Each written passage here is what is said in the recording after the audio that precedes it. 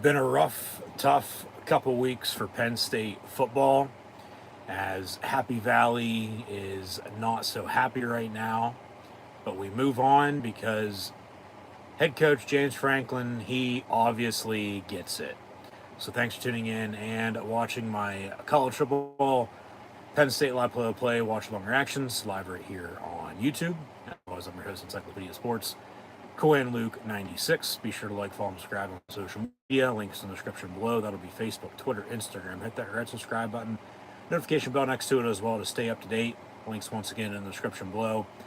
Thumbs up button if you're hoping for the blue and white to get back in the win column for the first time in about a month come Monday. So yeah, thumbs up button, share, hashtag college football, hashtag Penn State, chat questions and comments, super chat, super sticker, super like, super thanks, always greatly appreciated as well. And then if available, hit that hype button, as this video is powered by Rogue Energy, HopeKThrifts, and Dead and Hungry. First off, with Rogue Energy, be sure to get your favorite energy and hydration flavors in can or tub form, shakers, and Rogue Energy merch at the link in the description below. Be sure to use the code Luke123, that's Luke123 for 10% off. HopeKThrifts, secondhand resale shop that focuses on staying in the environment in a cheap and fashionable way, as most items are $20 or less and include brands like American Eagle, Converse, Free People, and Shein, among others. HopeKThrifts found on Depop, Instagram, Macari, and Poshmark. Yes, you guessed it, HopeKThrifts. It's HopeKThrifts. HopeKThrifts, so be sure to use the message seller code CHEAPTHRIFTS, CHAPTHRIFTS, CHEAPTHRIFTS for 10% off. Links also in the description below. And then Dead and Hungry, a novel written by Nathan D. Mitchell, found on Amazon. And once you go check that out over on Amazon, if that doesn't interest you, you might as well be what the title says. Also, QR code behind me. If you haven't scanned that, be sure to do so. And yeah, hit that hype button if available, live right here on YouTube. And once again, thanks for tuning in and watching. So yeah, scan the QR code, and if you can't do that, click the first top link in the description below. And once more, thanks for tuning in and watching. So college football, mid-October, it's getting that time of year. It's starting to really feel like football season.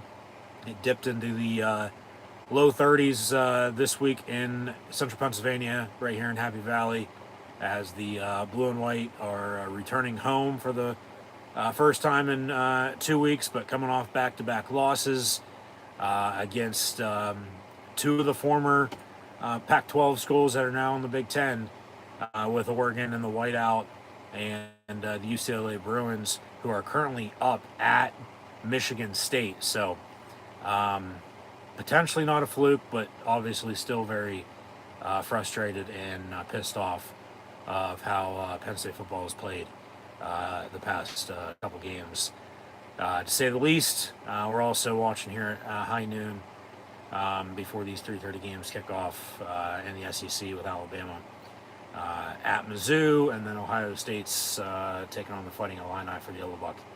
But at 3:30 here, we'll have Northwestern at Penn State, first meeting in 2 years. First time Northwestern's come to Penn State in 3 years. It rained that entire game. Weather sunny today, a little overcast at times, but like I said, it finally cooled down and it's starting to feel like football weather. But hopefully, yeah, Penn State can get back on track. Obviously, also in the Big Ten here at 3:30 on CBS, a top 10 matchup with Indiana and Oregon, as Red River Rivalry taking place in the Big D, Dallas, Texas, with the Longhorns and Sooners, and then also in the Big Ten with some rumblings in the coaching carousel, if you will. Matt Rule and the Nebraska Cornhuskers will be in College Park, not University Park just yet, but College Park taking on the Terps. So those are the games we're watching. Obviously, we'll have stats and scores. We'll recap, we'll preview if we get to it. I know past couple games we haven't, just because of how things have gone, but we'll get to there a little bit later on. But yeah, once again, thanks for tuning in and watching Northwestern at Penn State coming up here. Bottom of the hour, 3:30 Eastern Time on FS1, and these are my live play-by-play watch along reactions live right here on YouTube. So be sure to like, follow, and subscribe. Links in the description below. So both teams at 3-2. Penn State obviously hasn't won in damn near a month. They have yet to win in conference play. But it's homecoming today for the blue and white. They're going to take on the Purple Cats from Evanston, Illinois, in the Northwestern Wildcats. So, obviously, from Penn State's original colors, pink and black, hence the hat. Obviously, it is also October for cancer awareness. But Penn State will be wearing their Generations of Greatness uniforms once again here today. It's become a yearly tradition over the past decade or so.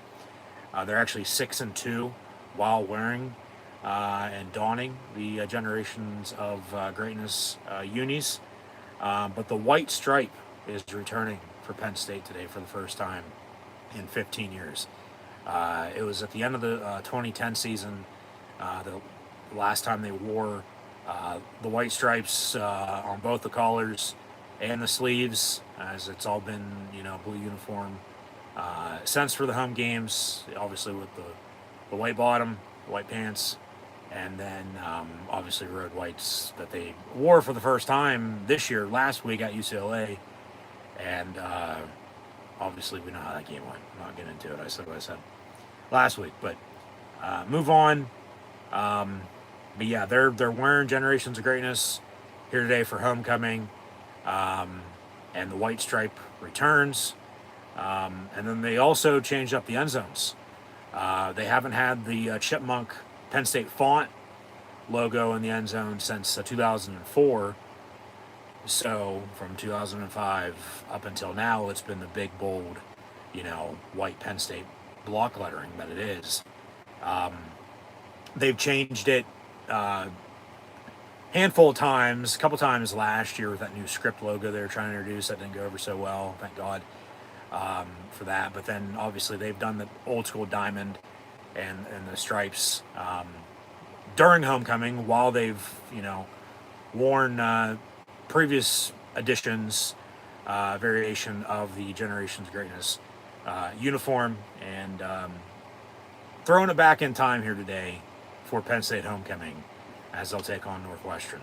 So yeah, Generations Greatness uniforms with the white stripe, and then the chipmunk logo with the Penn State font in the end zone.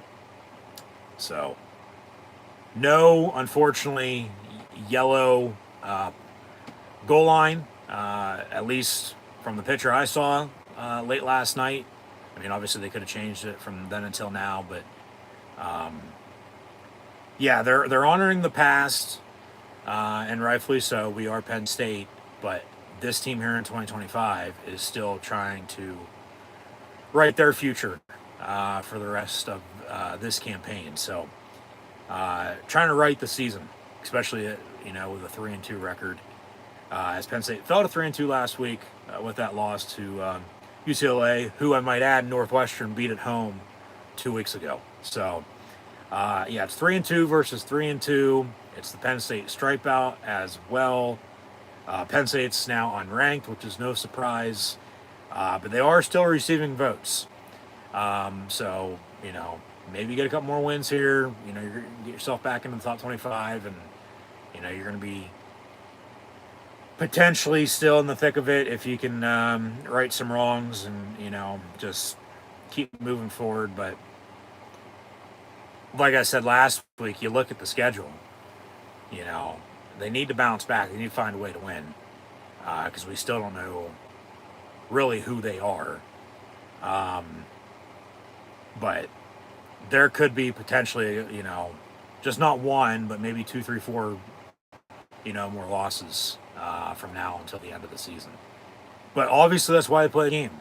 And it's not on paper, it's not on the field. But the way they played, it, hasn't done much. So, yeah, Penn State's, they're up against the wall.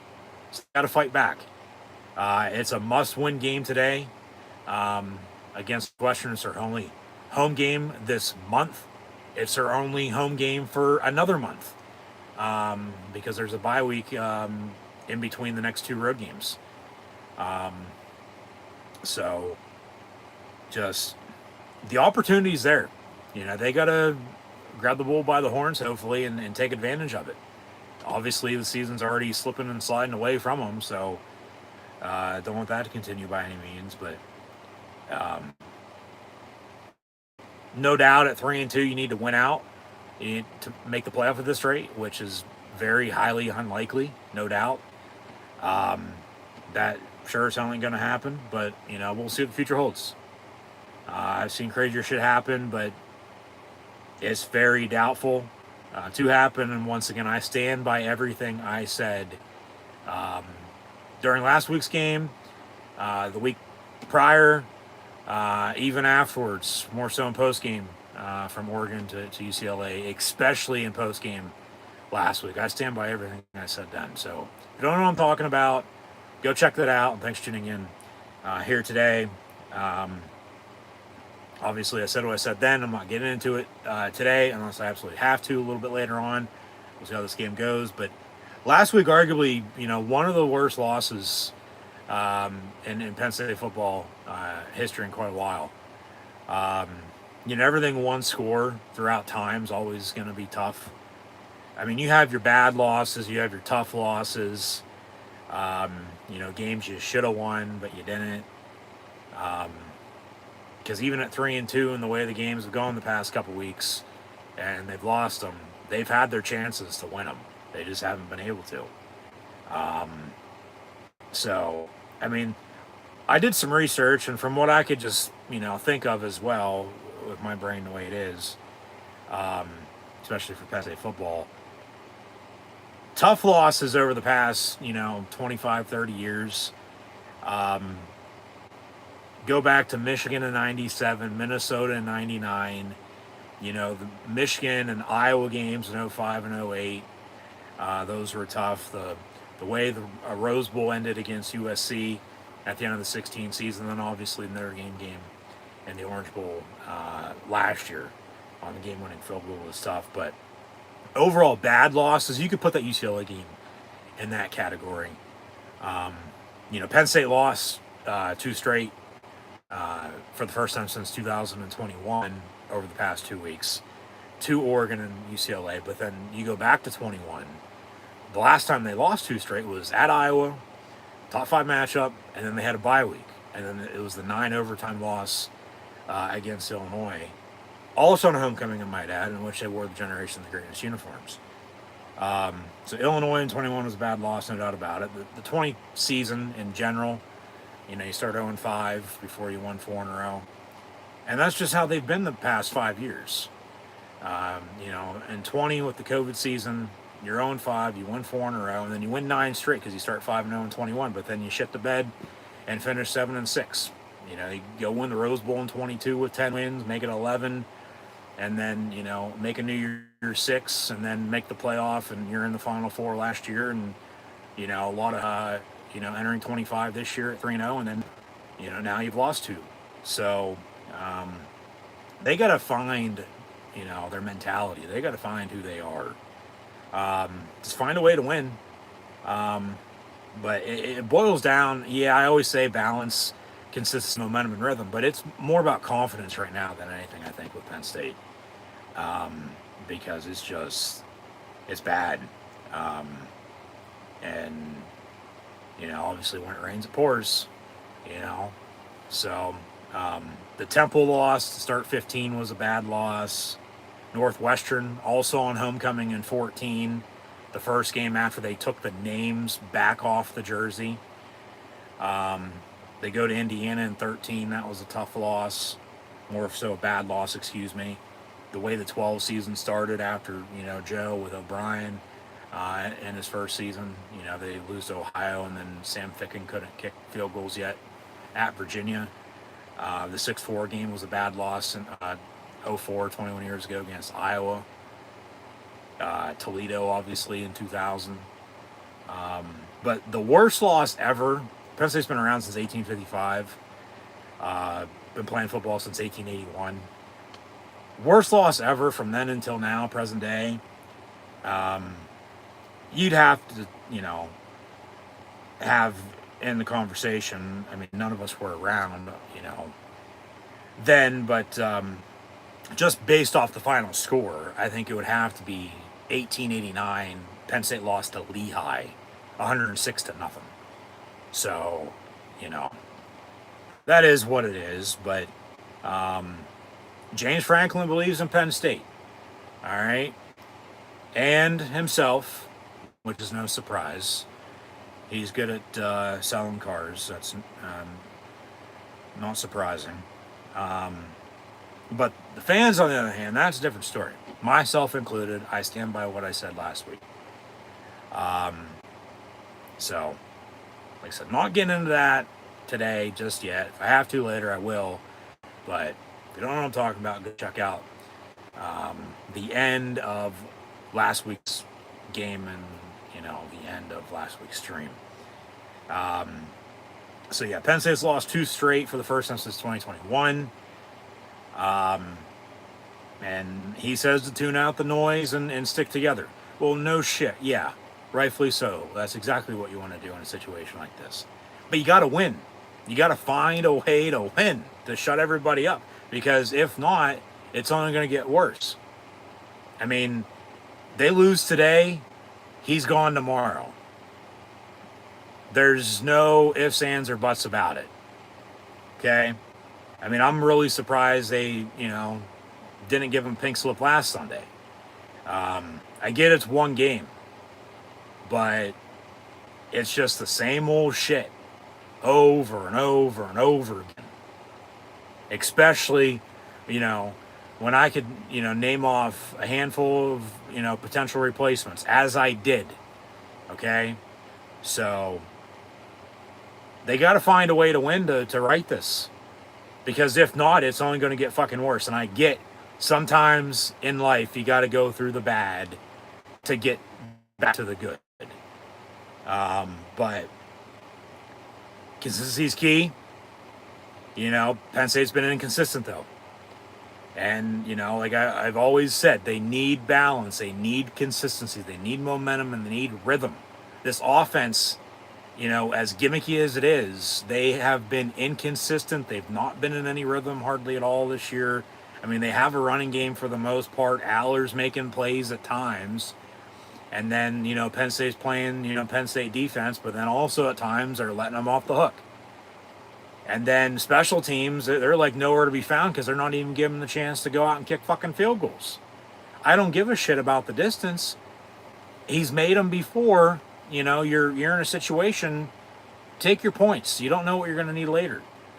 Like I said last week, even the week prior, there were a handful of situations, because it all depends on the situation. But a couple different scenarios on which, if this would have happened, blah, blah, blah, it might have went in their favor. But obviously that's, not what happened. And we move on. It is what it is. But, confidence is the main thing right now. Okay, they got to find themselves. They got to find who they are. The team's hurting for sure, as all nation is on top of it, and rightfully so. That's what I just said. It's the same old. So, and once again, same thing after Oregon, into UCLA, and then from UCLA last week into the Northwestern game here today. We'll see how they bounce back. Obviously, they haven't won in almost a month. Come Monday, it was September the 13th against Villanova. They started 3-0, haven't won since because they had the bye week and then they've lost 2 straight. Okay, but yeah, we'll see how they bounce back and what they're made of and who they are. Obviously, we are Penn State, but it's a frustrating time. But James Franklin, he can't state this enough. He obviously gets it. Well, then you got to fucking do something about it. And you got to win. So, because that's the thing. When you're winning, nobody cares. I mean, we do care. We are Penn State. I mean, that's for any sport. You want to win. You don't want to lose. Losing sucks. Because when you lose, hell's on fire. And it's hot as it can get. So, Speaking of fire, it's, the Penn State stripe out for homecoming weekend here, Generations Greatness uniforms, but it's the Penn State white out with white hoods and pitchforks game today for the Nittany Lions against Northwestern Wildcats. So thanks for tuning in and watching my live play-by-play. Watch along reactions live right here on YouTube. Penn State's a 21.5 point favorite. They're 0-5 though against the spread, so keep that in mind. You might want to take plus the points as the over-unders at 48.5. Penn State, from what I could find on October the 11th, 15-2 all time. I haven't won on this date since 2008, but I don't, think that really matters right now. What matters is right now today, October the 11th, 2025. They got to find a way to win, okay? But I will add, okay, those two losses, they came 11 years apart against Purdue and Michigan in 2003 and 2014, and we sit here in 2025, so take that for what it's worth. Obviously, if that happens again today, we thought last week was the nail in the coffin. They'll be covering dirt on his ass after today if Penn State loses. But we'll see what happens. It's obviously why they play a game. And like I said, as always, we'll recap, preview, stats and scores. About to kick off here in a couple minutes. Katron Allen's had a rushing touchdown or a receiving touchdown. He's had at least one touchdown in every single game so far this season for the blue and white. As Penn State actually does also, which is no surprise, lead the all-time series against Northwestern 15-6, including 3 straight. It's the 105th homecoming game for Penn State. They've fared well over the past 20 years on homecoming, so we'll have to see if that continues here today or not, because if not, you thought this past week or two has been loud and bad. It's only going to get worse. The 105th homecoming game for the Nittany Lions. They're 75-24-5 all time in front of alumni. And as mentioned, Generations Greatness throwback uniforms are 6-2 after they started wearing those 2017, I do believe. And they've worn them every year since, except for one, if my math is correct. And Penn State at 3-2, they're 3-0 when they lead at halftime. Okay, so keep that in mind. We'll see how this first 30 minutes of game goes. But I think turnovers, they're going to be the difference in today's game today, because you look at turnover margin, Penn State's plus and Northwestern's negative in the minus. So James Franklin, he obviously gets it, as the team will arrive to the stadium in the iconic Penn State Blue buses. And now the opening video package. And it's how Penn State's fared the past 2 weeks, losing to Oregon and UCLA, as there he is with his arms crossed, seemingly not knowing what the hell is going on or what to do about it. But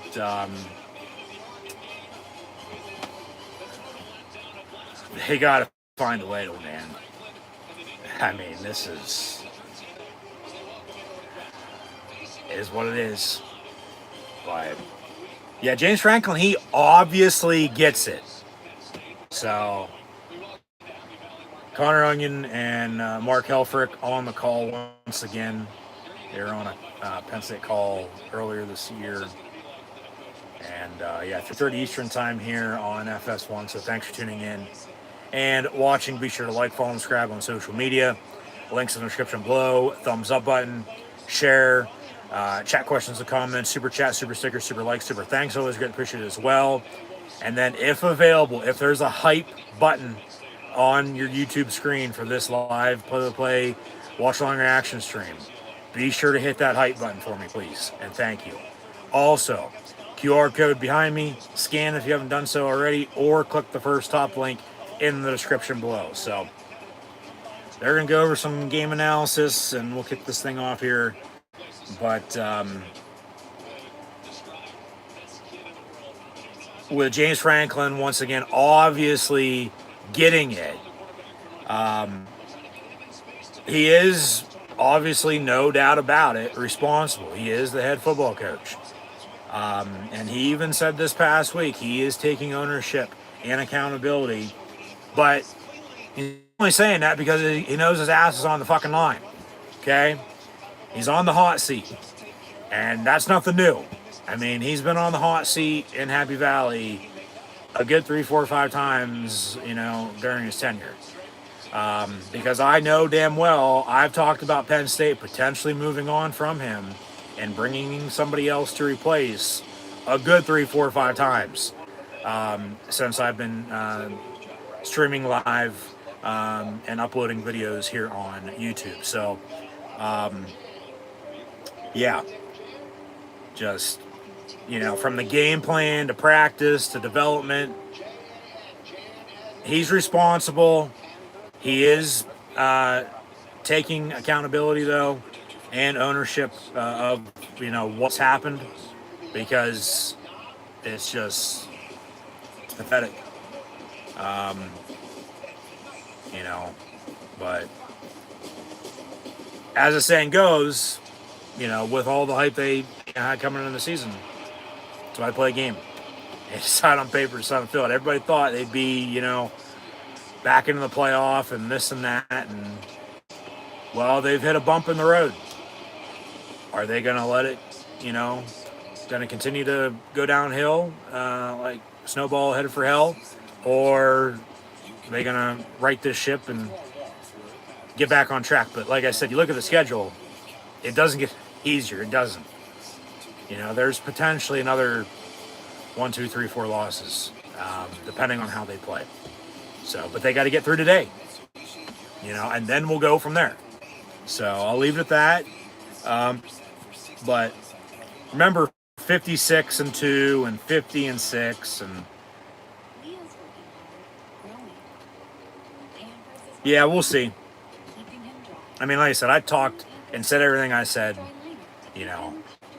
past 2 weeks in post game, and talked about, potential this, potential that, in detail after last week's loss. So I'm not going to get into it today unless I absolutely have to once again, but if you want to hear any of that, go check that out. But thanks once again for tuning in here and watching my it's October the 11th, 2025 college football.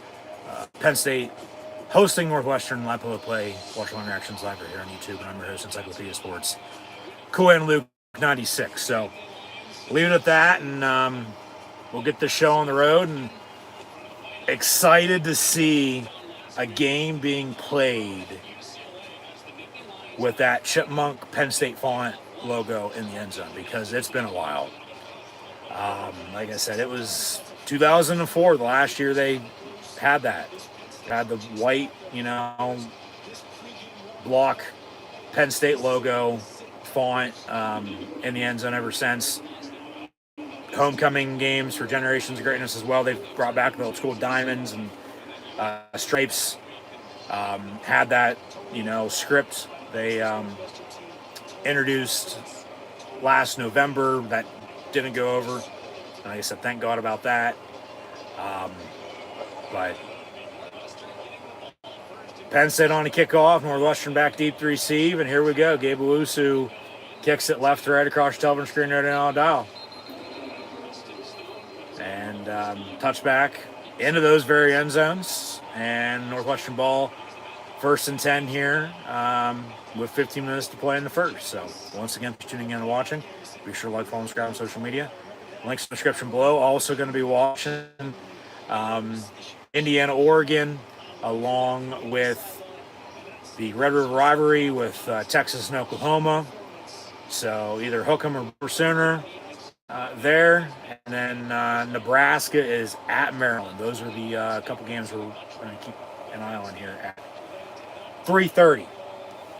So 1st and 10 Wildcats from the 25. Penn State already undefeated against a couple of their Cats this season. Obviously, the Nevada Wolfpack, that's a wolf. That's, part of a dog. So not there, even though they do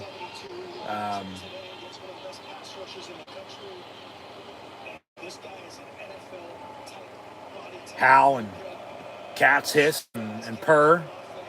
Nittany Lions beat Florida National and Villanova, but then couldn't quack the Ducks and then got mauled by UCLA. So 2nd and 9 after they got a yard on the opening play. Northwestern out of the pistol, run up the middle, 3rd and 4 coming up. But the Lions got to roar, plain and simple.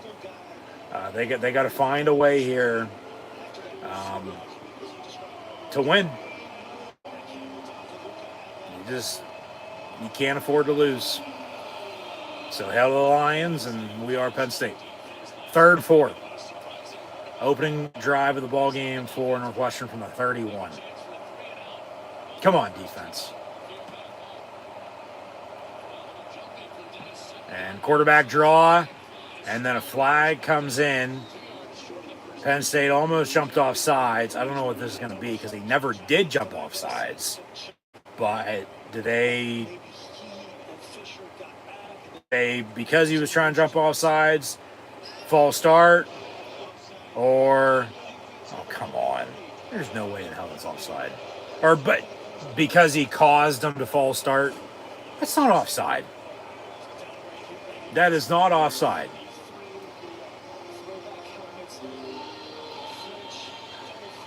These goddamn refs. So whenever Northwestern's offside, they're not going to call it. Okay, I got that. Yeah, because we've seen how many missed holding calls the past couple weeks. But then as soon as Penn State holds, 10 yards. 1st and 10 from the 36. Northwestern looking to throw, pass near side. Caught for 5, maybe 6, depending on that spot from the zebra. 2nd down. 2nd and 5, they say.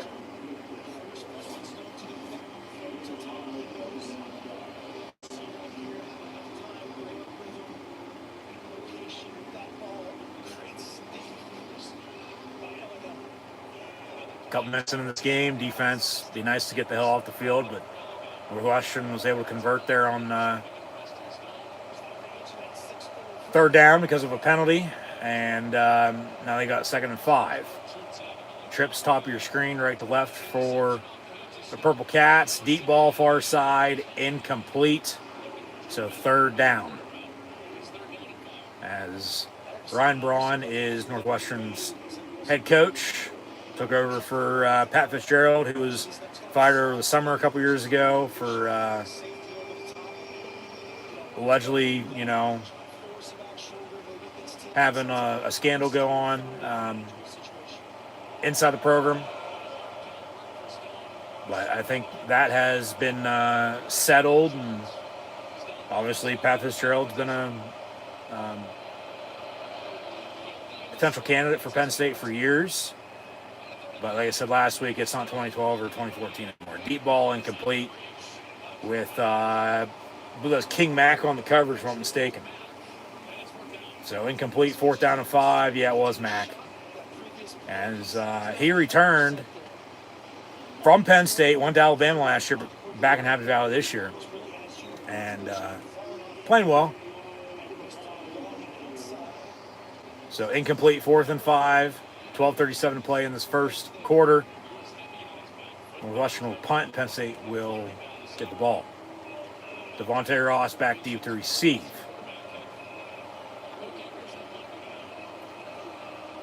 And now they bring pressure on the punt. They block it.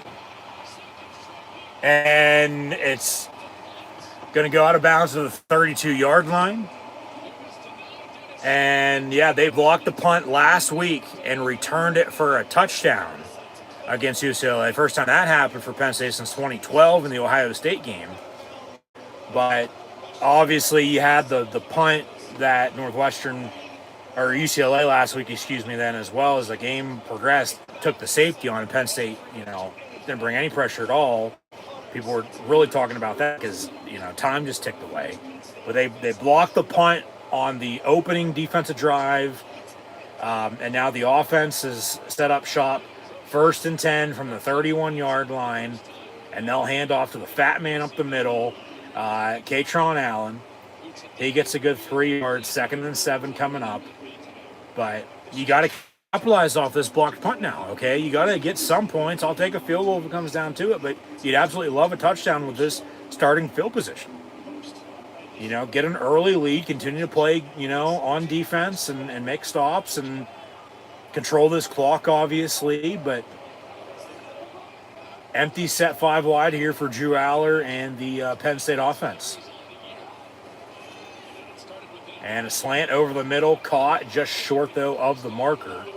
It'll be 3rd and about a yard as Devontae Ross makes the catch. So 3rd and, about a yard.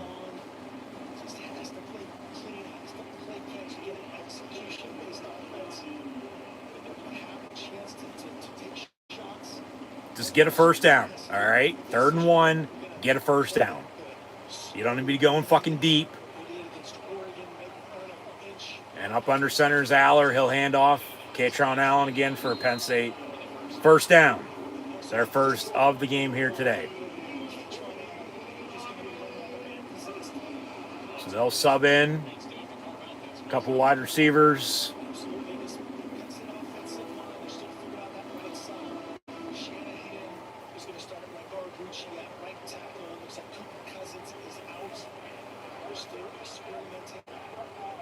So from the 18, they're inside the Del Grosso red zone. Might eat some of that sauce tonight if they win.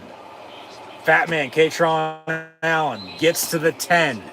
All right, 2nd and short.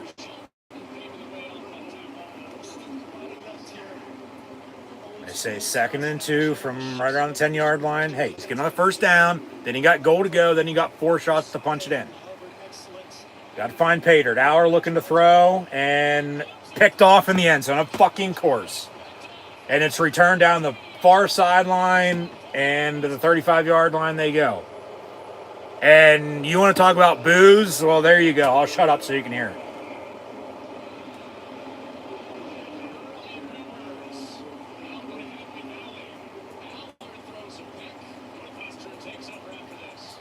You block the punt. You get a first down, and then you're a couple yards away from another first down, and then you decide to throw whatever the fuck that was, and it's picked off. And then you can't tackle on the return. So rather than a touchback, rather than having them, tackled inside the 10 or the 20, and they're backed up, you let a 35-yard, 40-yard interception return, go a ways, and now they're going to try to capitalize off your mistake. What I say about turnovers, potentially the difference in today's game. Penn State's in the positive in the turnover margin, Northwestern in the negative. Well, right now, not so much, but that's just frustrating. I mean, you can't get the blocked punt and then still not get, especially with the starting field position out of that, nothing out of it. It'd be nice to get a field goal, but they're knocking on the door, potentially going to, punch it in for a touchdown. But then no, you fucking throw it, to them, it's picked off, it's intercepted, and people will bring up, Drew Aller to Bo Prabula, who transferred to Missouri. Well, he threw an interception in today's game, and it cost the Tigers. They lost to Bama at home. They fall from the ranks of the unbeaten. The argument I have with Drew to Bo is if Drew would have left, okay, Bo's the starter, yeah, they would have figured something out. Or even if Drew would have stayed and Bo stayed, but you look at college football nowadays and the transfer portal, and he took the bag and ran and got paid a lot in Columbia, down in the SEC with Missouri, who once again lost today at home to Alabama. But Penn State, with Bo Prabula at quarterback past couple years, all they did was insert him into the lineup to, for the most part, run the football. They never really allowed him to throw a hell of a lot. He did at times, but not much. Okay? Even though he did have a passing touchdown against Northwestern 2 years ago, I might add. But that's why I said Bo Perbula was just in the Tommy Stevens. You go back to Trace McSorley and Tommy Stevens when they had, two quarterbacks. Same thing here with Drew and Bo. And the pass was intended for Liam Clifford, the little red dog, Sean's little brother, who was the quarterback in between McSorley and Drew here. And then you have everybody else. But yeah, just Drew's last home game on the final play of the game, obviously, against Oregon was a pick. And then, pass into the end zone here in the first home game since is also intercepted. So Penn State turns it over. Northwestern's got the ball. First and 10 from the 33-yard line, officially, they say. And about a yard or so on the run. And looks like Keon Wiley, 32, is playing some linebacker here today. As obviously they are without Tony Rojas, missed last week, and he's out for foreseeable future. Indefinitely, they say. Still no reasoning on why, but injury is an injury, and he's out. So, like I said, then it's next man up. They don't really run a hell of a lot of a 4-3 anymore. It's a 4-2-5 with that nickel back. But Amari Campbell's been playing his ass off at linebacker. Dom DeLuca as well. But yeah, Keon Wiley, 32, playing some linebacker for Penn State here early today. On defense, as it was him and A.J. Harris on that tackle. Northwestern runs it again up the middle on, second down. They got a third and a yard now coming up, looking to move the sticks once again. And just this Penn State defense, they got up the field, blocked the punt, but then it was the offense. It's like there's no in between. See, the offense is doing something good, and then defense is sucking ass, or vice versa. And then special teams is just fucking there. And then, the coach is on the sideline, especially Franklin, arms crossed. And then here we are bitching and complaining, and rightfully so, because we have every fucking right to. From the 41, third and yard out of the pistol, and Northwestern will run it up the middle, first down, and gang tackle as they near midfield. So 8:40 and counting to play in this first quarter, and we're tied at 0.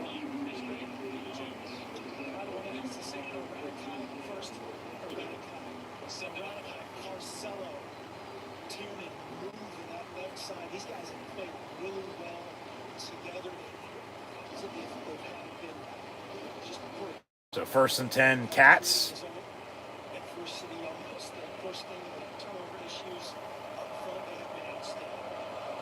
As they show off the Penn State coordinators, let alone all the assistants that are on staff. The thing is, if Franklin stays, as Penn State brings pressure, pass over the middle, caught, first down at the 40. So first down, now they're into Penn State territory. If he stays, there's going to be scapegoats on the coaching staff, no doubt. They'll make moves as they've made in the past when his name's been on the line, and whether he's getting a raise or this or that because they think he's going to leave to go elsewhere, blah, blah, blah. That time's come and gone. It's time to put up or fucking shut up. First and 10. 7:27 to play in the first. From the 40. And over the middle, caught again. And to the 32 they go. So that's where the drive started in their own territory. Now the 32 of Penn State. In field goal range. And second and 4 coming up. Looking to capitalize off of Penn State's mistake off the interception. In which they could add points off of, the blocked punt they got off Northwestern to begin the game. So there's a standstill. A bunch of jawing and jabbing back and forth. But, nothing to show for on either side just yet. Northwestern is moving the ball, though, so Penn State defense got to get the hell off the field. Second and 4, they'll fake the end around, run a screen near side, and first down, pushed out of bounds inside the 25. So, you thought the boos were loud when they threw the pick. Just wait for the boos if Northwestern fucking scores here, because they'll be even louder.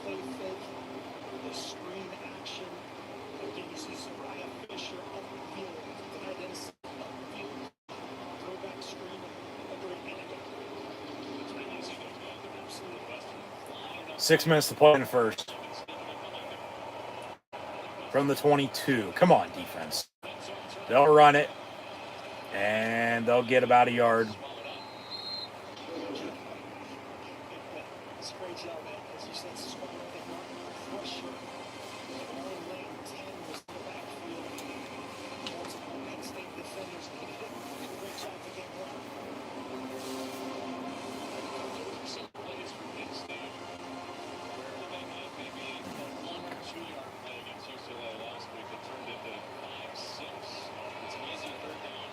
2nd and 9 from the 21. Trip a bunch top of your screen. And they'll run it again up the middle. Flag on the play. As Dom DeLuca made the tackle.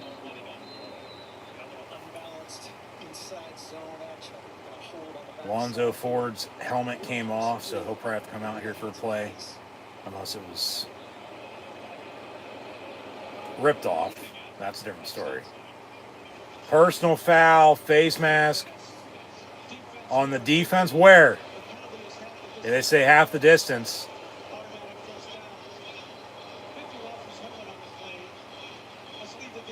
So he will have to leave because he lost his helmet, they say. And just shoot yourselves in the foot, some more while you're at it. Maybe next time aim a little fucking higher. 1st and goal.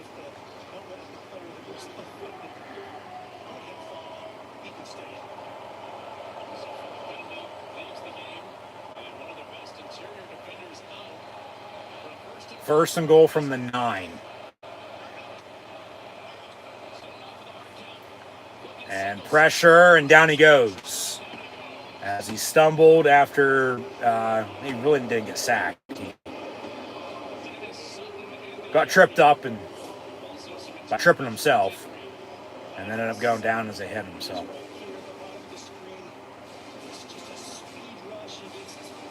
Yeah, pressure off the edge. And then pressure up the middle, and they just got to him. So 2nd and goal, loss of about 5. 2nd and goal from the 13. After a loss of 4 officially. And now whistle and a timeout for Northwestern. So they're first. Looks like we'll take a break with it. TV timeout. And they'll have the 2nd and goal with 4:22 to play in the first. We're tied at 0 with the 3-2 Northwestern Wildcats and the 3-2 Penn State line. 0-0 as we near the end of the first quarter. Once again, thanks for tuning in and watching.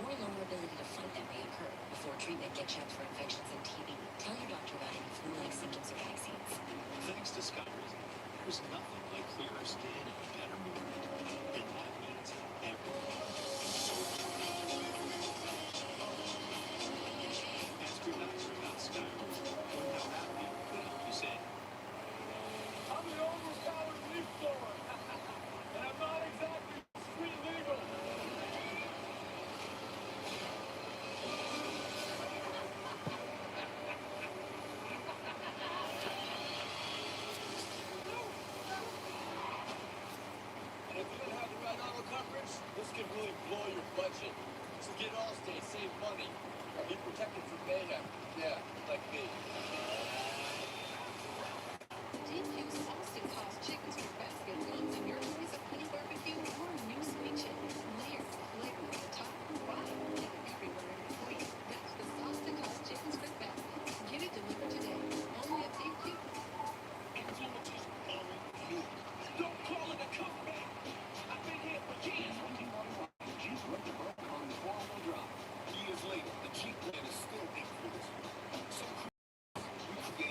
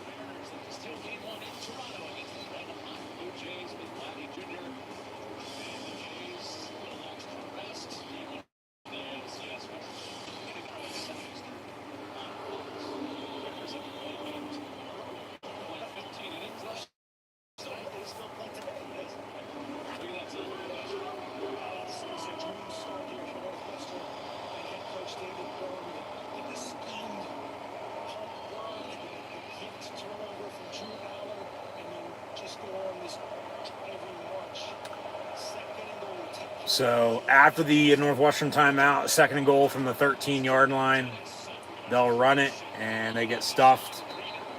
So third and goal.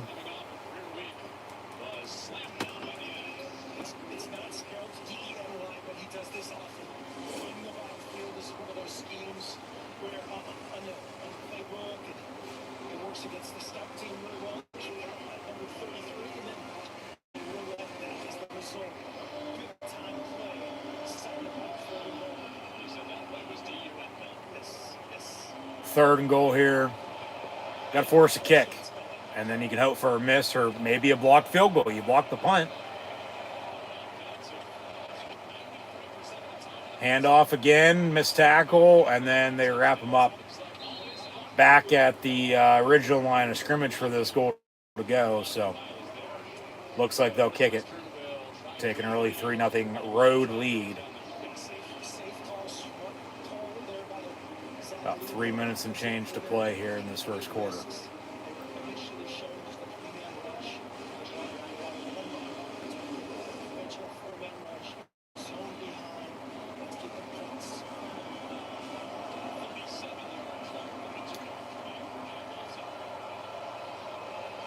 .37-yard field goal. Snap, hold, kick, up, and good. So 3-0 Northwestern. That's 3 points off of an interception. Penn State should have points off their block kick, but they don't because they turn it over. And then Northwestern gets 3 points out of that. So, that's just a swing. From when this game started, on that opening drive to the block punt, the turnover to the field goal. And that's just the whole first quarter for you, with all the other plays that have happened, in between. But 3-0 Northwestern. We'll pull up some stats. It's 4 o'clock. So we near the end of the first quarter.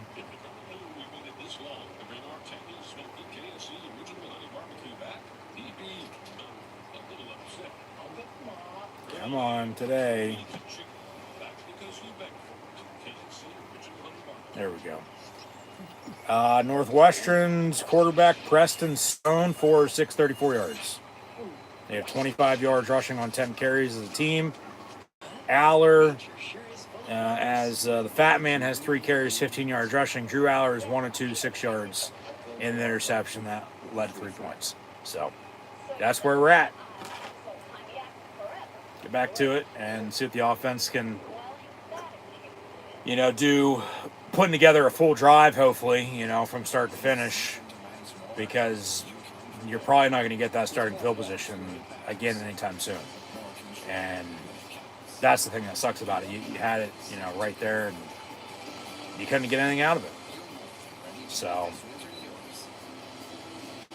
you look at, because the defense is out there a lot, well, guess what? Northwestern's controlling the clock, winning time possession right now. So, yeah, just what can you do? They better get fucking rolling, I'll say that much. Like I said, you thought those boos were loud, and they're only going to get louder.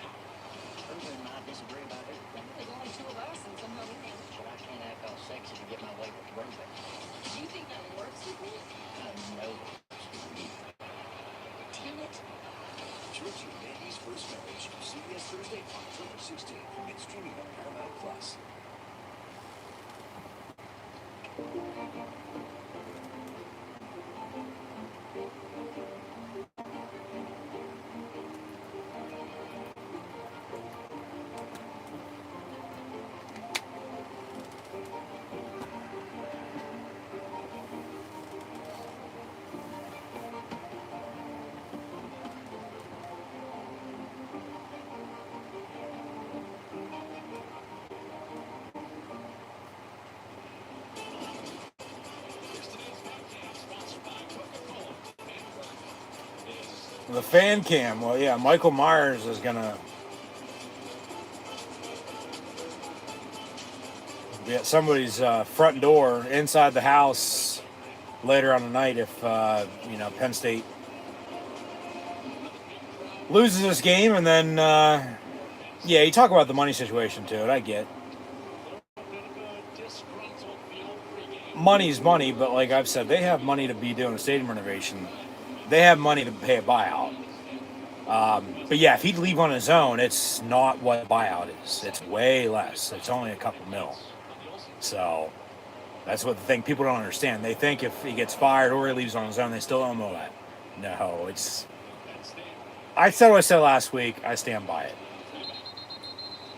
Touchback on the kick. Exactly. Give it to Fat Man. He's played a lot better than Singleton this year. I mean, it's not like Singleton doesn't, get touches, doesn't have touchdowns themselves, but it's like night and day when they're running. And Fat Man has a touchdown in every game. Actually, a couple last week. Flag on the play. After the play, good unsportsmanlike conduct on Penn State on the kickoff return. For what? They say half the distance. But for what? What'd he do? He must have said something. What the fuck? Exactly. It's uncharacteristic. They just keep shooting themselves in the foot. It's just frustrating is all it is. That's all it is frustration. 1st and 10 from the 12 when it should be the 25. Aller over the middle, caught. And Devontae Ross again, but short. And it'll be 2nd and 4, I'd say. Yeah, 2nd and 4.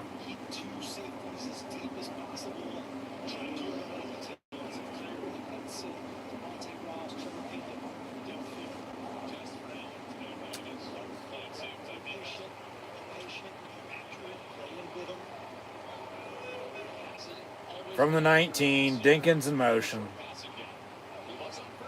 Aller in the pistol with back behind him. He'll hand off. And a cut. And a Penn State first down on the run. Keep pounding the rock. Seriously, keep fucking running them.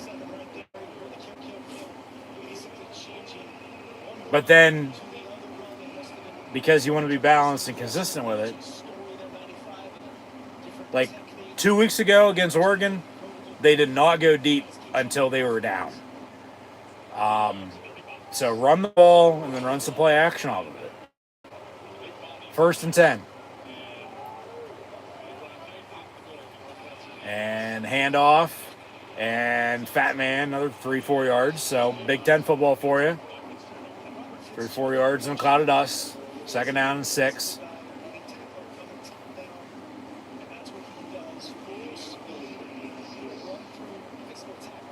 Minute 11 to play and counting.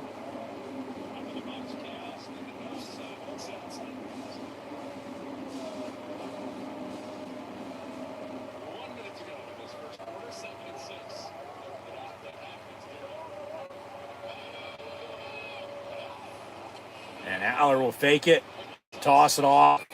Trevor Pena, he gets a yard.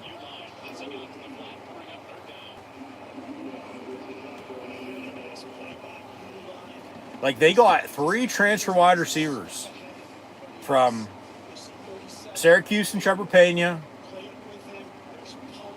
Troy and Devontae Ross, and USC and Kyron Hudson. 3 different 1,000 yard receivers. And for whatever fucking reason, they don't know how to fucking use them.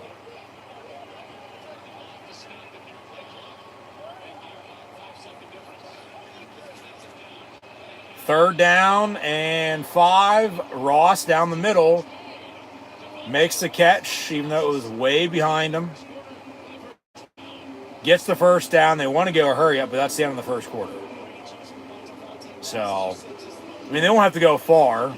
Ball's at the 46-yard line. So, rather than going into the south end zone, they'll be going into the north end zone now. And yeah, Ross is stepping up today.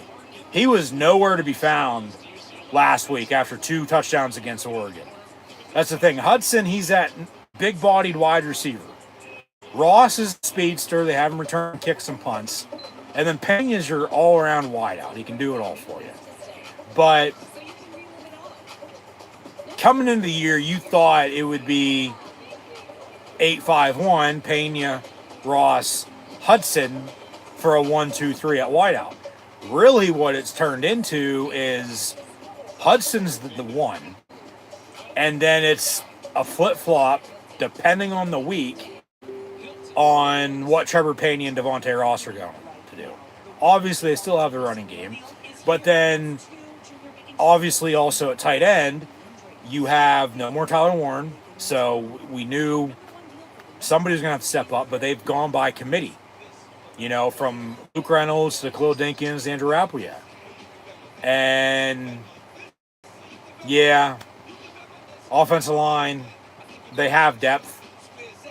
You know, you're only allowed to play 5, but they've worked in a good 6, 7, 8 guys, you know, for playing time on the offense line. So like I said, they're still trying to figure out who they are and what's working and what's not. But you're almost, you know, midpoint of the season. This technically is the 6th game. You know, you're 3-2. You've already played 5. This is the 6th game. You play 12 regular season games. You know, so we're halfway there. Yeah, Penn State's for sure living on a fucking prayer right now. The way the past 2 games have gone, that's for damn sure. But, I mean, that's what I said. It's just frustrating. But offensively, it's all about rhythm. And they just, this year, at times it's good, at times it's nowhere to be found. Yeah. What can you do? But they get the first down there. It looked like it was incomplete because the pass was way behind. But Ross was able to make the catch, and they get the first down. And they wanted to go hurry up, but then the clock expired in the first quarter. And, yeah, it would be first and 10 Penn State from about the 46-yard line. So they won't have to, like, walk the length of the field just to switch ends. You know, you're right there around midfield. You're going, 10 yards. And hopefully they can, at least tie this game up, let alone take a lead. I mean, they probably should already have points on the board. But, yeah, after the blocked punt, you throw the pick, and then you give up the interception. Or, excuse me, you give up the field goal after the interception. Yeah, you know what I meant. So, Big Ten commercial. Out west to the Midwest. There's Northwestern and Chi-Town. And we got drama in Happy Valley. 3-0 Wildcats. But we are Penn State in Happy Valley, and just frustrating. So, yeah, got to score. When they sure have points once more, but they don't. Even after the blocked punt. Because it was a big swing. That's the whole first quarter.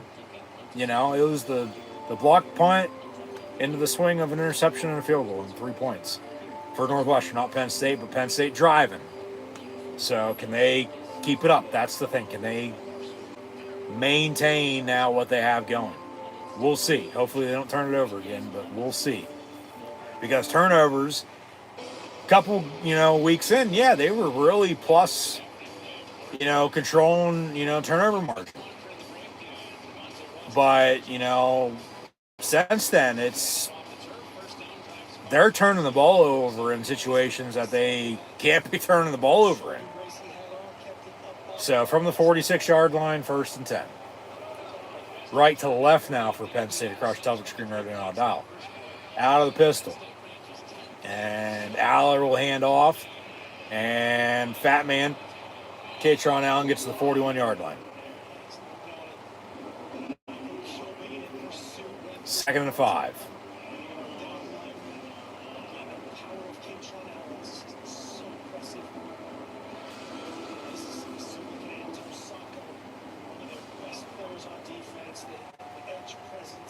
And now they'll motion, have the center over the ball, but then the rest of the offense line is to the right side. Double pass. Quick pass to Clifford, and then he steps up and only gets 2 yards because he didn't want to throw it because nobody was open. And now 3rd and 4. So, I mean, all right, whatever. Yeah.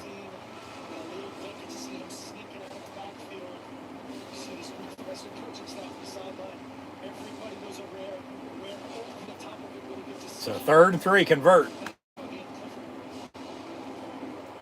Just convert. Get a first down. And now they'll motion in an empty set 5 wide. Aller, quick bubble screen, complete. Pena, right there at the marker. I don't know. We'll see. It's all going to depend on the spot. They say 1st and 10. All right, move the 6. Hands work chains. You know, keep driving.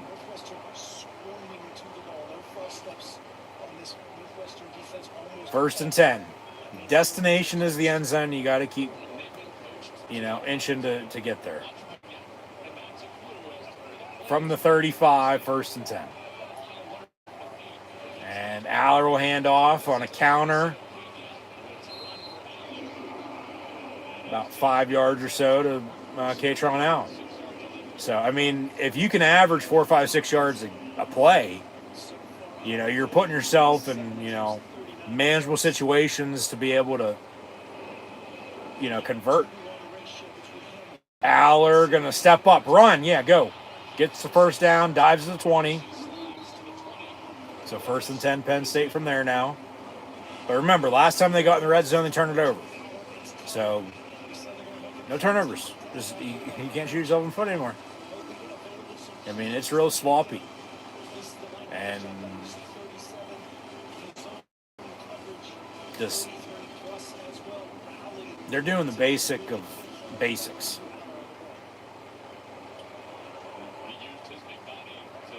But take what the defense gives you and just move the ball. 1st and 10 from the 20. Clifford in motion. Handoff. Fat man going to stiff arm. And he gets 8, 9 yards. So he's their really only spark going for him. Signs of life. I mean, Aller's made some throws here to Devontae Ross. I mean, that trick play didn't work. It was going to be a double pass. They threw the quick bubble screen near side and then, hey, handoff, Fat man. And he walks in, kicks the door open over the Chipmunk logo in the end zone, and touchdown in the lines. He now has a touchdown every game so far this season. 6-3, extra point to come from Ryan Barker. And, that's their first lead in quite a while. Because you look at last week, you look at 2 weeks ago. Yeah. Keep running them. Keep running them. 11:40 to play in the half. Here's Barker for the extra point. Come on down. Kicks up and good. 7-3 Nittany Lions. So, alumni band down at the bottom of the north end zone, I might add as well. So, welcome home. Maybe, depending on what happens, you know, from now until the end of the season, you know, they welcome another former Penn State alumni back home to maybe coach this team. But touchdown to the Lions in the meantime. 7-3. Update some stats.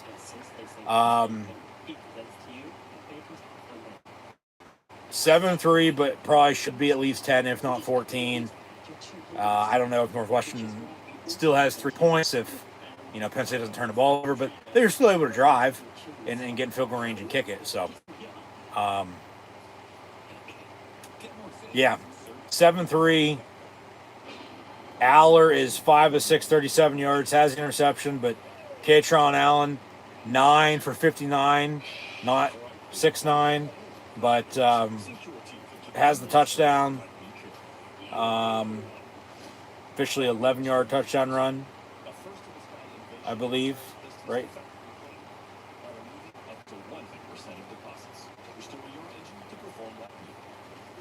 Yeah, it was 11-yard touchdown run. Receiving wise, nothing for Hudson, but, you know, Pena has 2 catches, 5 yards, and Devontae Ross, 332. Nothing, obviously, the tight ends just yet either, but Aller had a 10-yard scamper to get a first down on that drive.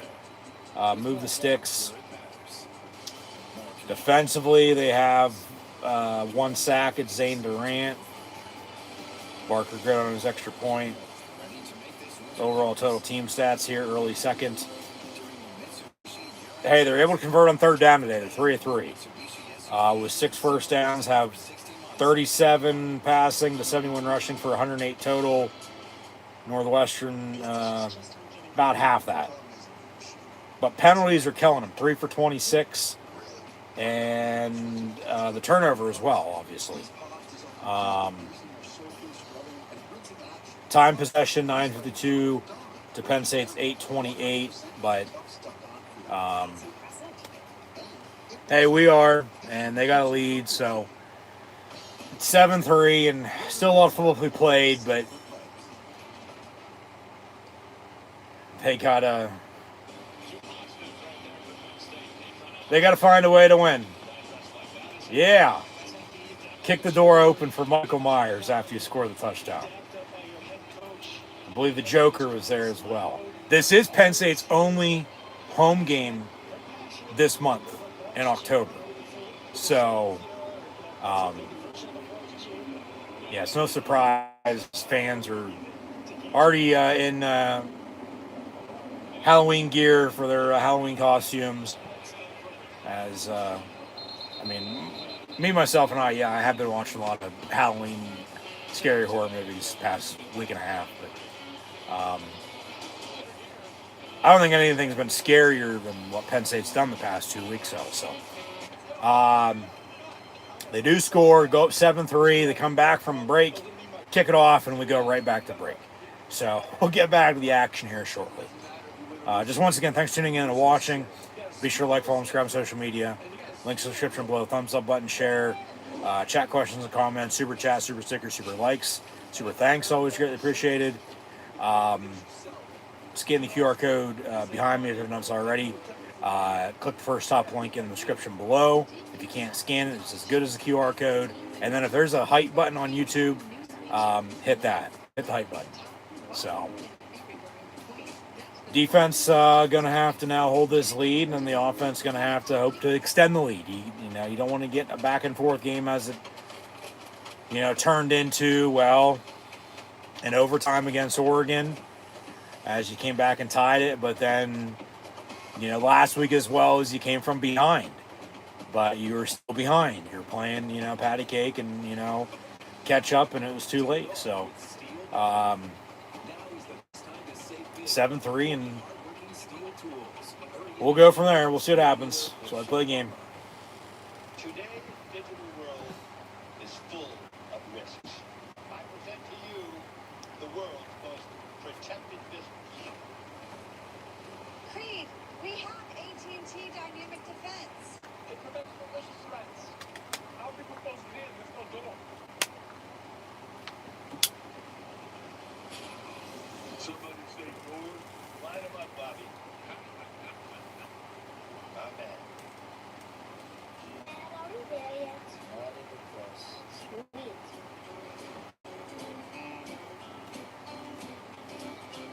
I think I'm fine. Maybe. But life's too short not to. The Subaru Forester 581 miles per tank. Love this extra mile. The Subaru Forester Hybrid and Crosstrek Hybrid, part of our growing family of Subaru hybrid vehicles. Come on, Charlie. Use your new dog. Let's go. I said go. Silly dog. I'm a trouble freak. Red will get you wings.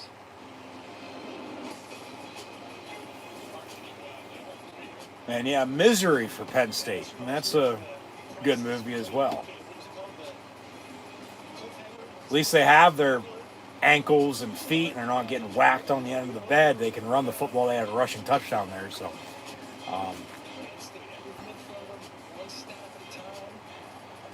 yeah, just got to keep pushing, man.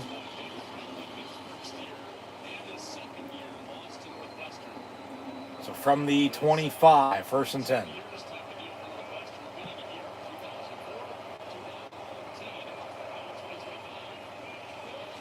Handoff and about 5 yards up the middle.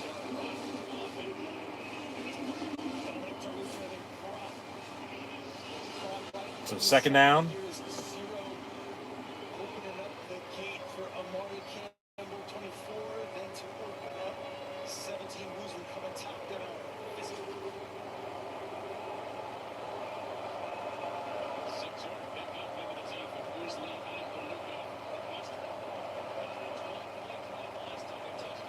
From the 31, trips stacked top of your screen. They'll run it again up the middle and get the first down.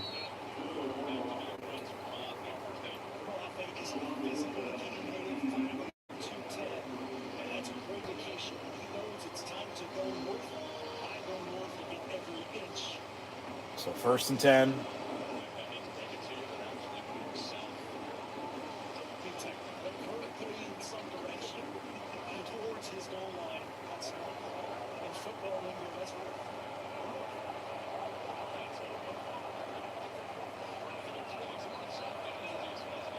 From the 37-yard line, first and 10. And looking to throw. That's a hold. That's holding. Oh my God. I get holding happens on every play. Matter of fact, they call it or not. But there were, I don't know how many missed holds against Oregon. There, I don't know how many missed calls, especially holding last week as well against UCLA. But what's new? 3 penalties in this game, all against Penn State, and more missed holding calls. We move on. 2nd and 7. Under 10 to play in the first half. Penn State, with all 3 timeouts, 2-minute warning as well. Well, I got a whistle here. Timeout Wildcats. So they're second. They'll have 1 left with a 2-minute warning I was just talking about. But if the defense can get a fucking stop, get the ball back, maybe go, work some clock and go score, Penn State's going to get the ball back at the beginning of the second half because it kicked off. So you'd hope to get, a 2-for-1 double dip if you can, but see what happens here in these next couple of plays, and we'll go from there. But, yeah, 2nd and 7 here, Northwestern, but a timeout again on the field. And they're sticking with it. No commercial break here, like the last one.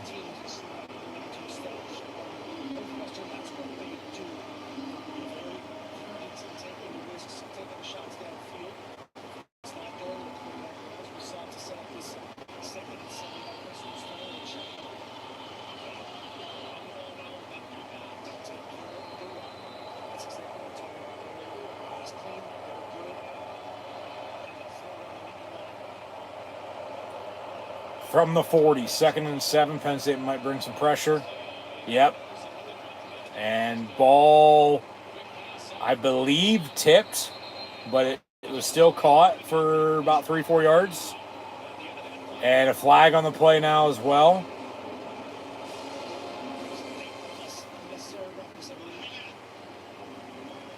See what the penalty is.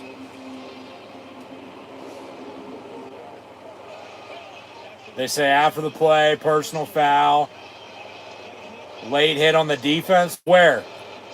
Where? Show me where.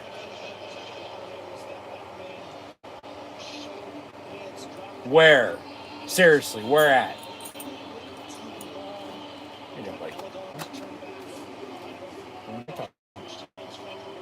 stretch.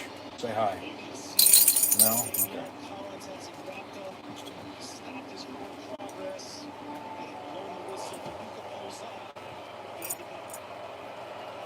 So 1st and 10 now, Northwestern from the 42. And a handoff, denied Dennis Sutton. Big tackle after a yard gain.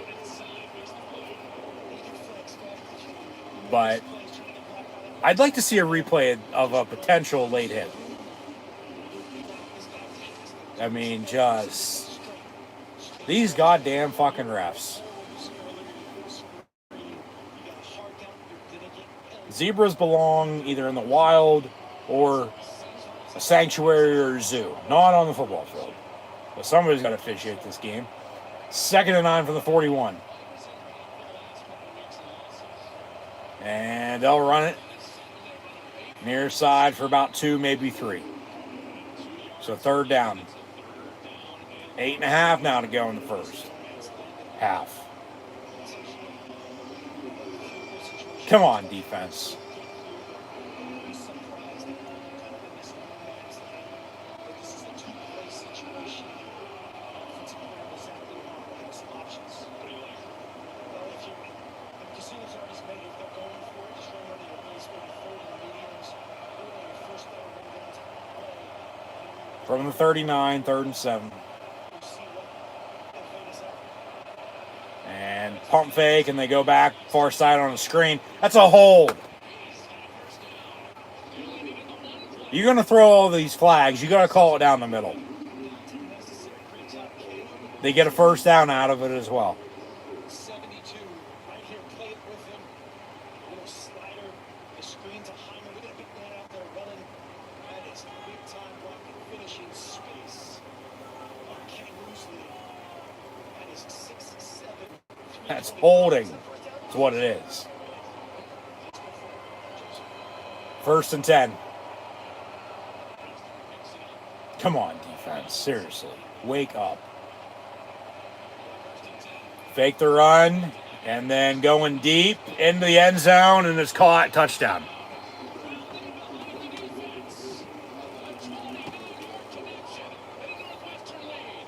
So Northwestern now back up 9-7. 7:14 to play in the half. And more boos from Nittany Nation, and rightfully so.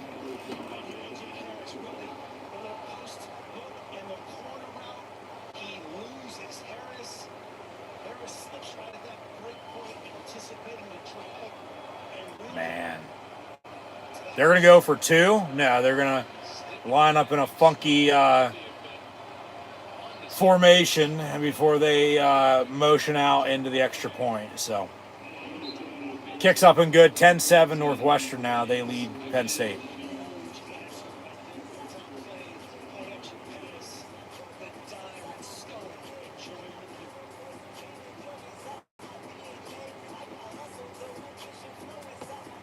Just frustrating, man.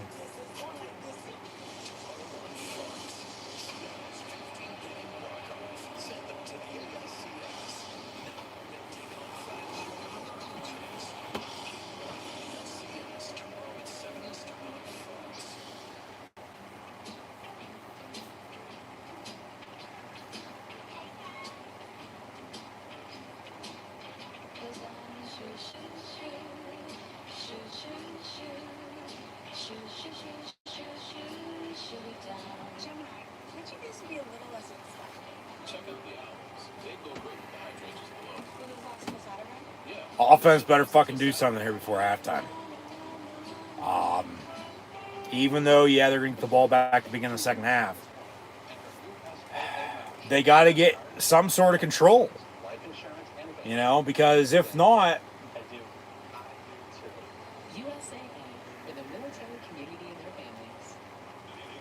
yeah, if not, they're just going to be playing from behind again today. And then who knows about, you know, time and getting stops or not getting stops or, you know, anything along those lines. Just, man.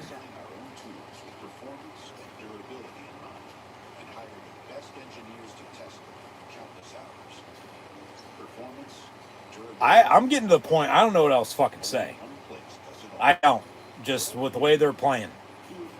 Like, it's just absolutely piss, poor, pathetic for Penn State football right now.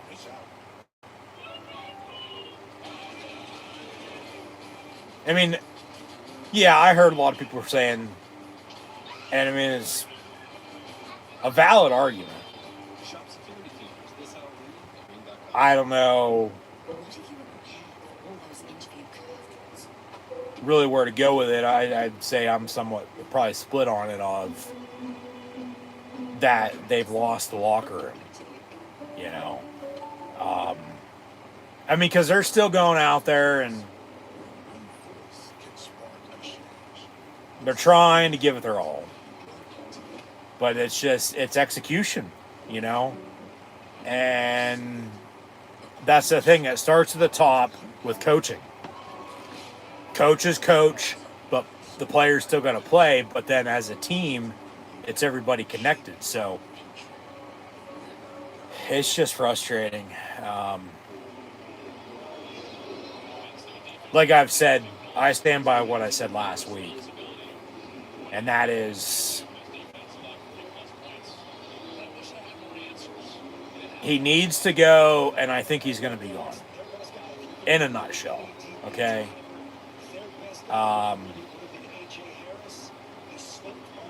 Now, whether they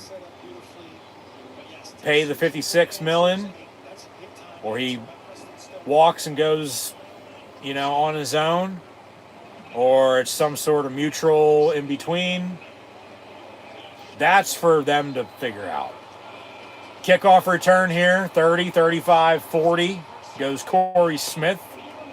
7 minutes to play here in the first half, second quarter. 1st and 10, Penn State down 3. Once again, they're down 3-0. And then now down 10-7 here, but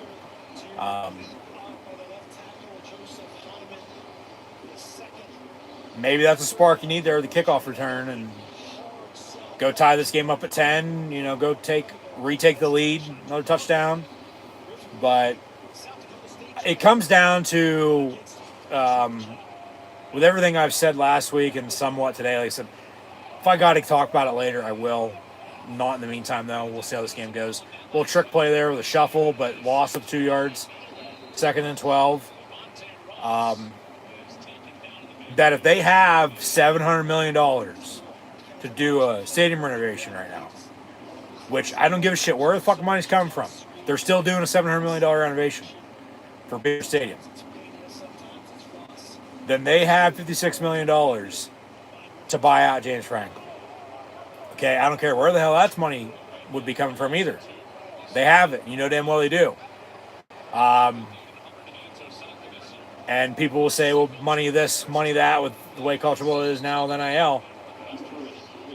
Penn State has money. Okay? They just act like they fucking don't.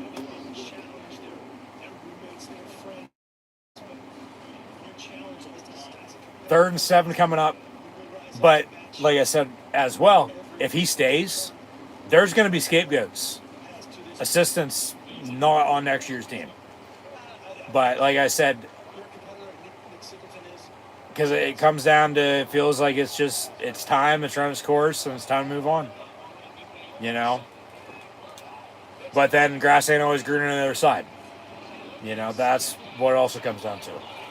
But then you don't know unless you make the move. But then it might backfire. But then it's like, well, you don't take a chance, you'll never know. So, incomplete on that pass, 4th down, they'll punt. And that interception's coming back to bite them in the ass. Because they could have points on that drive. Now they're down 3. You're out the punt here. Still down 3. And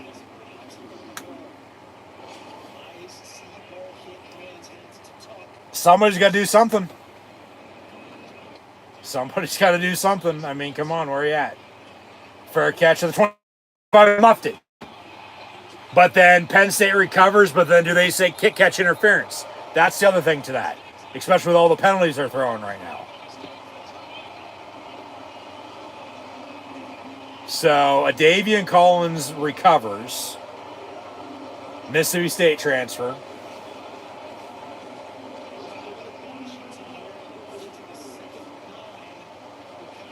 Did he call for a fair catch? Yeah, he did. And then he was blocked. A teammate of his was blocked into him.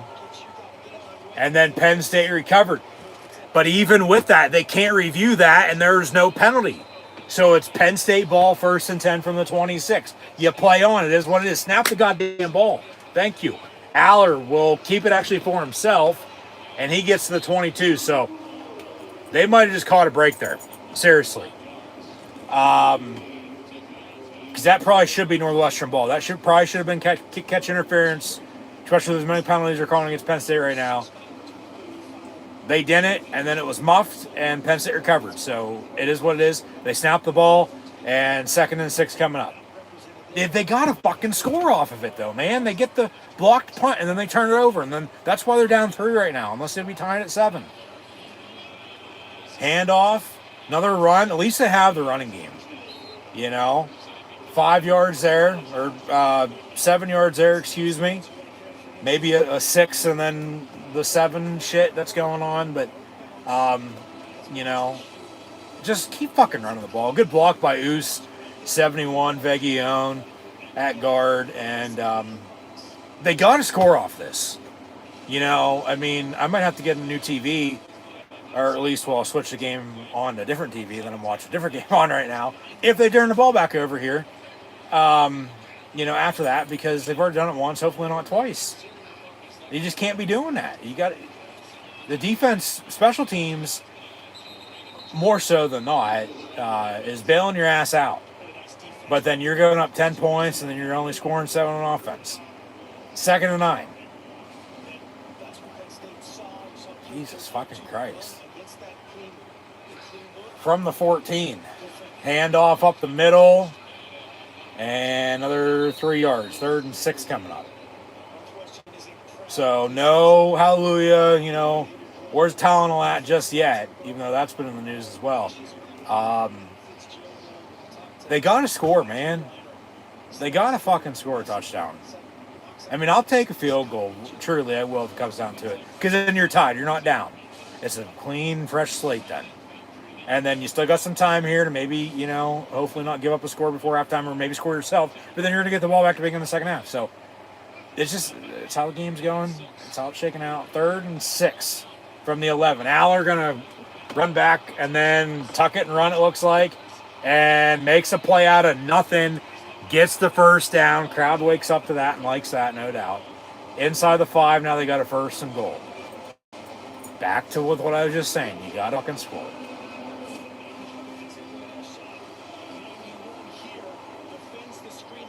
Run the goddamn ball. Seriously. Might have to break out that hat sometime soon, because truly that's all they, at times, have going for them on offense.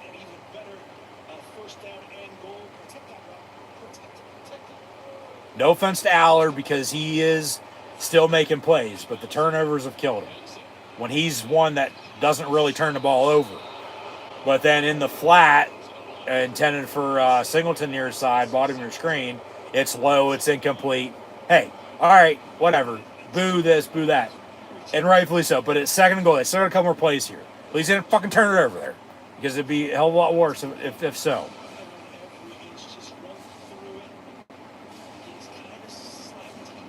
Well, that's a catchable ball. I don't know why I didn't catch it. 2nd and goal from the 4 out of the pistol. Clifford in motion, and they'll run it up the middle. All right, 3rd and goal from the 1.5, 2 yard line. Where's Fat Man at? I mean, Singleton's a good back, but Fat Man has been the go-to guy because he's been running it way better than Nick has. You know, offense as of late. He has. It's just facts.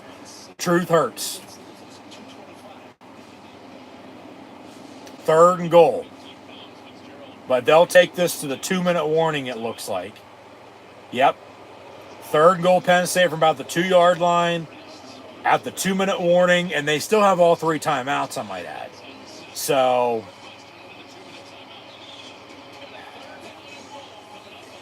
nothing but a good time. Not right now, Brett and Poison. I don't think so. Sorry, Mom.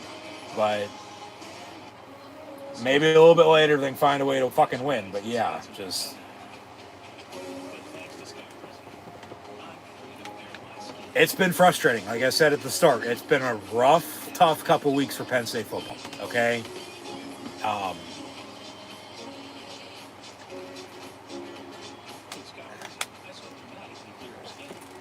Like now their chance to start putting it to them, you know, to tie this game up at least, take another lead, but then defense to play their ass off, hopefully, from now until halftime, and then the whole entire second half. And then you have, you know, them getting the ball back to begin the second half to get something out of that. I mean, you don't want it's still to be 10-7 mid-third quarter. Let alone, well, if it's 10-10, then all right, whatever. But, and I don't know. maybe you'd want it 13-10. Maybe. That's still too fucking close. You want this to turn into potentially, they're a 2-score game. To score 2 touchdowns here and go up 11, 21-10 mid-quarter. Because then the pressure's on them, not yourself. But then if you gotta, kick a field goal, score a touchdown, and then depending on which order you do it, but it's still 17-10 then all right, then that too. But you just can't be down. They're already down in the dumps, and as we all are, as well, past couple games. But they got 3rd and goal here from the 2 minutes to play in the first half. Yeah, you got to score, man. You got to fucking score. So I said, where's Fat Man Katron Allen? Give him the goddamn ball. He is the go-to back. He is. Singleton he's scoring touchdowns as well, like I said earlier, but he's just not as... He's explosive, but he just hasn't been as explosive as the Fat Man this year. So where's the fucking bat signal for the Fat Man, Katron Allen? Get 13 in the goddamn ball game and give him the goddamn ball.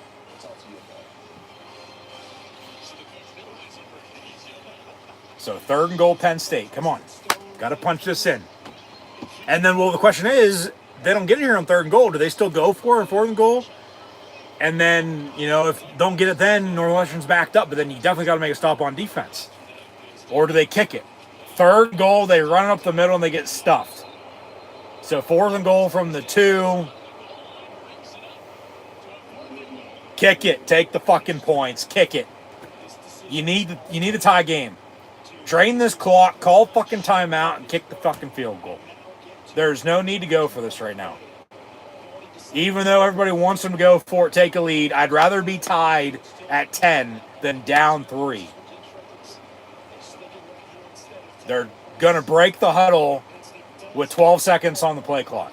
Get up under center, maybe try to draw them off. No, they're going to go for it on 4th and goal, but we got a late whistle. I think they called a timeout. Or Northwestern called their 3rd and final timeout. All right, so it might work out for Penn State. It looked like Aller was going to throw. Northwestern wants to make sure they're ready for it. Make them think about it. Kick the field goal. But then also it saves Northwestern some time. I'd kick the field goal here. I would. I'd rather be tied at 10 than down 3, especially when you have the turnover on the interception that resulted in 3 points for them, and that's the difference in this game. Or unless you be tied at 7, especially when you're getting to get the ball back to begin the second half. Kick the field goal. But they're going to run the offense back out there and line them up. You want to talk about boos, they don't get this, you're going to hear all of them. Maybe even from myself. But I think they might want to try to draw them offside. No, they're going to go for it. They toss it. 4th and goal. And, all right, Singleton gets in. Touchdown, Penn State. So, scrap everything I just said. But still, 13-10, extra point to come. And, you're hoping to score, early 3rd quarter now. Make it, 7, 11 point game. Even though Sheets is better than 7, 11 and fucking Wawa. Even though Center County is going to be getting a couple of them in a couple years.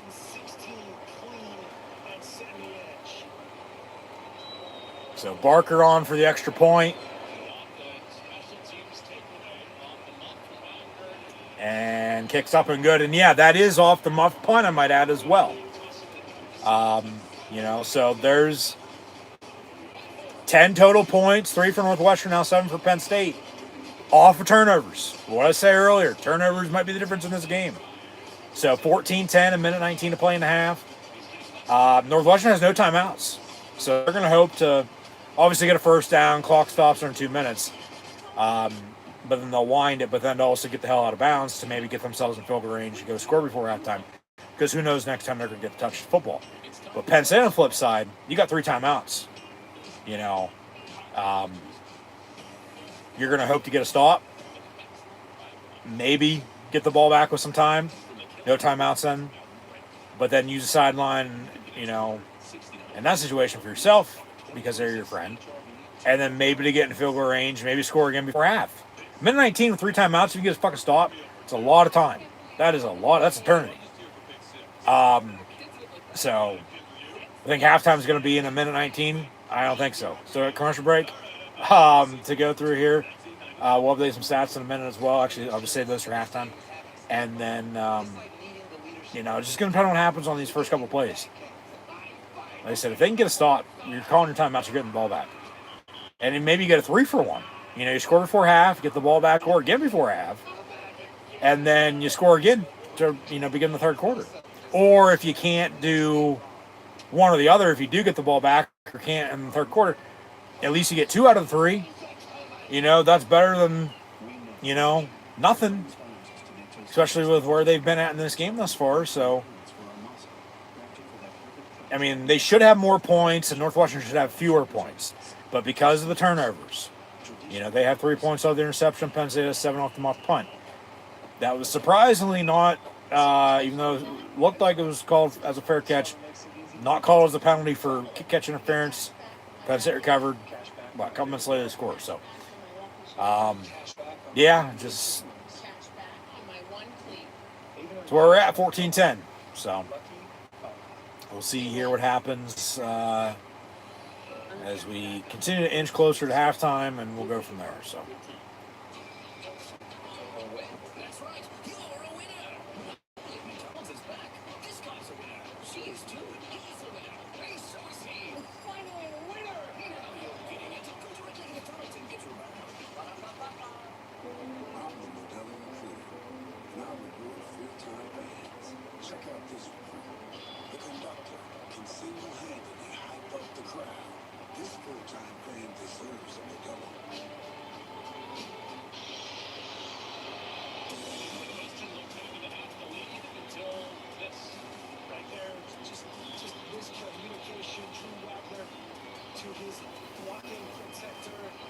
And remember, the Singleton touchdowns on 4th and goal.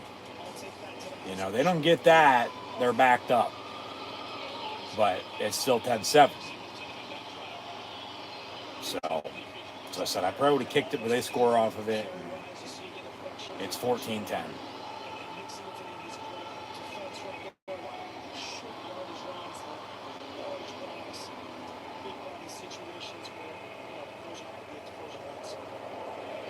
And Penn State kicks off.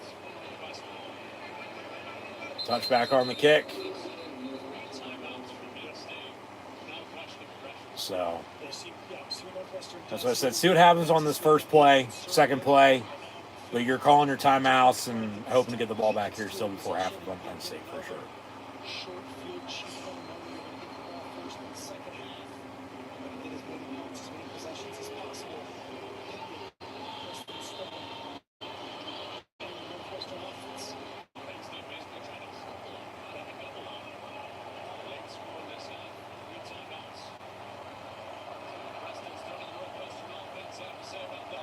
So Northwestern will run it, and they get about a yard. Timeout. Timeout,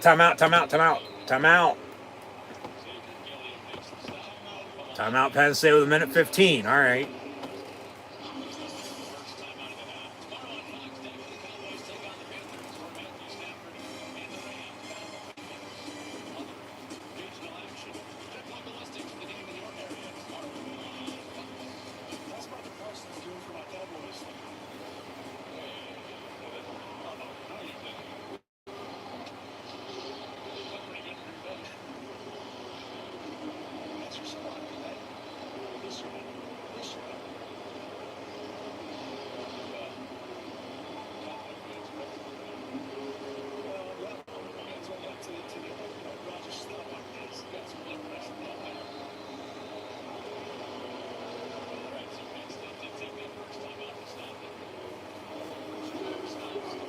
Second and 8.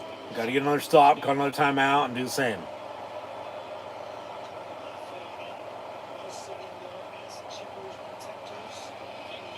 And Jesus Christ, we're going to get a face mask.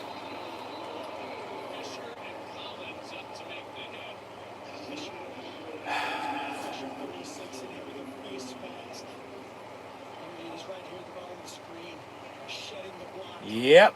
And there goes, all the timeouts and the time to, want to do something now. So don't let Northwestern do what they want now, but let the clock fucking run. There's no need to call your timeouts now because they just got a first down. We still have 2 timeouts. Yeah, because if you get a stop on 3rd down and go 4th down, that clock's going to tick. And then you might get a punt return out of it. But it's just frustrating. Yeah, exactly. No discipline. It's just... They got to know better. They just shoot themselves in the foot. Over the middle, pass, caught. 2nd and short. We'll see if they call timeout or not. Yeah, no, all right. Yeah, let it fucking run. From the 49. Hand off, and they stuff it. He might have got a yard. And we'll see about the mark. They say first down, all right. So the clock stops for the time being. As they reset the chains, now it'll wind. So remember, Northwestern has no timeouts.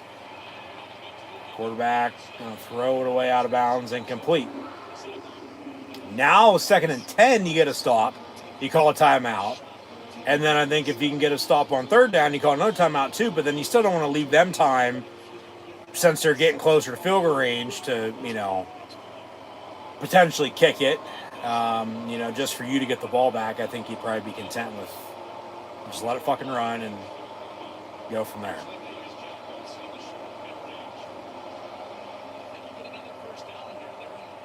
From the 48, 2nd and 10. I mean, if you get a tackle for a loss, a sack, it might be a different story. They run a screen, and they get inside the 40. Of course they do, down to the 31. Yeah. Clock stops. So they reset the ball and chains. Now they'll wind at 1st and 10. Yeah, Penn State, do not call timeouts. Over the middle, it's incomplete.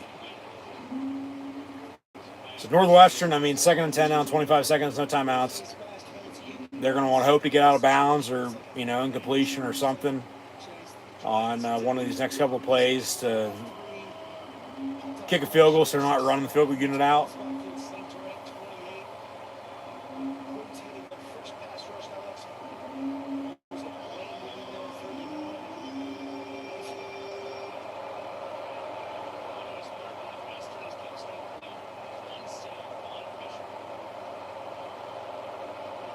So 2nd and 10 from the 32. And hit as he throws. It's incomplete. And another flag on the play. And the quarterback's slow to get up.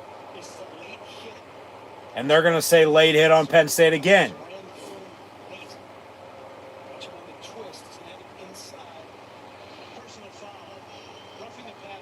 They say roughing the passer on Penn State.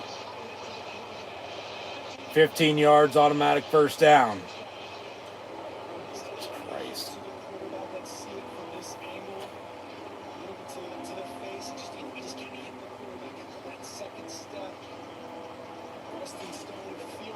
So 1st and 10, Wildcats. They still don't have any timeouts. But now they got only 17 yards to go in 21 seconds to kick a field goal, score, retake the lead. So that, like I said, that minute 19 is coming really back to bite Penn State because they can't get off the field. Thought maybe, okay, they get the stop, get the ball back to do something. They can't even get off the field. So Northwestern's doing something. Pass, far side, out of bounds, incomplete. 2nd and 10 with 16 seconds.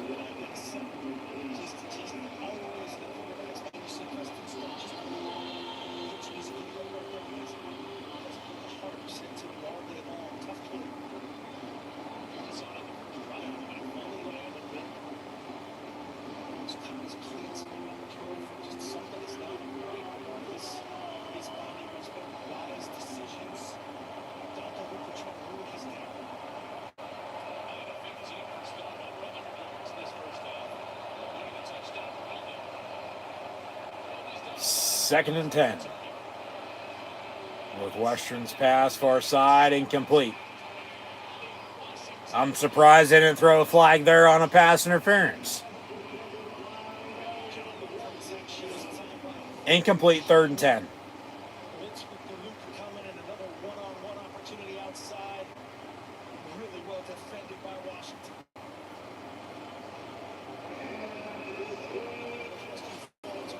So 3rd and 10. Come on, defense. And then you obviously can hope for a missed field goal.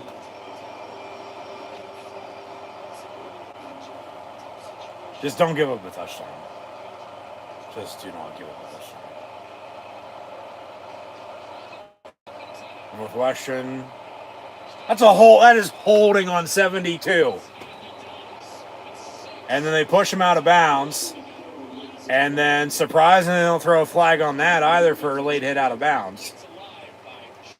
6 seconds. Should have tackled him inbounds. The clock would have fucking wound. He'd be at halftime right now, but now they're going to have a chance to kick a fucking field goal. He's in coverage out to the right. He is inbounds. Both of his feet are inbounds. It is a legal shot. So Northwestern made from 37, I believe. This from 34.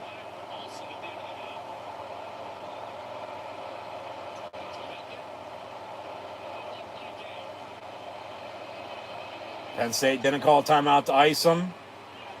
Kicks up and good. So they go score. And then they give Northwestern a minute 19 with no timeouts.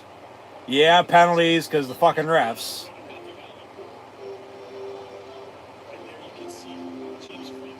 Northwestern goes and kicks a field goal with 3 seconds to go in the half. So momentum just all over the place. And at least Penn State's going to get the ball back to begin the second half.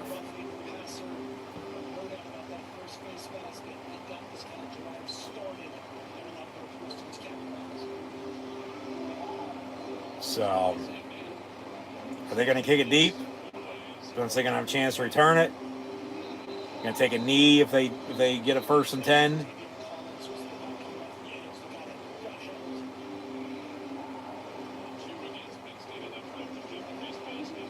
(14-13) is your score.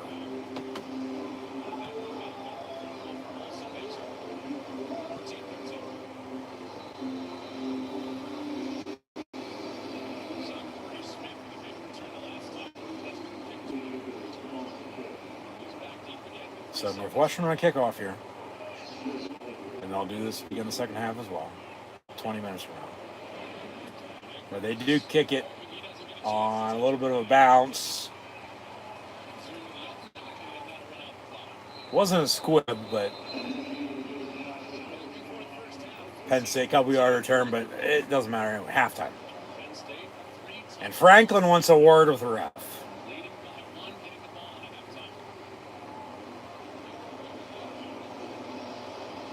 So the on-field halftime interview going to have to wait. I mean, okay, they get a field goal there before halftime, but and it makes it 13, but they probably shouldn't have had the first field goal because it was off a Penn State turnover, but okay, whatever. So, could be way more than it is, could be way less than it is. It's 14-13, and that's where we sit at halftime with Penn State up on. Northwestern going to get the ball back to begin the second half. Northwestern has the passing touchdown and then 2 field goals. Penn State, 2 touchdowns.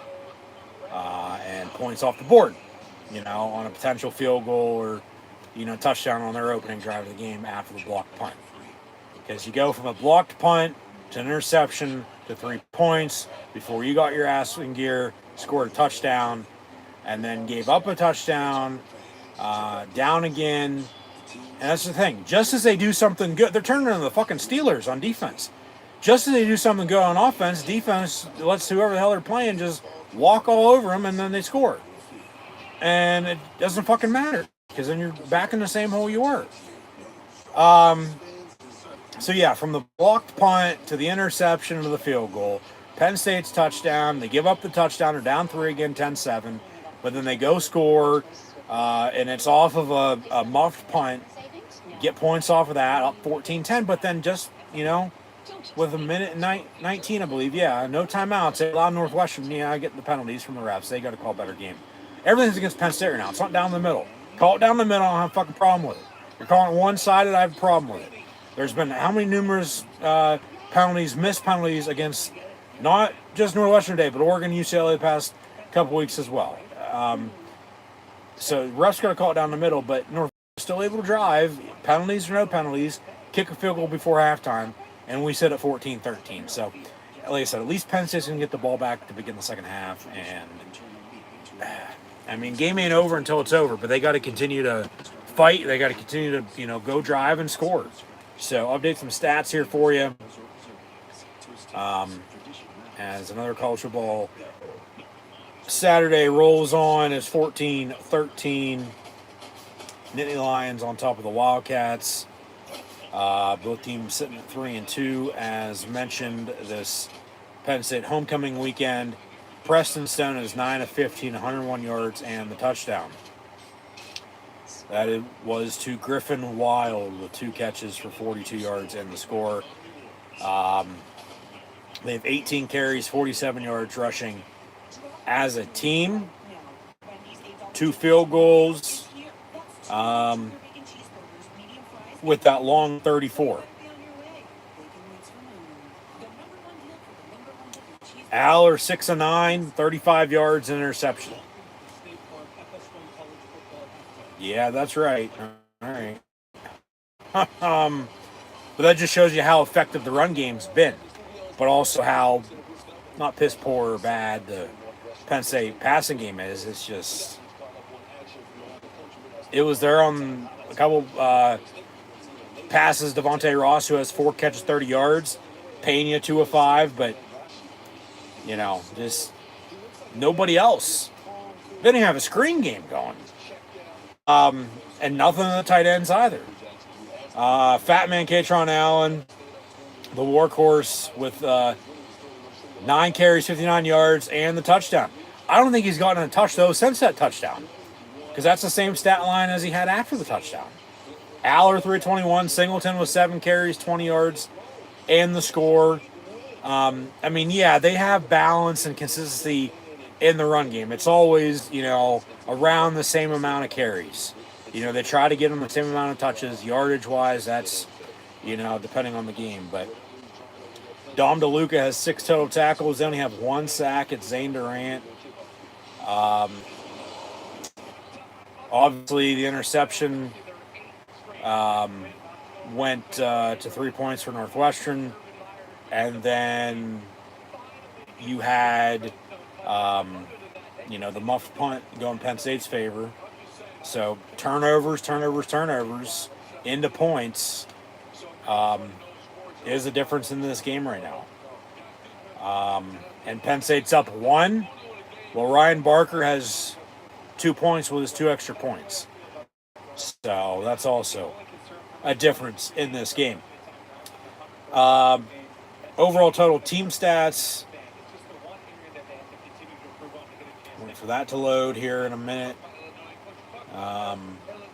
Go over some stuff here, make sure I'm not forgetting anything before we move on with some recapping and previewing in college football. On track in that regard. NFL continues tomorrow as well. But man, they gotta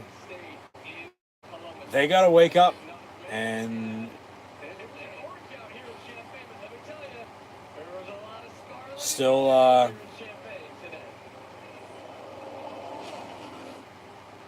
fight for their right and go score. So 8 first downs compared to Northwestern's 13.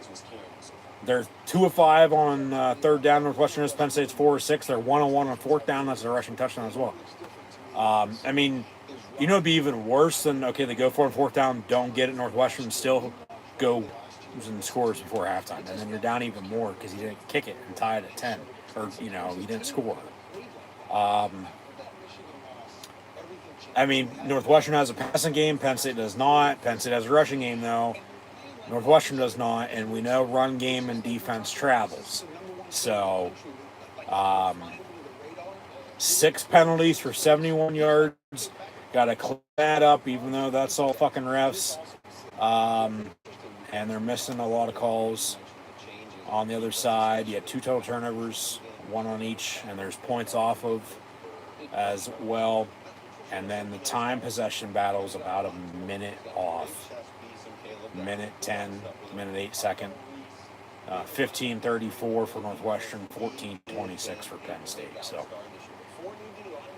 yeah. 14-13 your halftime score. And Penn State's going to get the ball back to begin the second half. Just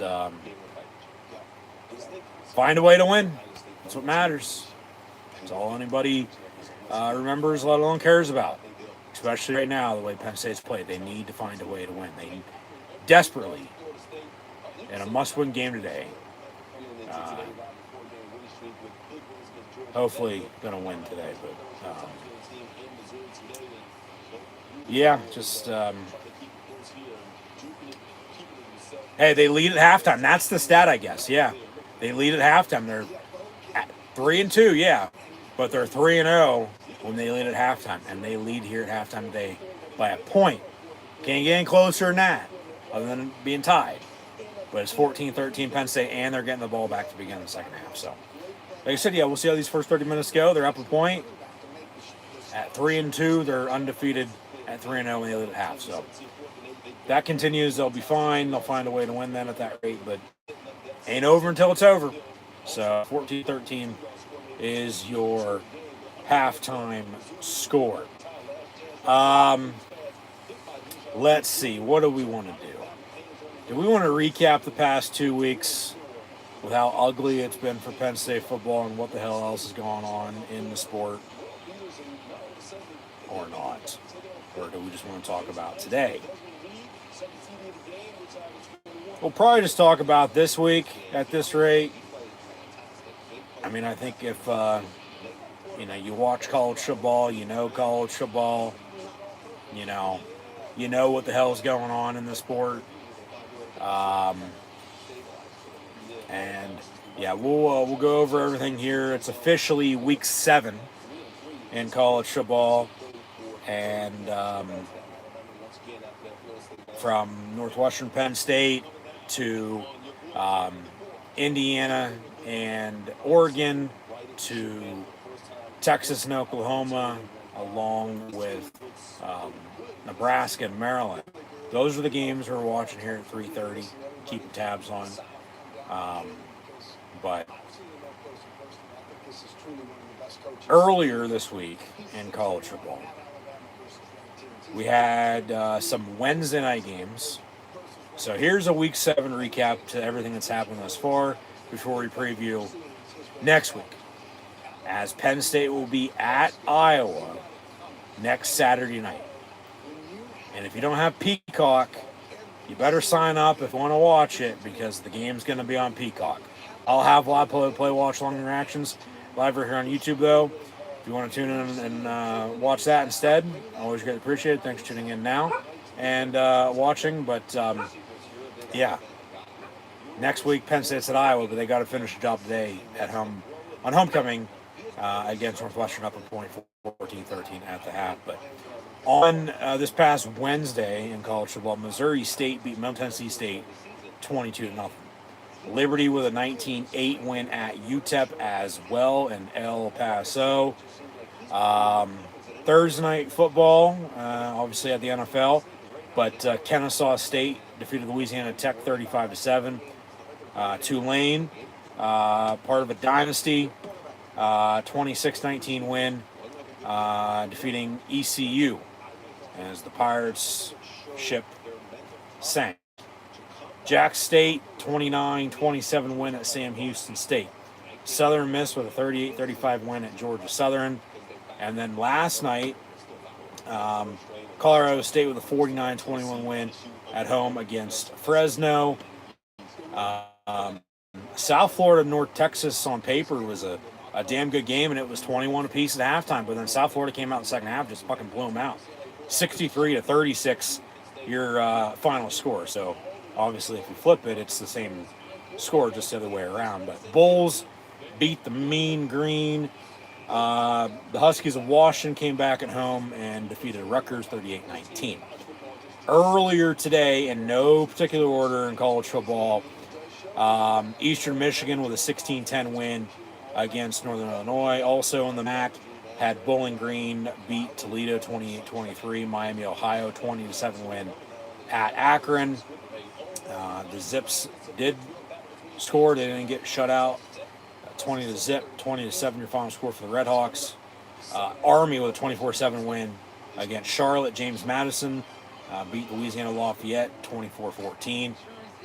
In the Big 12, Houston with a 39-17 win against Okie State. Cincy 20-11 win against Central Florida. Cincinnati's only loss is to Nebraska, week 1. SMU with a 34-10 win against Stanford. Talked about UCLA defeating Penn State, obviously, last week. But they went to East Lansing and beat Sparty 38-13. So I believe that was the score whenever I had started today's stream, as obviously those new games were winding down. But that's what the final ended up being. And I said, maybe, because UCLA was 0-4. Now they're 2-4, back-to-back wins with an interim head coach.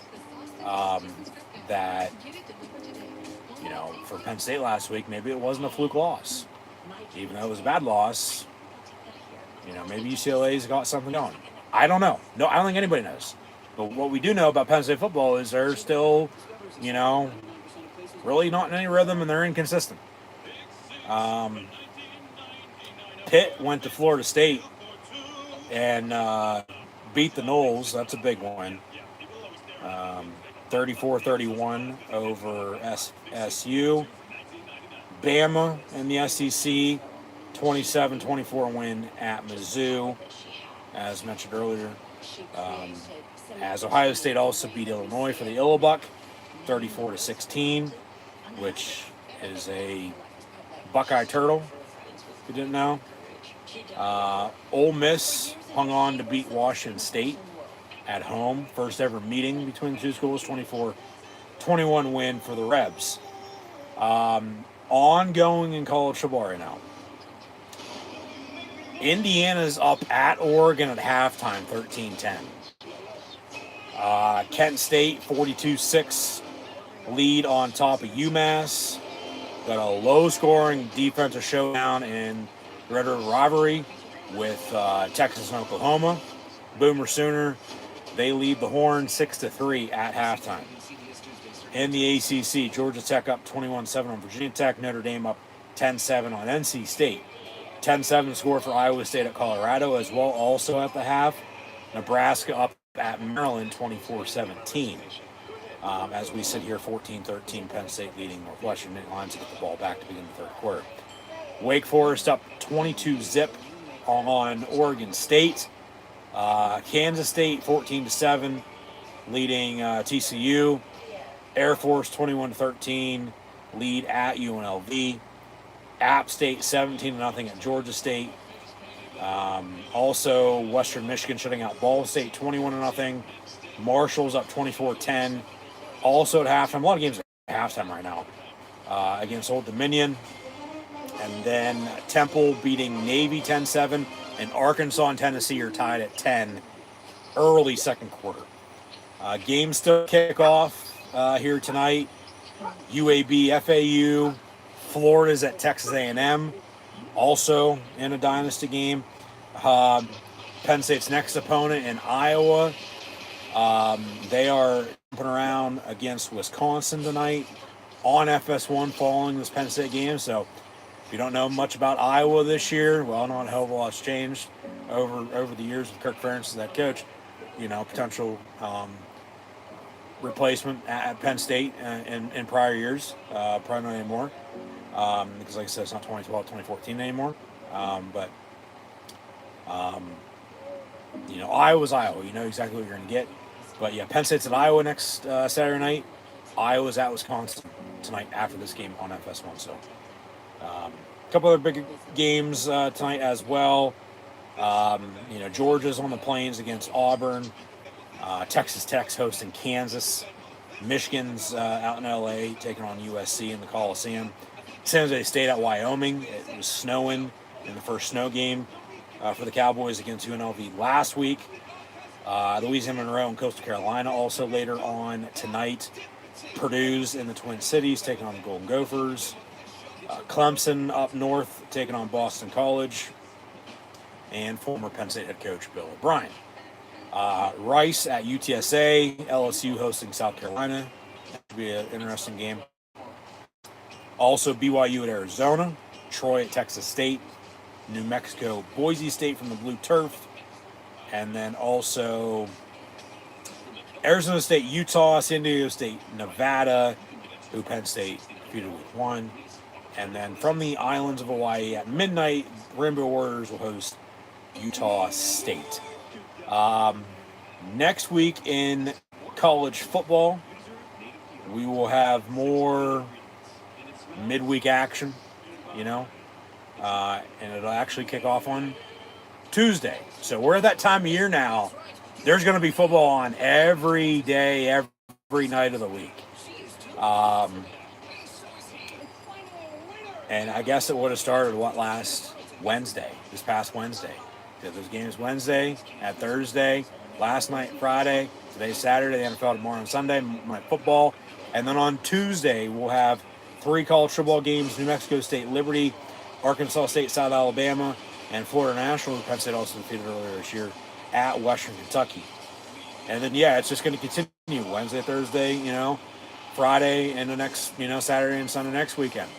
And then it's normally like that until Thanksgiving, until the end of the season. So it's football season now, officially, and it's really in full swing. Even though it's been football season since the end of July, early August, late August, early September for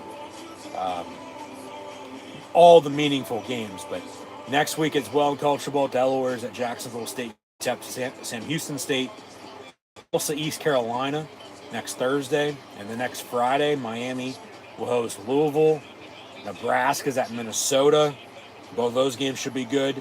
San Jose State at Utah State, and then Bill Belichick and the North Carolina Tar Heels will be at Cal next Friday for some, not Pac-12, but ACC After Dark. And then we'll get into next Saturday's games and continue, obviously, to update stats and scores and see how this second half shakes out with Penn State up right now on Northwestern. 14-13 at halftime, but Penn State getting the ball back to begin the second half. So we'll leave it at that. We'll tie everything in and up as we always do, one way or another, and we'll go from there. Just as always, thank you for tuning in and watching my college football Penn State live play. Watch along reactions live right here on YouTube. As always, I'm your host, Encyclopedia Sports, Cool and Luke 96. Be sure to like, follow, and subscribe on social media. Links in the description below. Thumbs up button, share, chat questions and comments, super chat, super sticker, super like, super thanks. Always get appreciated as well. Hit the hype button if available. As this video is powered by Rogue Energy, HopeKThrifts, and Dead Hungry. Go check them out. Scan the QR code behind me if you haven't done so already, or click the first top link in the description below. As Northwestern kicks off to begin the second half, we will have a flag on the play. So the officials responded with the procedure penalty against Northwestern.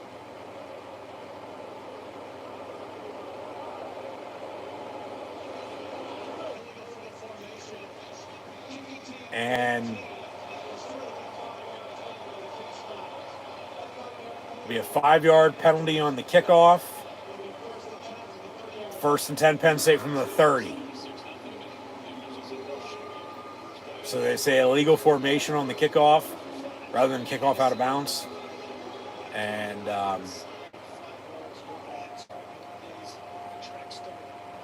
run the ball. Run, fat man. Work this clock. And they'll run 13 up the middle. And 2nd and 8, give or take, coming up.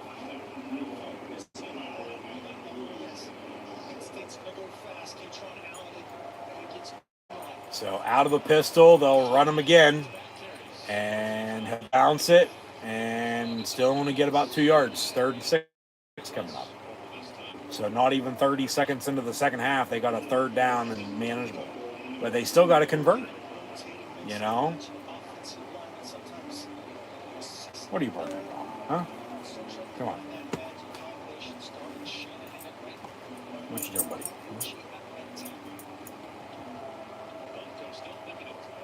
3rd and 5 from 35.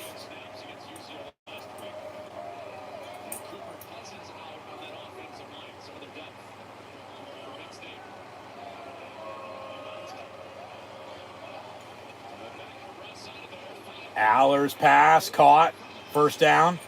Devontae Ross again. I don't know why they ever went away from him after, a couple catches in the first half. But he makes another catch there. 1st down in the Lions will move to 6 again, but he's the number 1 wide receiver today. It seems like any given, game on any given day, of the wide receivers they have, it could be this guy's the number 1 today. And the next week it's this guy's the number 1 today. And it's just, but that obviously keeps the defense off balance though too. It's like you got to prepare for everybody. That's just the depth they have from recruiting. Empty set 5 wide, but they still got to execute. You still got to play. Aller all day to throw. And then he dumps it off. And I don't know. They're going to stay incomplete now, intended for Hudson.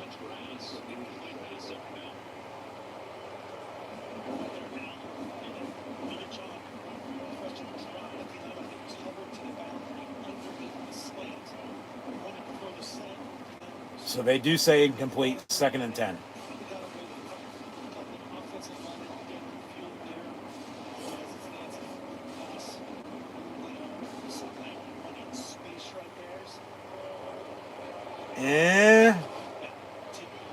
All right, 2nd and 10. Out of the pistol. Running again, yep. 2 yards for Fat Man. So, hey, just keep pounding away at it, but you got a 3rd and 8 now coming up. So, you'd like to convert here and keep this drive going. Score early 3rd quarter. After, you scored, but then you gave up a field goal just prior to halftime stuff. So,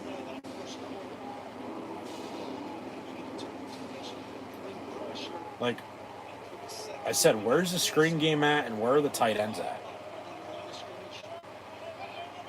3rd and 8.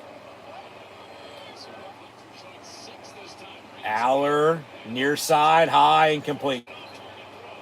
10 for Pena, so they'll go 3 and out to begin the second half. Well, okay, they did get a 1st down, but they're still not the punt here, There's not much of a fucking difference.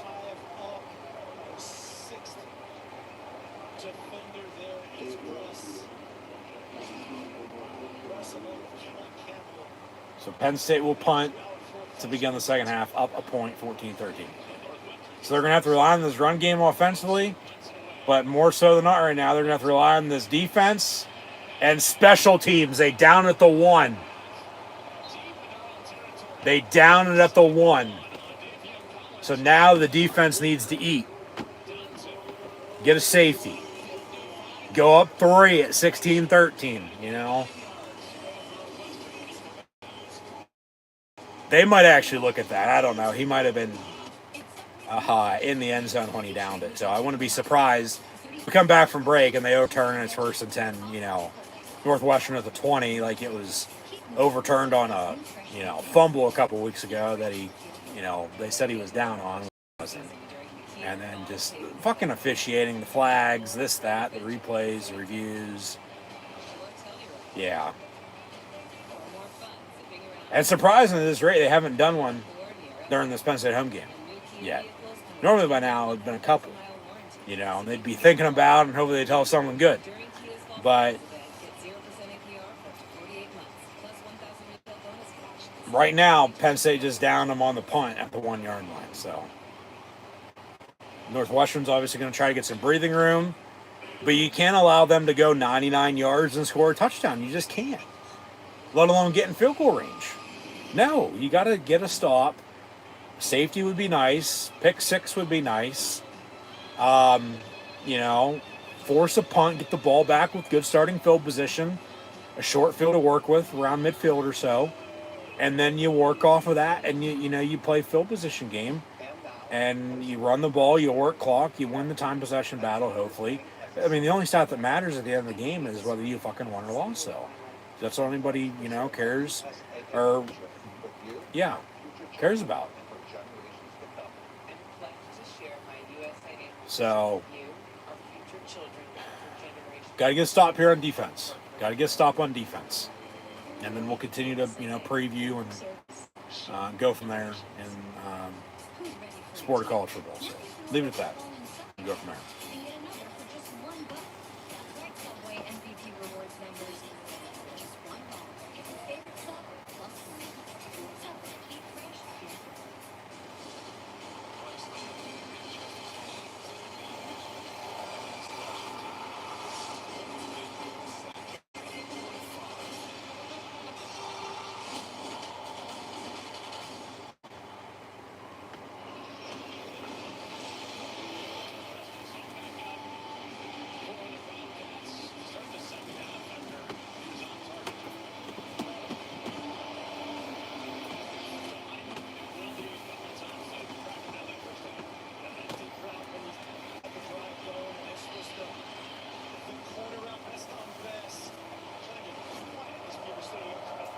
So from the 2 yard line officially, it's 1st and 10 Northwestern.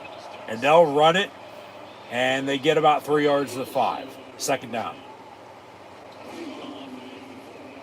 2nd and 6 after a 4 yard pickup.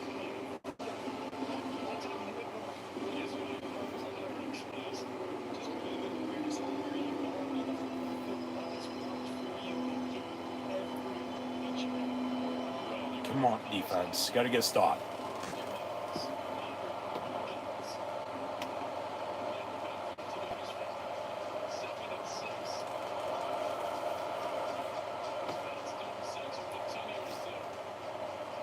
Second and 6 from the 6. Handoff.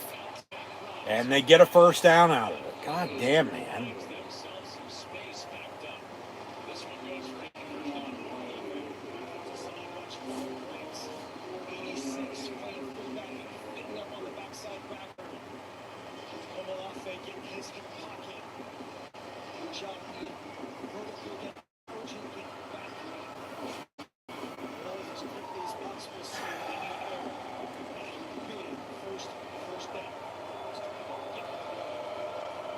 So 1st and 10 Northwestern from the 14.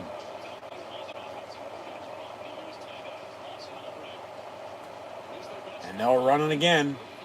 And they wrap him up on a shoelace tackle, Zane Durant.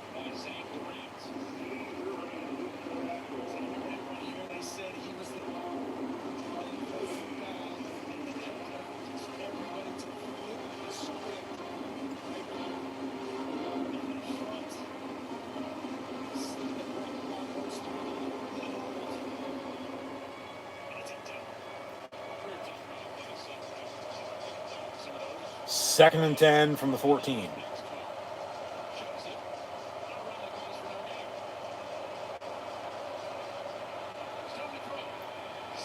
And that's a hold on 72 again. Oh my God.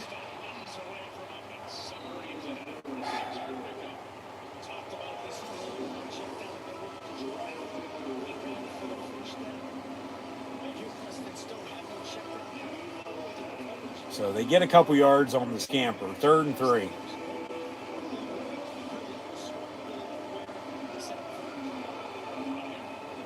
Come on, defense. Get the hell off the field.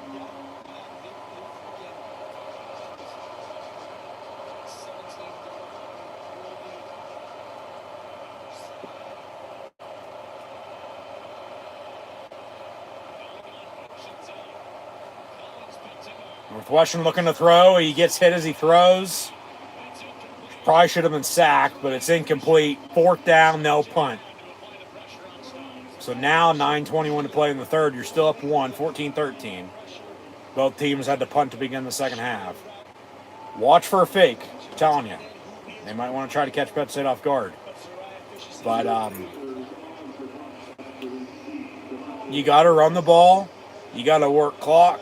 You got to go score and extend your lead. And then the pressure's on them to, tie it up. They will punt. No blocked punt this time, but they will punt. Penn State going to let it roll. And then field to the 30. And yeah, fair catch signal for, even though it bounced, you can't advance it. And so Penn State ball at about the 30-yard line when we come back. 9 minutes to play in the third, up 14-13 as mentioned. But yeah, you want to run the ball, score, work clock in the meantime.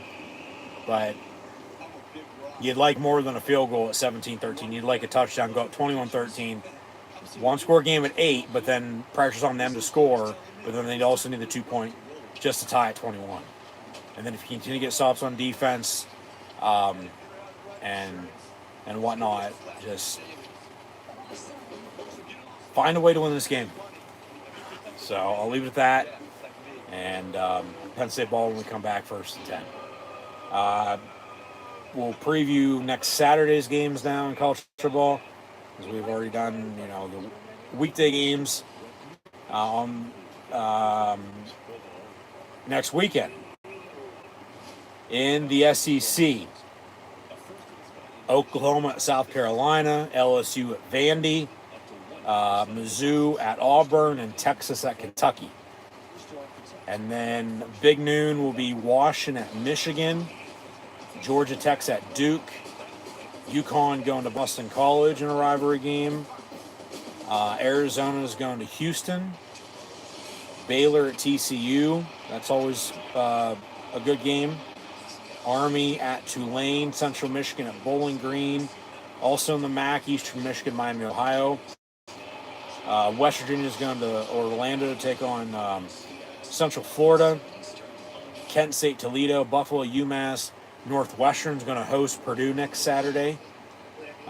Troy at Louisiana Monroe. Wisconsin hosting Ohio State next Saturday at 3:30. Ole Miss at Georgia will potentially be College game day, along with, say, Texas Tech, Arizona State. They might even go back to Alabama, Tennessee, Alabama. But where did we leave off? Ohio State at Wisconsin, Ole Miss, Georgia, Texas A&M's at Arkansas, Michigan State at Indiana, SMU Clemson, Wyoming Air Force, Boise State hosting UNLV. That should be a damn good game. Coastal Carolina at App State as well. Old Dominion, James Madison. Texas State and Marshall. Temple and Charlotte. UTSA, North Texas. Akron, Ball State. Northern Illinois, Ohio. Texas Tech, Arizona State, as mentioned. Memphis, UAB. From the swamp, Florida Gators will host Mississippi State. Southern Miss, Louisiana Lafayette. Oregon going to Rutgers next Saturday night. Virginia going to host Washington State. Washington State must have the weirdest schedule right now, along with Oregon State, because they're the only two teams left in the Pac-12 as the Pac-2. And they're basically free to schedule as independents. That pass complete. Devontae Ross, 1st and 10 Penn State for a pick of 11. Make it 1st down and 10 again, Penn State. Who, as mentioned, next Saturday night, will be at Iowa. We know how that game always goes. It's always going to be a dogfight. Maryland at UCLA, Hawaii at Colorado State, Georgia State, Georgia Southern. Smoking cigars in either Knoxville or Tuscaloosa with Tennessee and Alabama. Whoever wins that will be celebrating for sure. USC, Notre Dame, FAU, and South Florida. Pitt at Syracuse. Always good in basketball, football, so. Mormon Bowl with Utah and BYU. Cincinnati, Oklahoma State, Nevada, New Mexico, and Lafayette will be at winless Oregon State, and Florida State at Stanford. Those are your college football recap and preview for what's going on today and next week.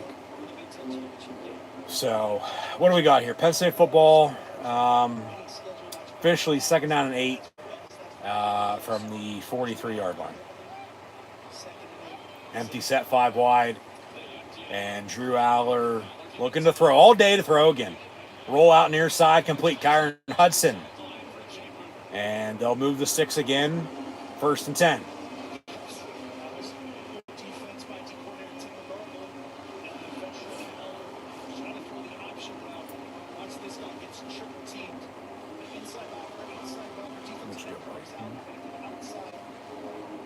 Tired.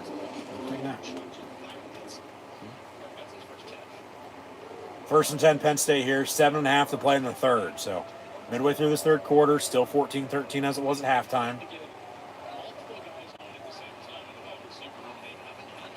And Aller looking to throw again. Going to step up, dump it off to him. And then he's not fucking looking for it. Jesus Christ. By the time he threw it for him, or threw it to him, he had already started blocking.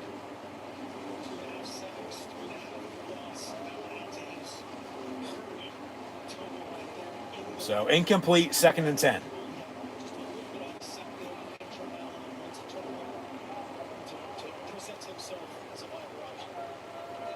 From the 47, 2nd and 10.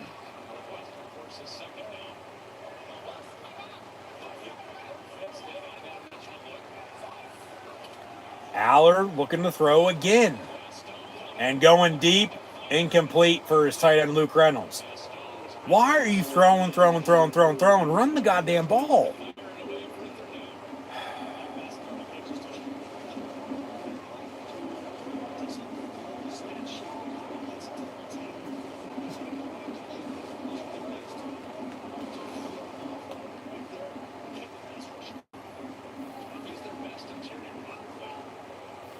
So still 3rd and 10 here from the 47. Could at least have 3rd and manageable, 2nd and manageable, you know. Could have been running the football. They're looking to throw again. Now quarterback draw. What the fuck? And now you got to punt. You got to play field position and pin him deep, just like you did on the last drive. Is it pass heavy now? Why are you abandoning the run? Run the goddamn fucking football. Jesus Christ. And then when it's 3rd and 10, yeah, you run a quarterback draw and it gets you 2 fucking yards. Get the fuck out of here. From the 45, Penn State will punt. And we'll see if they can pin them deep at the 1 again. Fair catch inside the 10. He didn't muff it, but fair catch at the 9. And that's where Northwestern will set up shop now. And we still are at 14-13. That play calling right there, man, that was bad. Just. All right, we're up. We're not going to waste any clock. We're just going to pass. It's going to be incomplete. 6:19 to go in the third here. They're up a point, but it feels like they've been 6-19 by Rey Mysterio right now after that last drive. So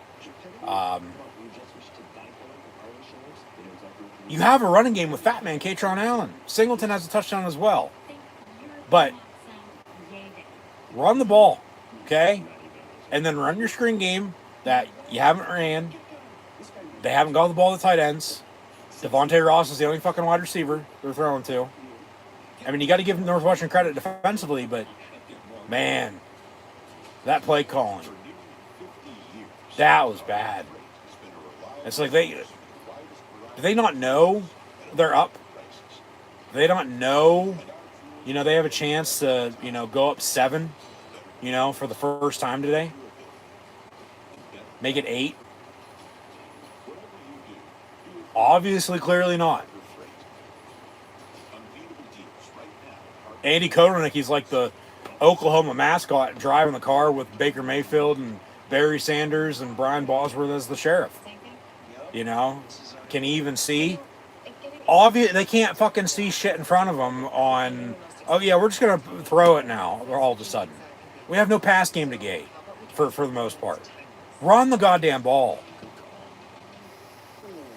Get the all-new iPhone 17 Pro on us. Designed to be the most powerful. Just frustrating, man. It's all hell.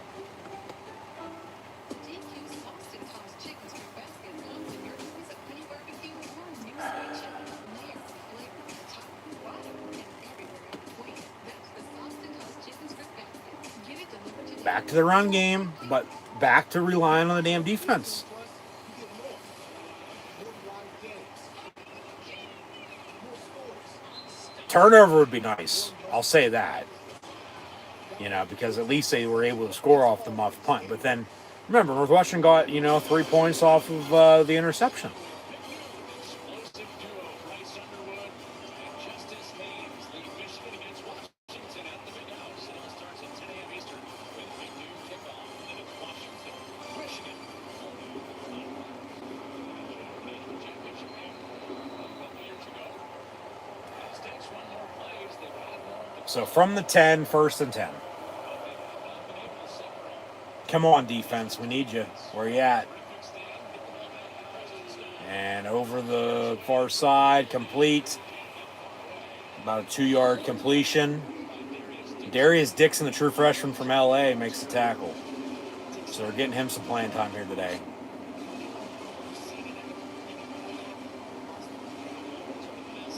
Second and 9. Easy throw there from Preston Stone to his guy. Northwestern offense is protecting the ball as they have the last couple of weeks. Their special teams mistakes, that's been it. One led to the Penn State touchdown that has got them in the lead since then. From the 11, second and 9. Northwestern will run it. And Dom DeLu, boom, big hit. Yeah, shorter 3 came out of nowhere. DeLuca had him wrapped up too. But then he came out of nowhere and just popped him a good one. Because he spun and then he hit him, yeah. So third down. Come on, defense. Let's go. 3rd and 8 with 5 minutes to play in the third.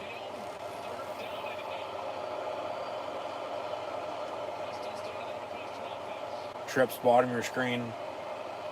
Near side. And Northwestern looking to throw over the middle. It's caught for a first down. Oh my God.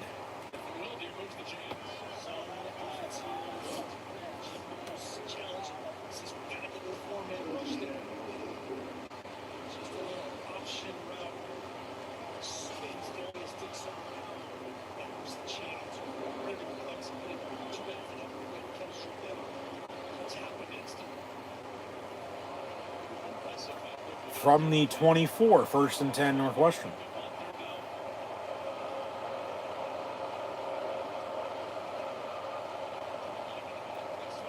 And they'll fake the run. Bubble screen complete. That's a hold. That is a hold. Oh my God. He literally tackled him on the block. That is holding on the wide receiver right in front of the ref. And they don't call it. I don't know the number. We'll see here, but it was clear-cut holding. How is that not holding? Seriously. 2nd and 2. But oh no, it's, 10 yards on Penn State. Easy. From the 32, 2nd and 2. Another hole. That's more of a block in the back, but run it, and they get a first down out of it. That's no surprise.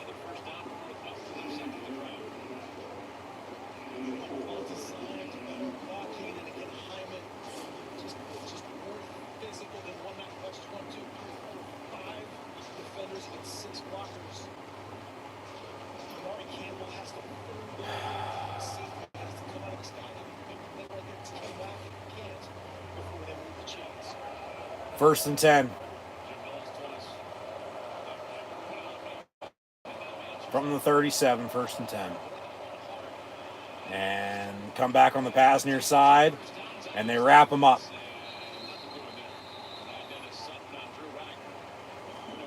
So 2nd and we'll see what they mark it at. They say 10 right now. Defenders are used to getting screened right there tonight. That is something only to be seen. Retracing his steps. Runs down the line. Finishes right. 2nd and 10.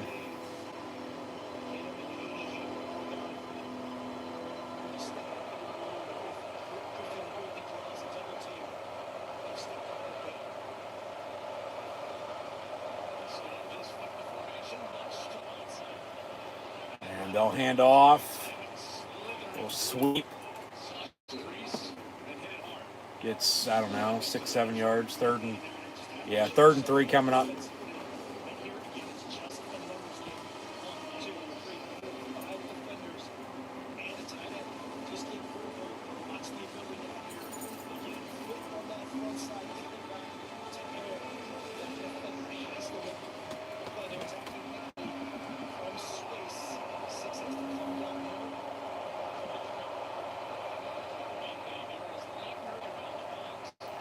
Third and 3, another handoff, and they stuff it. So, see what Northwestern does now.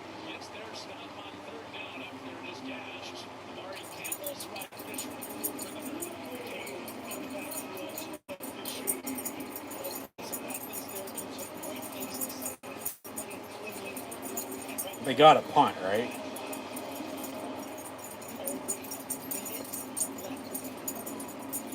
Yeah, they'll punt. So Penn State back deep to receive. Under a minute to go in this 3rd quarter, and we're still at 14-13 as we were at halftime. I might add, Penn State, when they also lead at the end of the 3rd quarter, they're also undefeated at 3-0. So, yeah, they're 3-2 when they were, maybe a delay a game on the punt before they kicked it. Back them up. Yeah, 3-2.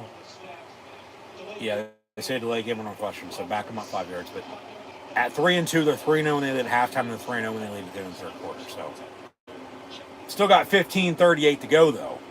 38 seconds to go in this 3rd quarter. And Northwestern will definitely punt now, even though they did line up, and we're going to punt there on that last play, but then delay a game backed them up. So can't be caught off guard now. Penn State running guys off the fucking sideline as the ball snaps. And then they muff the punt. You gotta be kidding me. My God. Fucking ridiculous. Absolutely pathetic. Penn State now muffs the punt, and Northwestern recovers. And it's 1st and goal Wildcats with 30 seconds to go in the 3rd. Jesus Christ. Turnovers, I told you at the start, turnovers is probably going to be the difference in this game.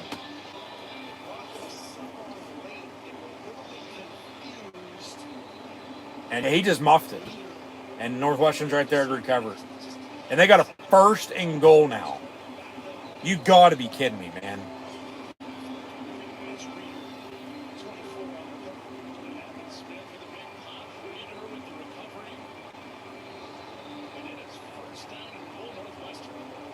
And yeah, all the cameras paying to James Franklin. Rightfully so. Get it fucking together or hit the road, Jack. 1st and goal from the 9. And now the ref is walking over to the one player and talking to him.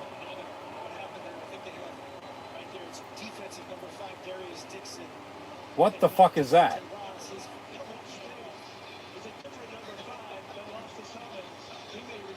Well, no shit, Sherlock. It's cultural. You can have more than one, player with the same number.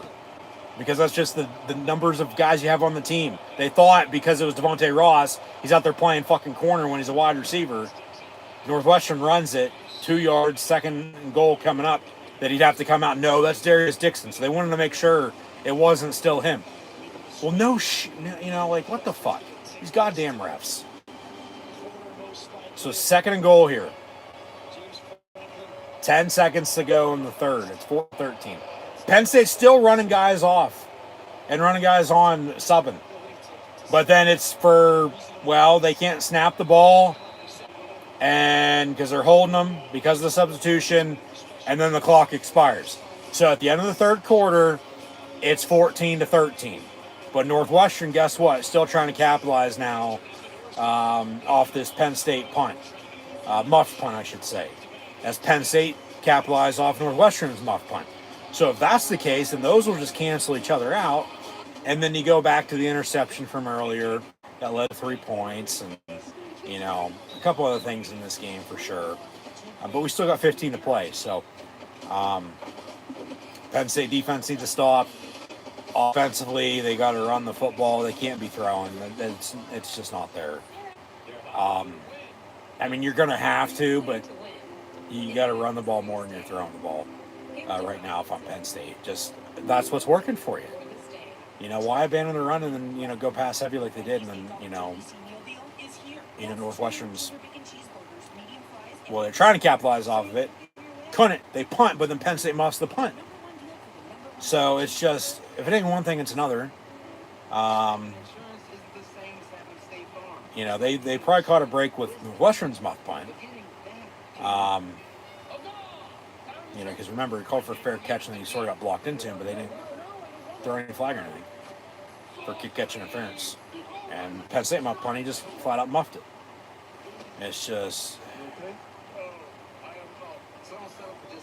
So 15 minutes to go once more. It's still 14-13.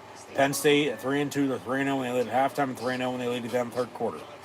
So hopefully, knock on wood, that stays true. We'll find a way to win here today. Because they desperately need one. That's for damn sure. They lose today. Pink slip time tomorrow. For sure. For sure. So.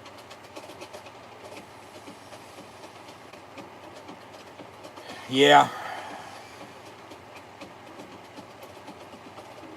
We shall see how this finishes up, but hasn't been pretty. Very ugly.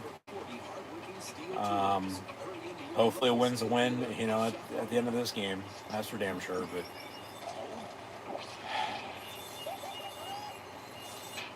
they're just playing like absolute shit. There's no rhythm at all. Nowhere. From the coaches, to the play calling, to the playing on offense, defense. Special teams is probably keeping them in this game right now. But that turnover, is a difference for sure. Remember, they got 3 points out of it. They're trying to get, 7 off the muff punt, but then Penn State also got 7 off of Northwestern's muff punt. So that's why I said we're going to cancel each other out. If so. And then it's back to the interception for 3 points because Penn State couldn't capitalize off the blocked punt. And then it's the 3 points Northwestern got just before halftime that Penn State allowed them to go in a minute 19 and kick a field goal after they scored. But they haven't done shit since. Neither team scored since, with, Northwestern kicking that field goal. So just frustrating, man. Just frustrating as all hell. I can't state that enough.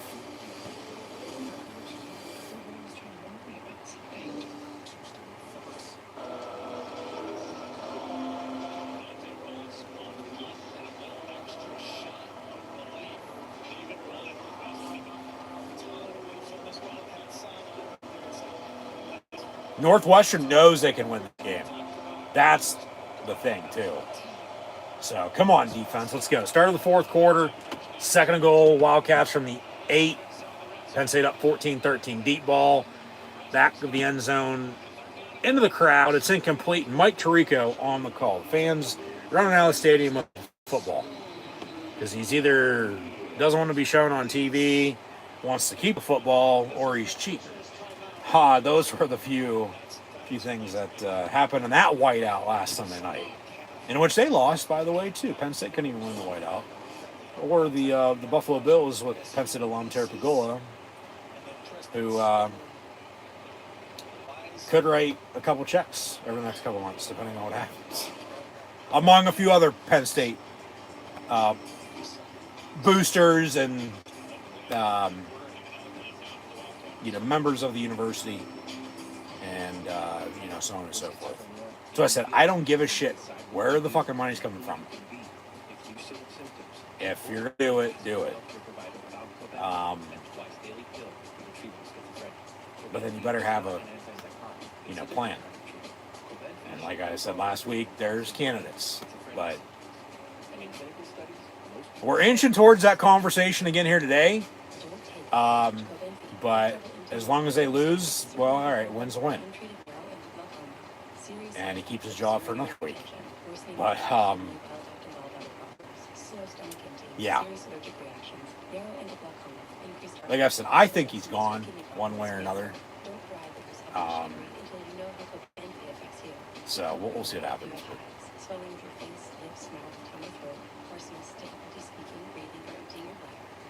Got an injury timeout, I believe, here early fourth quarter, 14-13. And it'll be what, third and goal for Northwestern? The third and goal, yeah. Because they ran that one play, and then it was the end of the quarter, and then that incompletion was second goal, so this is third and goal coming up. Third and goal for Northwestern. I mean, keep them out of the end zone, force a kick, going to be down 2. You kick field goal, go up a point, 17-16. But then even if you'd score, you'd only be up 5. That's still less than one score. Because now they'd score, they'd go back up. So they're going to have to score, and they're going to need defense to stop. They really want to win this game. And the problem is, for James Franklin today, but the good thing for us fans is, like last week's loss was on the road. Yeah, and any nation that traveled, you saw videos, they were booing them. And rightfully so. You hate it for the players, but it's like, well, they're still playing. It's like that fine line of, well, it just is what it is.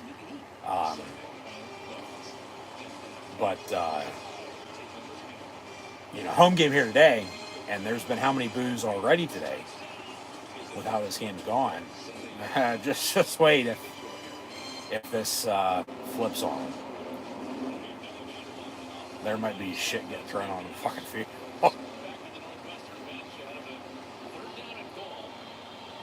So third and goal here, Northwestern. Come on, defense. Where are you at? Top of the hour, 6 o'clock. 14:56 to go. We are Penn State 14-13 your score. Come on, D. Northwestern looking to throw. Zariah Fisher and denied Dennis Sutton with the pressure. They didn't even touch him until, he's already down. Because of the pressure off the edge, he just couldn't avoid it and avoid the sack, and he just fell down. And then obviously it's college football, so as soon as you're down by, the ground. You don't need to be touched. It's not the NFL. You don't need to be down by contact. So, obviously they made sure he was still down. But now it's fourth and goal from where are they at? 24, 25-yard line. So now a 41-yard field goal. From where are they at? Left hash into the south end zone, kicks up, and the kick is good. So Northwestern's up 16-14 with 14:06 to go. So this offensive play calling better be good, and they better go score. So turnovers and points off of turnovers is the difference in this game again. Northwestern has 3 points off of an interception. They have 3 points after a Penn State touchdown, but just prior to halftime with no time left. That's a killer, especially in a 1, 2, 3 point game. Just back and forth the way it's been. It's 3-0. 7-3, 10-7, 14-10, 14-13, now 16-14. You're looking at 1, 2, 3, 4 point game. The whole entire game to this point. No more. Nobody's been up more than 4 points. And we haven't been tied either, even though I thought potentially we were going to be. Penn State went forward and scored. But,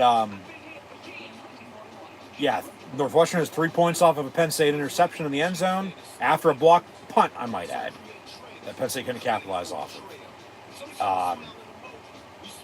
Northwestern has 3 points off the Penn State muff punt. Penn State has 7 points off the Northwestern muff punt. But then Northwestern has those 3 points before halftime.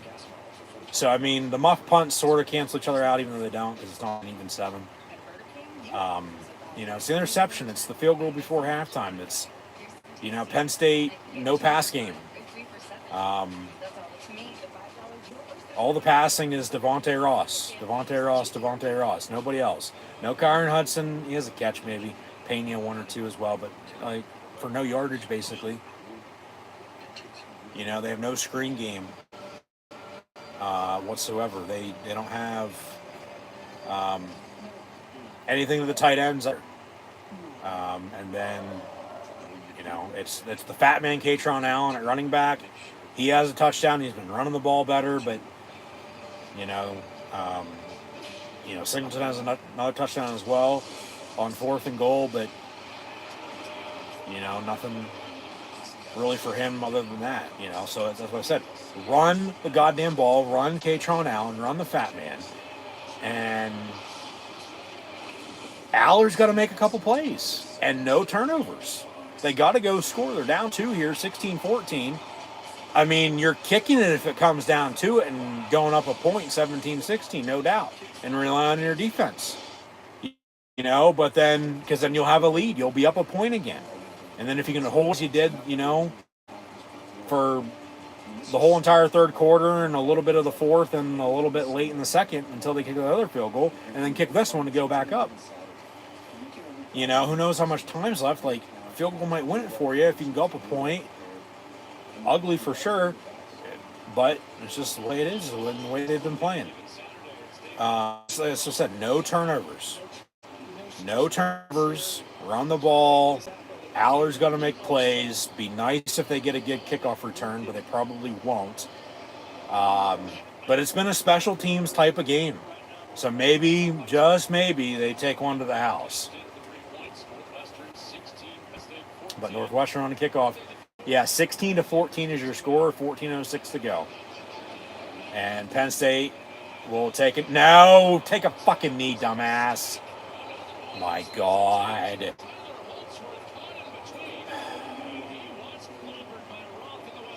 That's a fucking 17-yard difference now. You hesitated, you wanted to run it, you wanted to take the knee, and then you ended up running it out. You should have taken the knee right there. It's 1st and 10 at the 25, 30-yard line. Yeah. And then now you got the ball at your own fucking 9 because you get tackled inside the 10 on the kickoff return. Just stupidity. And it starts with coaching. They run a screen to the fat man, Katron Allen, but he goes nowhere, maybe a yard. Good God, man.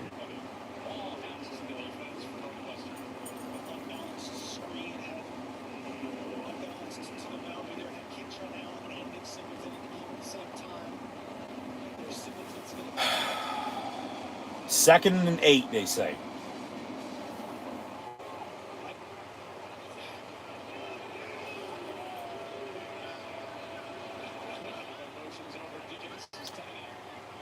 And out of the pistol, they will run it. And a cutback. But 3rd and about 5, maybe 6.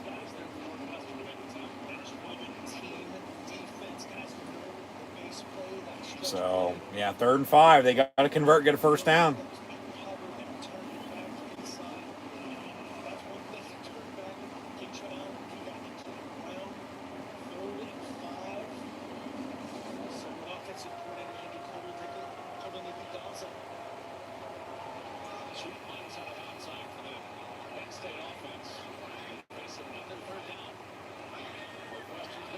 Aller looking to throw.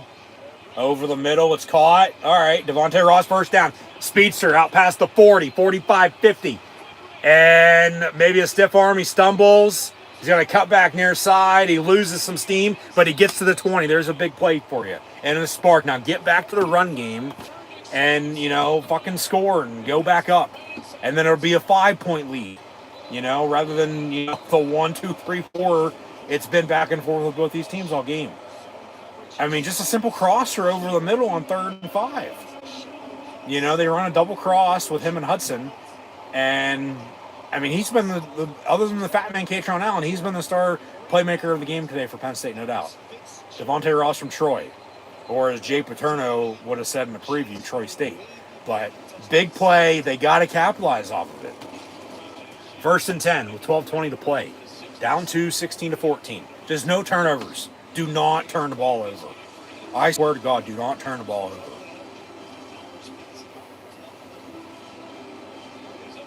So from the 19.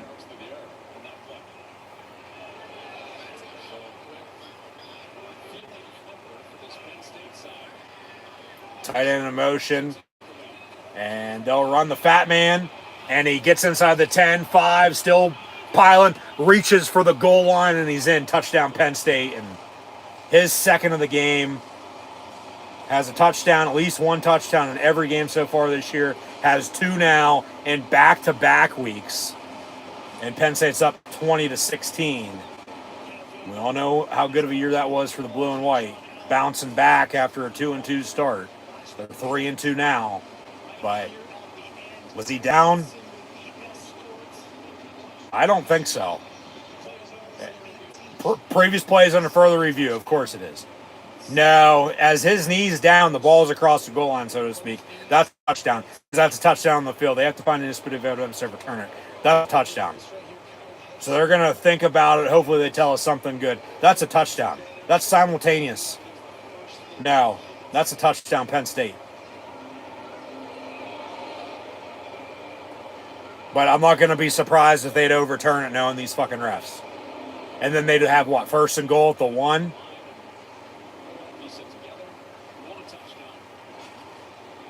But fat man, give him the ball.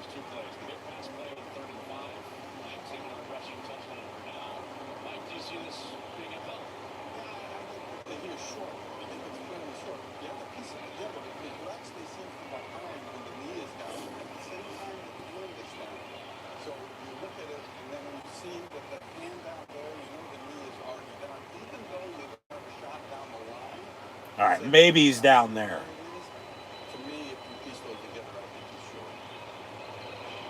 But we'll see what the call is. But what a run.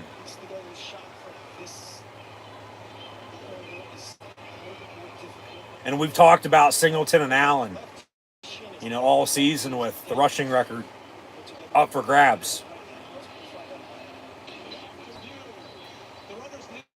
He's down. He's short.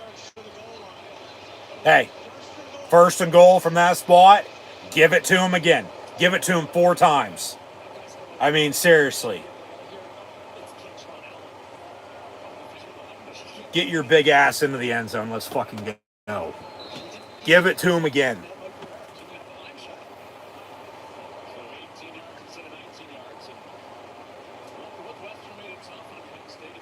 First and goal. Aller up under center. They'll motion. Handoff. And he dives. And that's a touchdown. But they say he's still going to be short. Give it to him again. Give it to him again. But then maybe run a trick play on some sort of toss or something. Fake, as you're giving it to him and, pitch it. Or run a bootleg. Have somebody wide open in the back of the end zone. I'd give it to him again. I would. I mean, you got momentum with him. Run the goddamn ball. So they'll run up to the ball real quick after breaking the huddle. They'll sneak it, and Drew Aller. That should be touchdown. All right.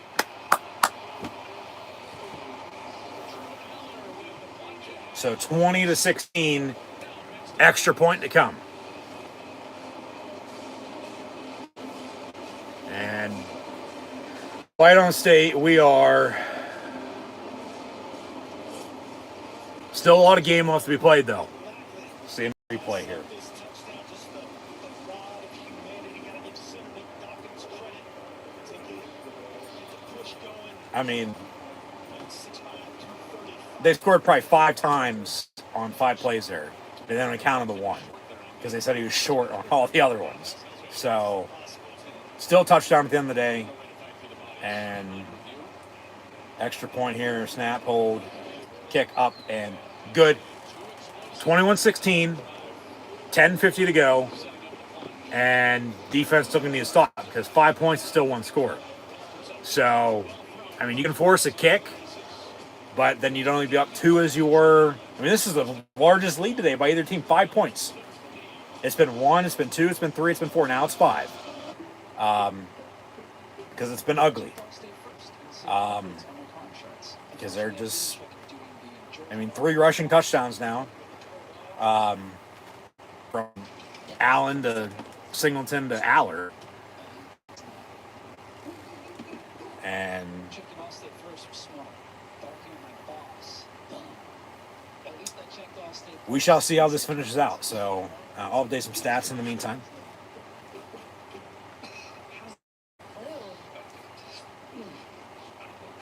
But, you know, they got to get a defensive stop. You can't give up a touchdown. So I said you can give up a field goal.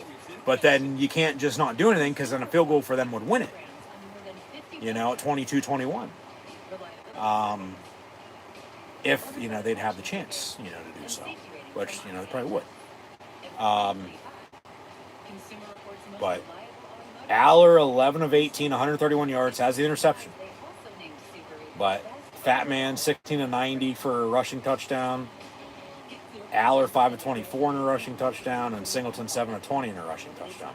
Devontae Ross has 7 catches, 115 yards receiving today. It's been a while since Penn State had a 100-yard receiver, I might add. If anybody wants to look that up and let me know in the comments below, thank you, greatly appreciated. Yeah. Actually, might not be as long as, you know, you think, but the way the wide receivers have been lately, I bet you anybody it's been a while. So, yeah, just, they got to get a stop. And we've talked about special teams. We've talked about turnovers and points off of turnovers. You know what would be nice on this defensive drive for Penn State? Another turnover by Northwestern for them Penn State to run the ball, work clock, capitalize and score off of it, and fucking put this game away.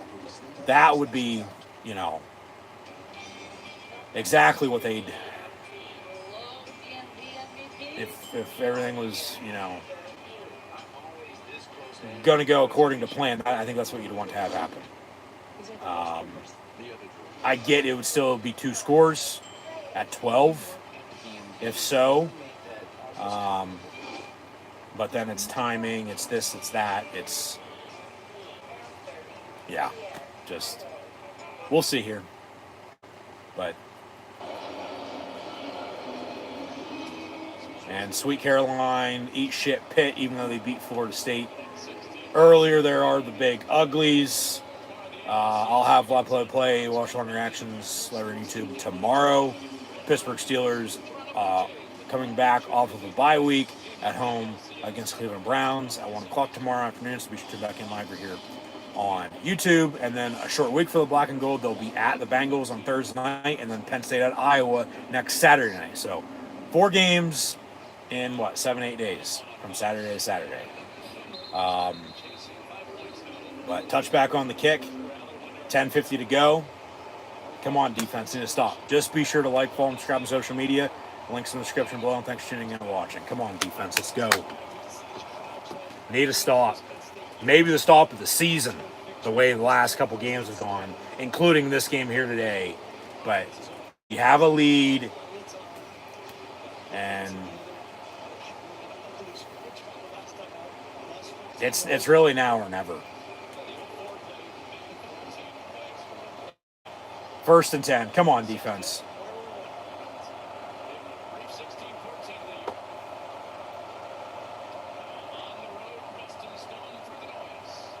And Northwestern looking to throw over the middle. It's dropped incomplete. He bobbled it because he heard footsteps. Incomplete, 2nd and 10. That's like Haley's comment. What was it, Diane? Preston Stone on the favorite route, the dip route. And he was open. You know, he just dropped it. He just flat out dropped it. As you said, saw and heard some footsteps coming. Did good catch. So 2nd and 10 here, 10:46 to play.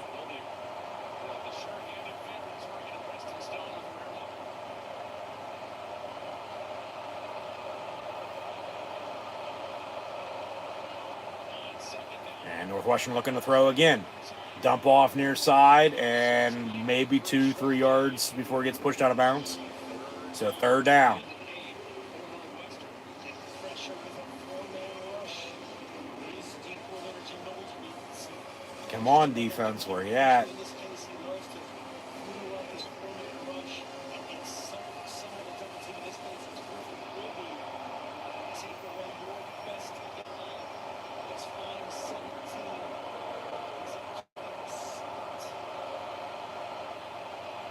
From the 27, 3rd and 8. Gonna bring pressure. And over the middle on the slant, it's caught. 1st down. Jesus Christ.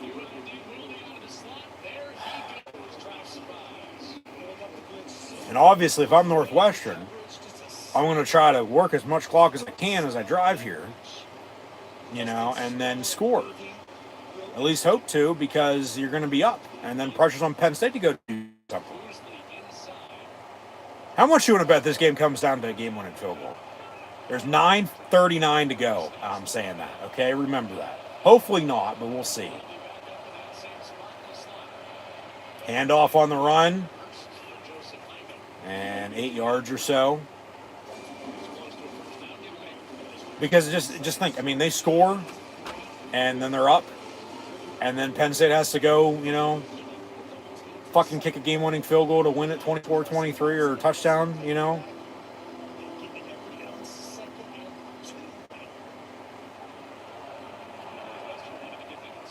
Second and 2 out of the pistol at the 49-yard line. Come on, defense.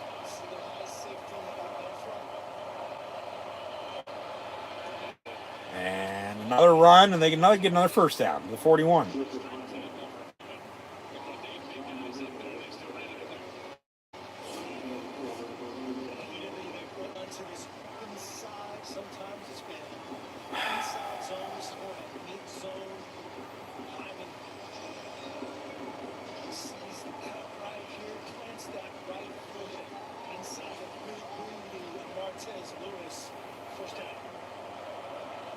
From the 43, 1st and 10 Northwestern. Come on, defense. Seriously, make a fucking play. Pass caught. And to the 30. They go for another 1st down.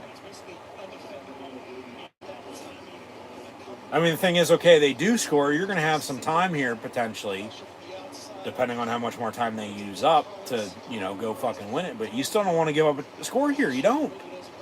You just don't.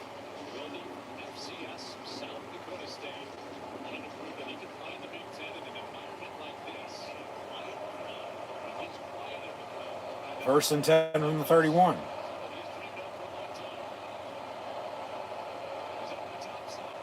And handoff. And they stuff him. No. It'll be 2nd and 10.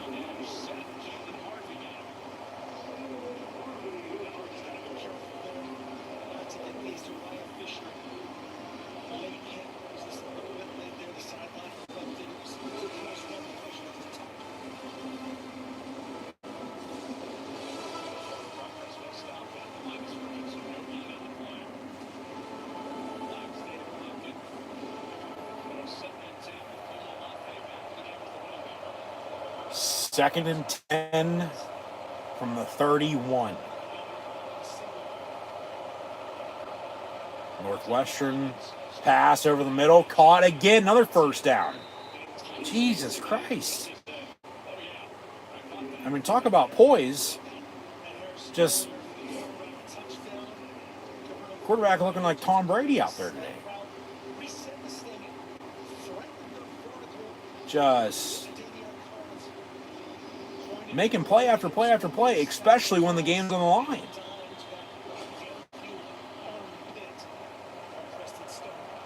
First and 10 Northwestern at the 20. And they'll run it and get the first down, it looks like. They say second and short.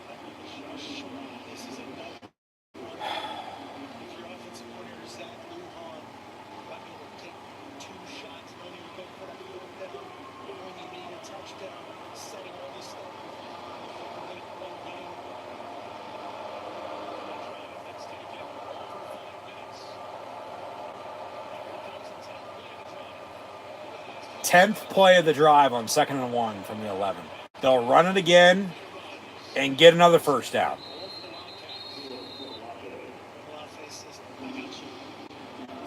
First and goal now.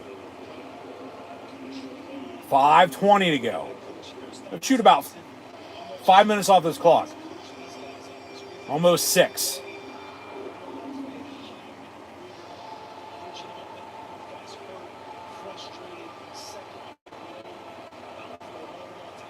From the 9, first and goal.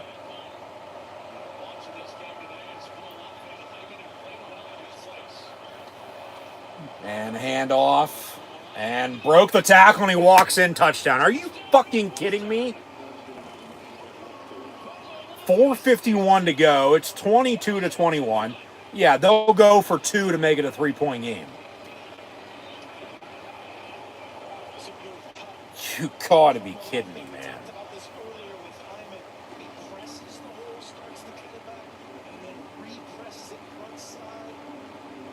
So they're going to go for 2.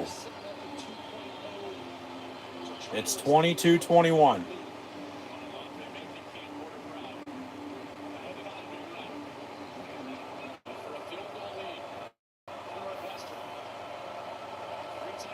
And they'll run it again. And no, he didn't get it.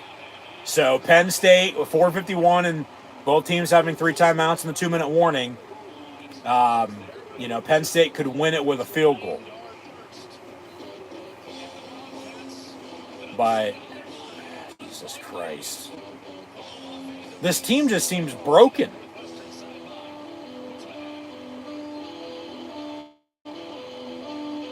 They couldn't afford to have 1 loss turn into 2, yet they did. And now you definitely can't afford 2 losses to turn into 3, but they're on the fucking brink of that.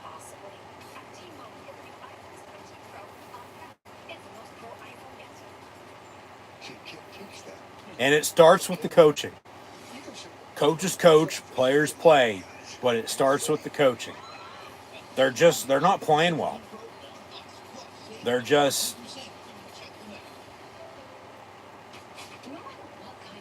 If you didn't think, that they were bad, I think for sure now you definitely, know that. And we've talked about James Franklin, and probably going to have to talk about it here again, tonight as well.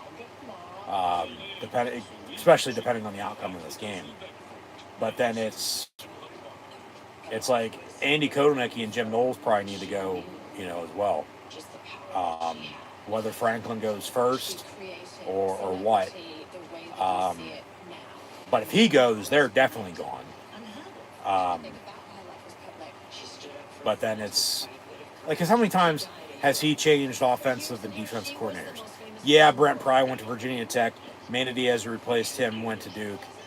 You had Tom Allen last year for 1 year. He went to Clemson to be the DC. And then, you got Jim Knowles, who was the national champion defense coordinator for The Ohio State University last year. And highest paid coordinator in college football. And the defense is playing like this? Yeah, I don't think so. Yeah, just frustrating, man. But they still have a chance here to go win it, but you just can't turn it over.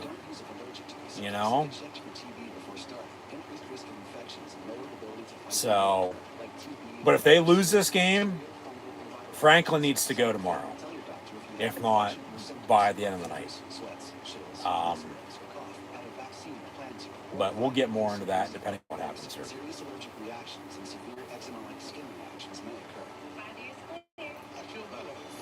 Just frustrating, man.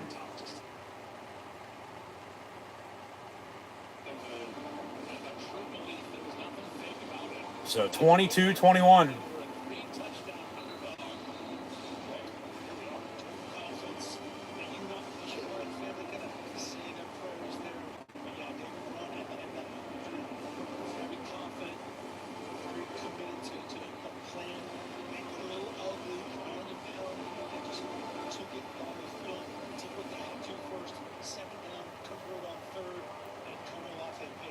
So hopefully they don't have a, kickoff return fiasco they did on the last one. This will be in the end zone for a touchback.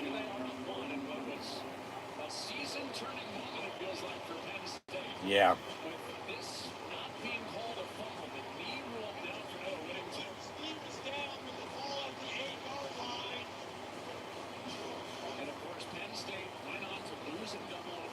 Yep, and they lost last week, and they're losing today.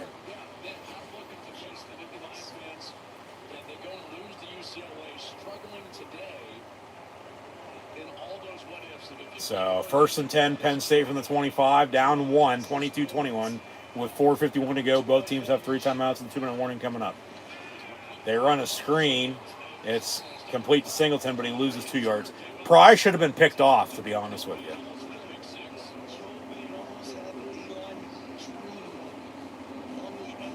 But 2nd and 13.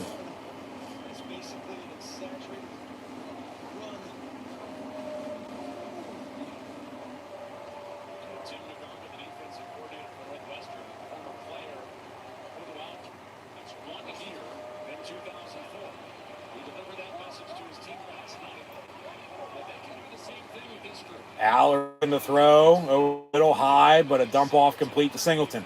All right, so 3rd and 4 after a pickup of 9, but with 4:09 and counting to play. And win 400 was against Northwestern. Before 4:09 was against the state team in Illinois, the Illinois Fighting Illini.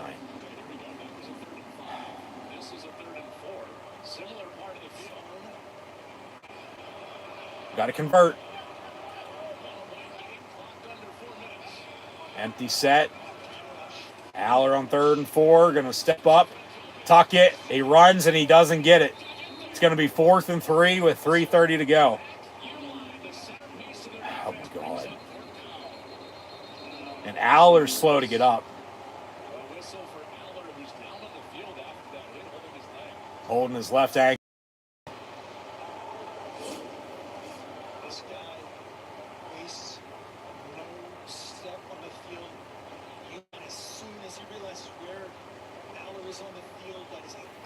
You gotta be kidding me, man.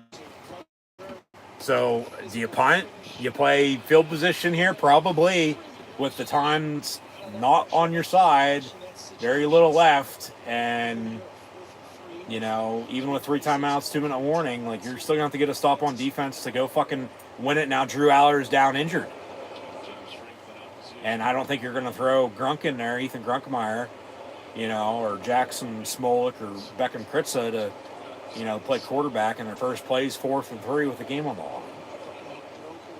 And then everybody's going to be saying with Drew hurt now, Perbula, should have stayed or they should have kept him. It's like you didn't know he was going to get hurt. It looks like he fucked up his ankle. Is what it looks like. But they take a commercial break here in the meantime. And if you think the season wasn't already over, it very well could be fucking over now. With Aller getting hurt.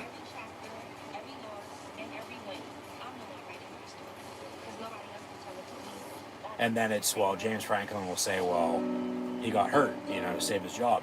It's like, you've recruited as good as you have. Why didn't those players, play well then? You know what I mean?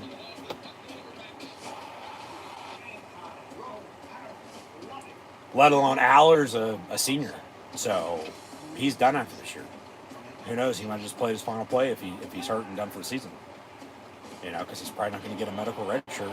Having already played in 5 games this year. The NCAA is. So obviously, hopefully he's okay. Never want to see him get hurt. He's going to get up and limp off. Yeah, it's his ankle. It's his left ankle. And Ethan Grunkmeyer are going to have to come in and play quarterback now for Penn State to lead them to come from behind win. Jesus Christ.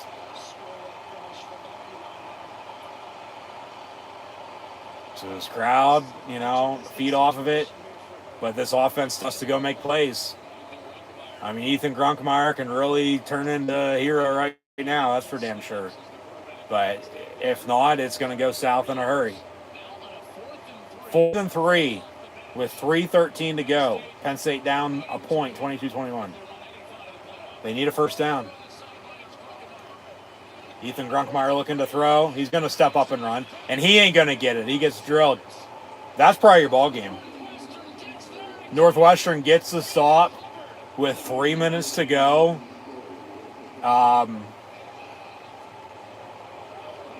Both teams still have all 3 timeouts. There's a 2-minute warning still as well. But, I mean, they're in field goal range already, so Penn State would be down, 4 if they kick it, go up 25-21, so they definitely need a touchdown then to win it. But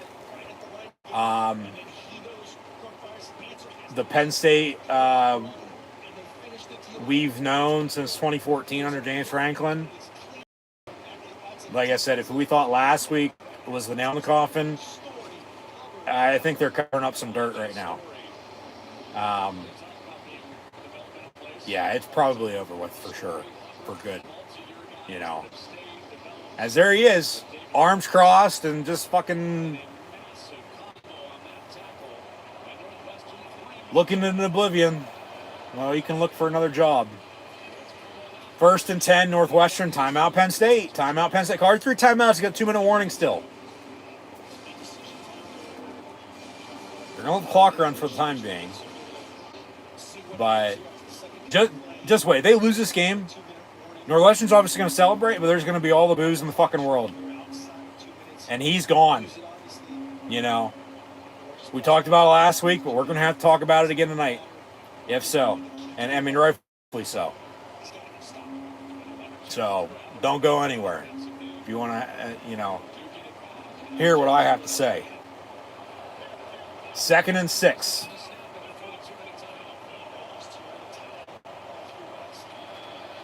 And they'll run it again. So they're going to keep their timeouts. Take this to the 2-minute warning. Northwestern's going to have a 3rd and 3.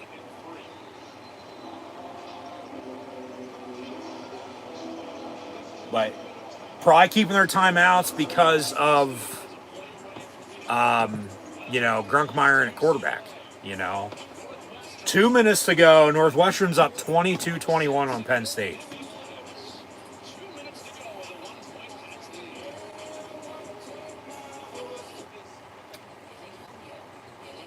We'll see what happens here, and then I'll get into it.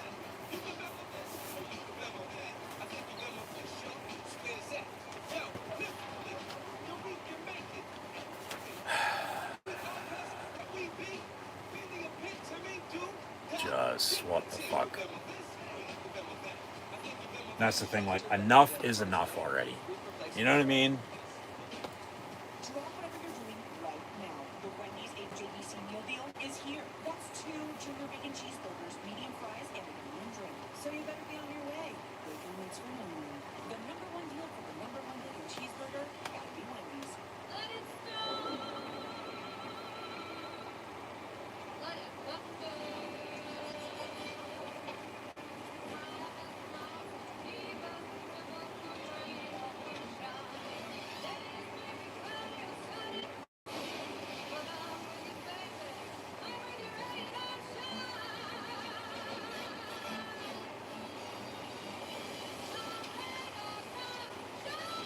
It's, I don't know, 3rd and 3, they can, force a fumble, because they're going to run it. They won't throw. I'd be surprised if they throw, but then you get a pick maybe. But then they catch them off guard, and then that's the play action, and then you wide open the end zone or something like that. Because then you're down 8, you know, because 22-7 is 29. You're down 8, then 29-21. You need to score under 2 minutes to go with a backup quarterback, even with 3 timeouts, to go score and go for 2 just to tie, you know, or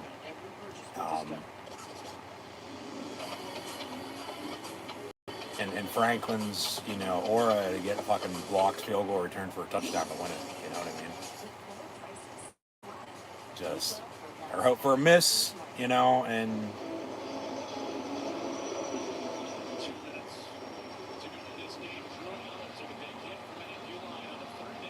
it's his ankle, it's his left ankle. He's in pain. You can tell he's in pain. He's getting carted off, too. Yeah, that ain't good. So his day's done. Season might be done. Penn State career, because he's a senior, probably done. But James Franklin might be done at Penn State. 3rd and 3, they'll run it. And they get the first down. And you have 3 timeouts. You going to call them now or not? I mean, you should have called them before the 2-minute warning.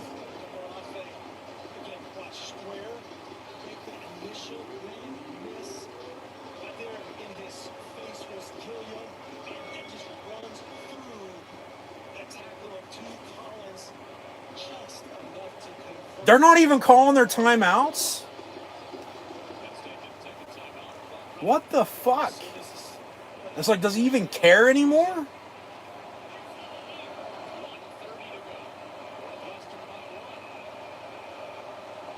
Northwestern on 1st and 10 will run it. And they'll stuff timeout. Call your fucking timeouts. They're just going to let this clock run. Timeout. Good God, you should have called a timeout fucking 2 minutes ago.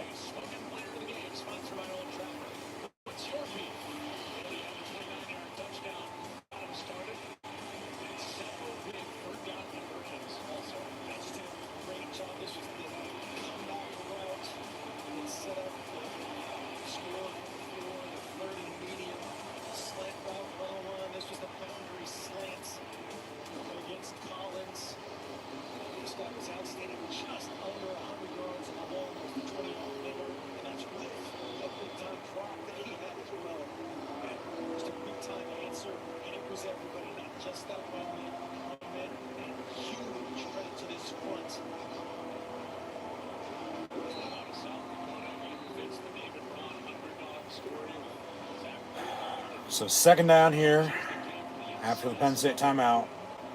Ball at the 19.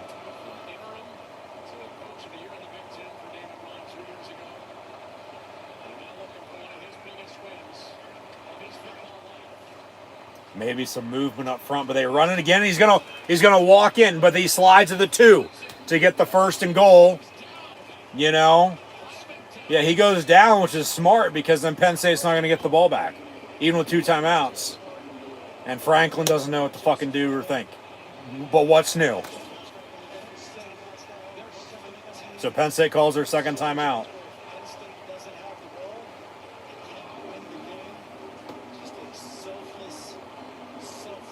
Give it up to Oregon, UCLA, and Northwestern in 3 consecutive weeks.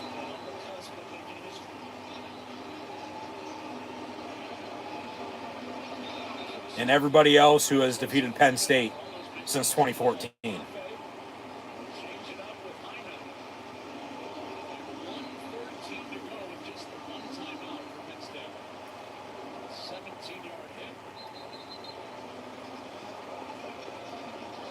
This is just awful. This is pathetic.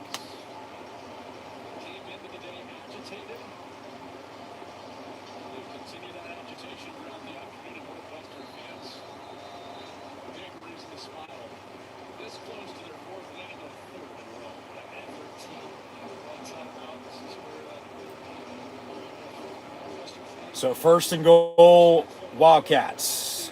And they're just going to line up to take a knee. And, I mean, rightfully so. Why not? Penn State has a one timeout. And try to use as much time as they can there. Yeah, Penn State going to call another timeout, their third and final. And now here come the boos.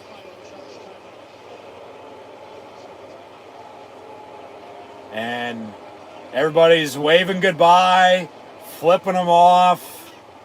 See you later. Hit the road there, Jack. I mean, James. Get the fuck out of here. Seriously.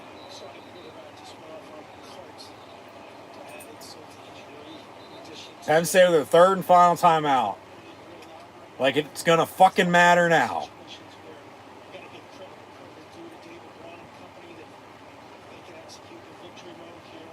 From shock to frustration to enough is enough.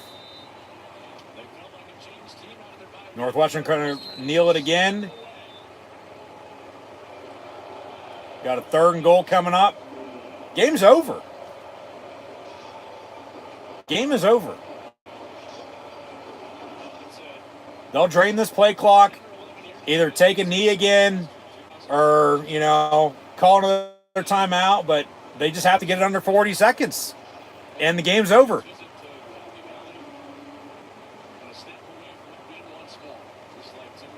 Here's your final play of the game.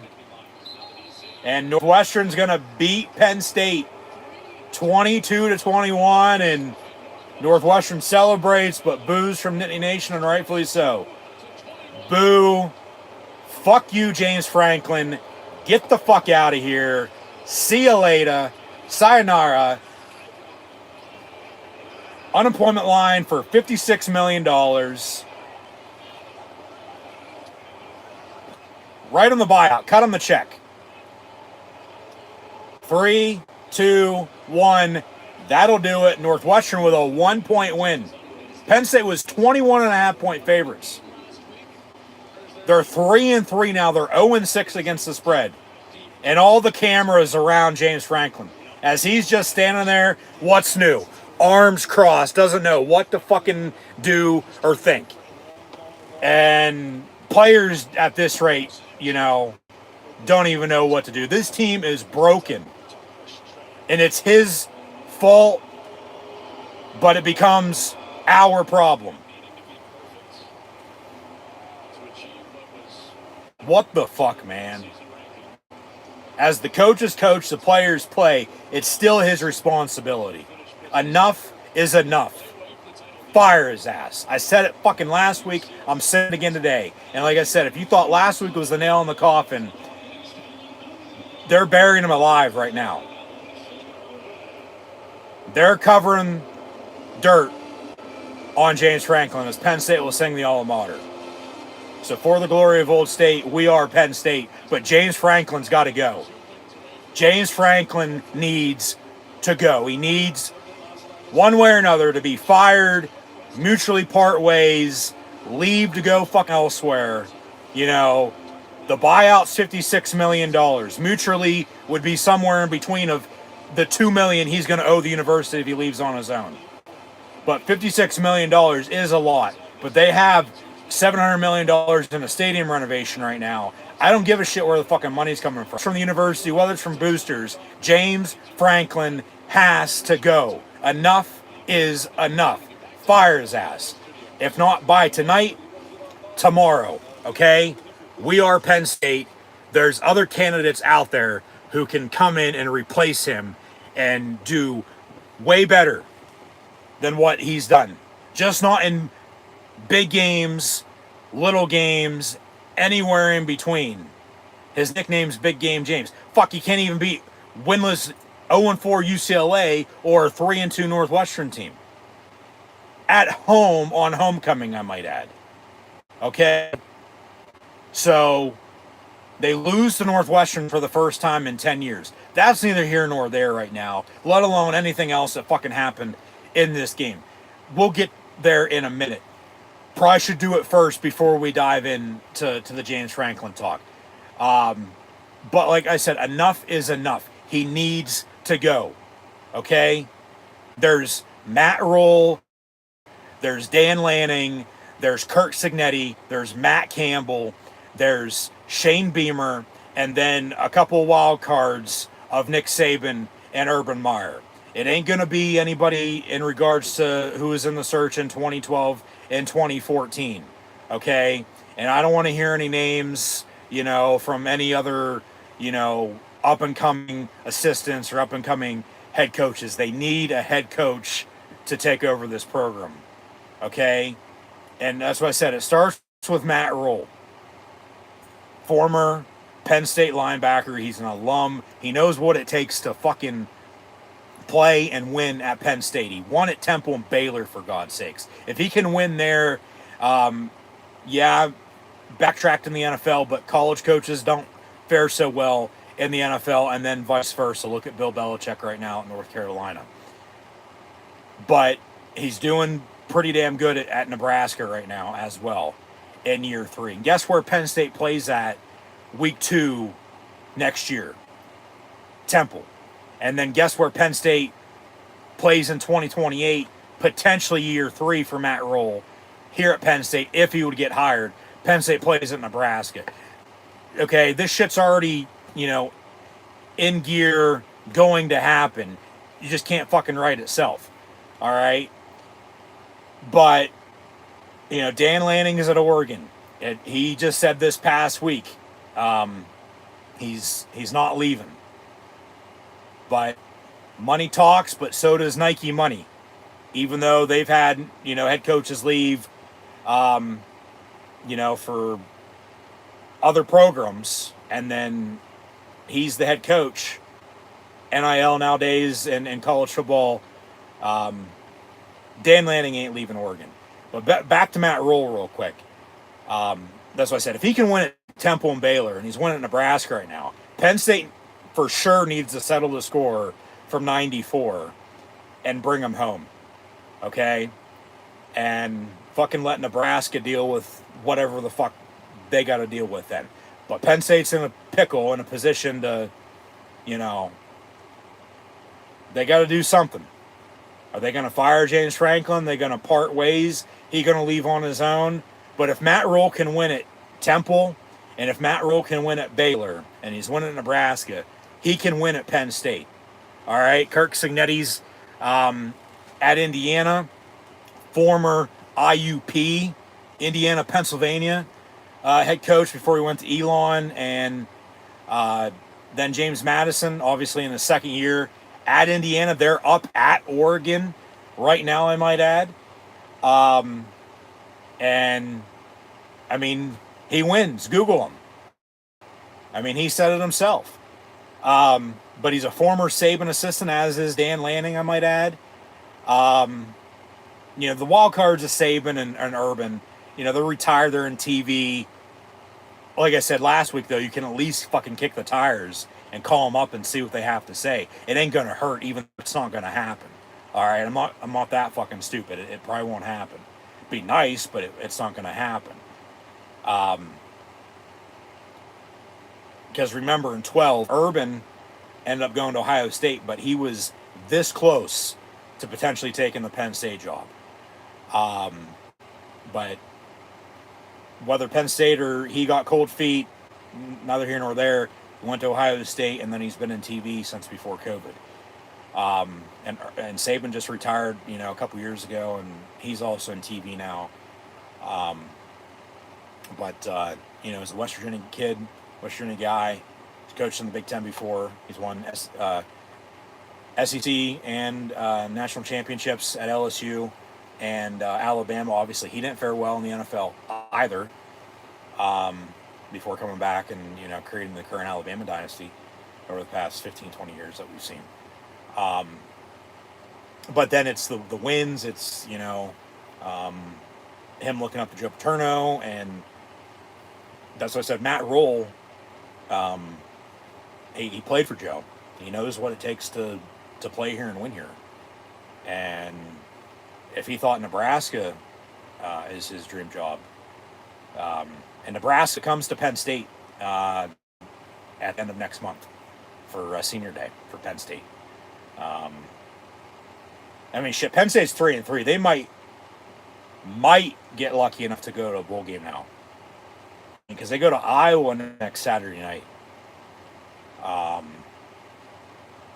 They go to Iowa next Saturday night, and then they're off. So they don't fire him tomorrow.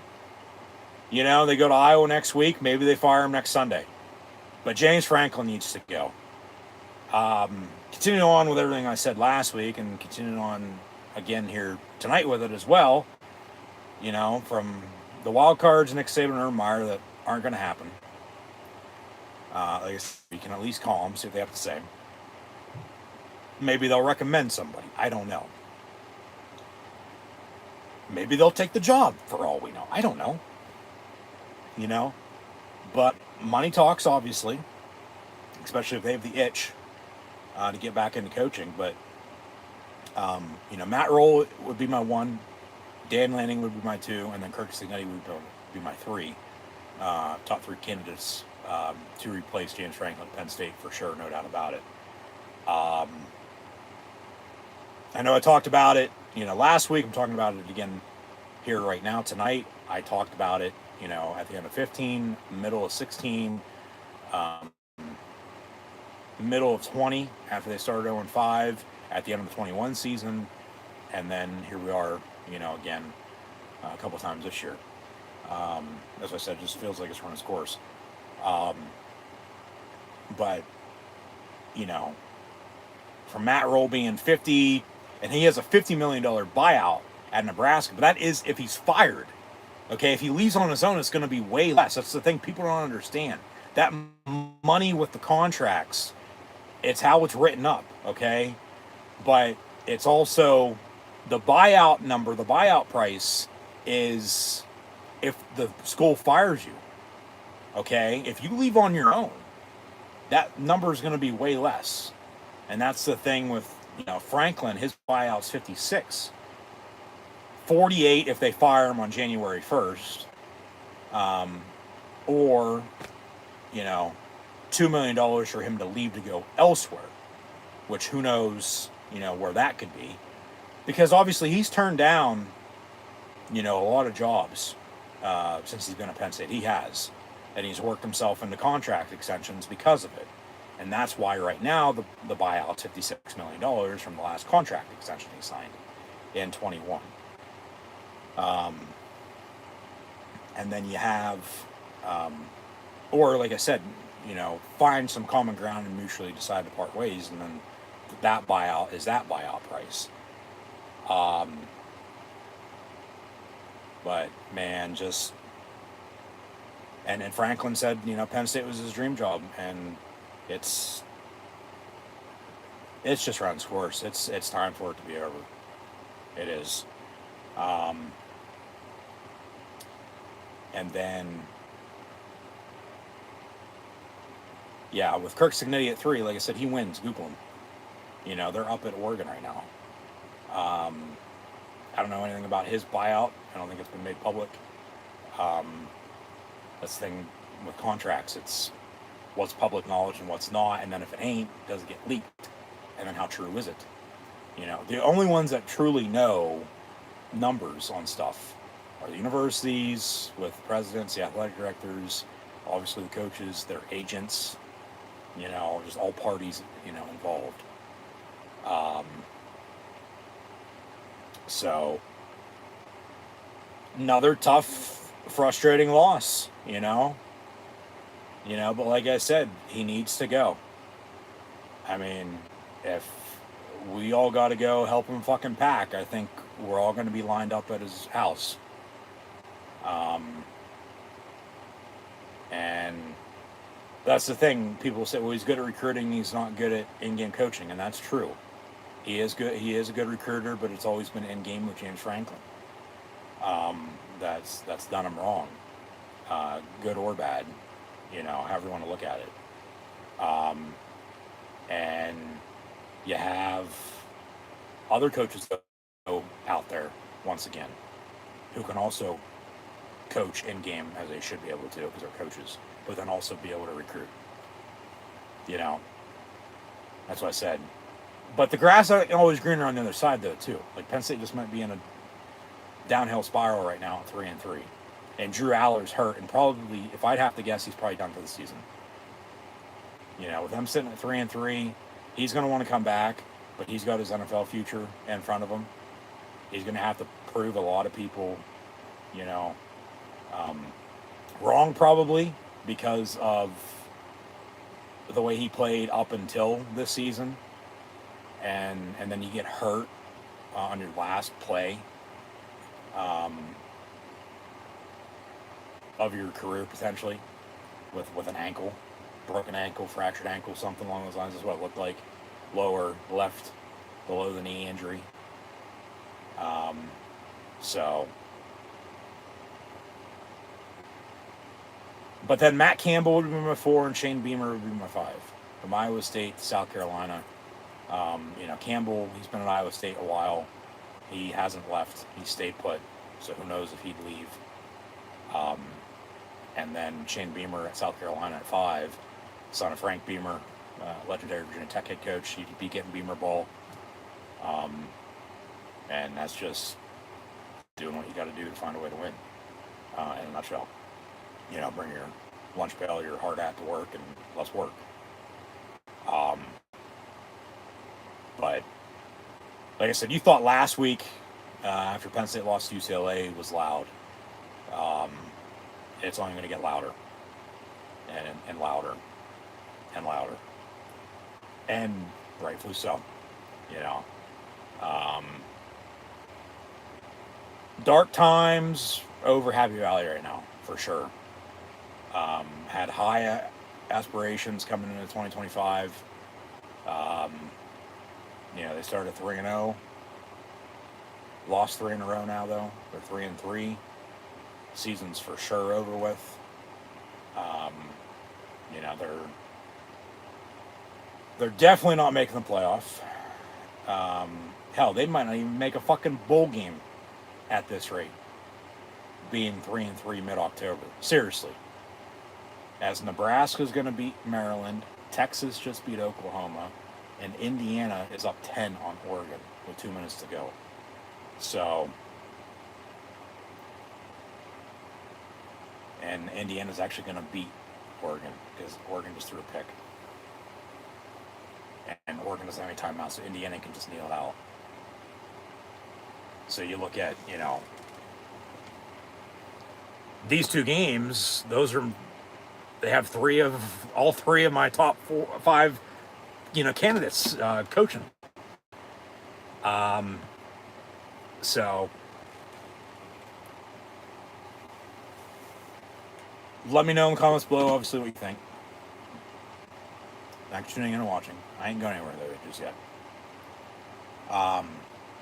It's just frustrating, man. So with what I was getting at is, you know, from talking about this a handful of times about James Franklin being, you know, maybe calling at Penn State. Talking about it again here, but I'm probably going to have to make a separate video for it, so, you know, stay tuned for that.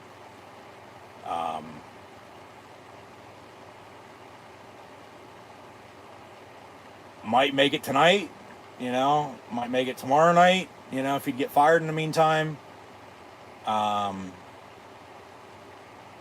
We shall see. Okay? We shall see. Just be sure to subscribe. That's all I'll say there. But, man, just, like I said, yeah, Franklin needs to go. He needs to go. But,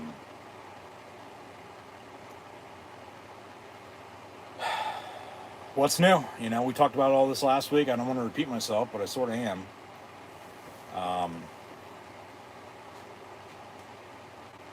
What I should do is just call it a night with this, and then make a separate video just for, you know, Penn State and James Franklin, and dive into that. You know what I mean?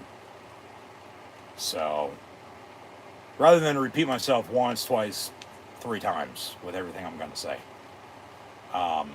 as I look at this list I've made, it's just frustrating, man.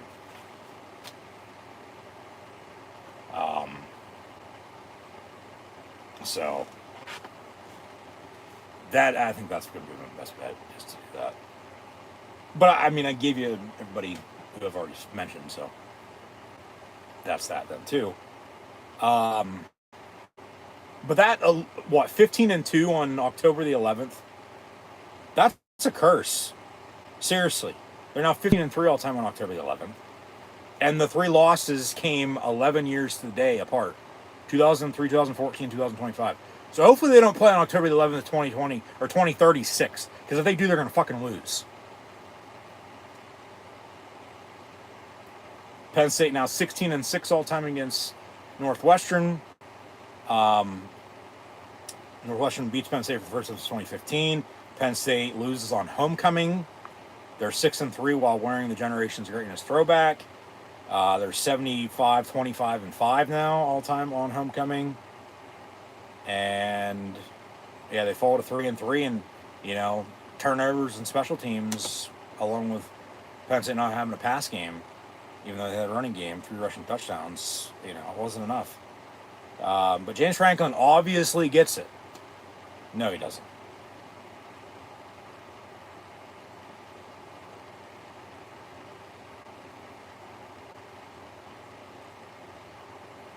No, he doesn't.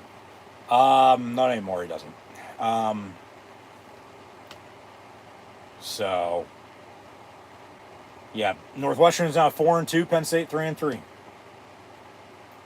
They desperately needed to win, didn't get it.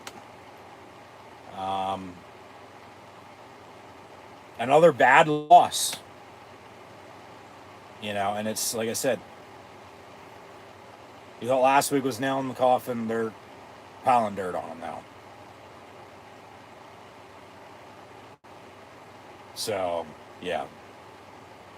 Grab your pitchforks.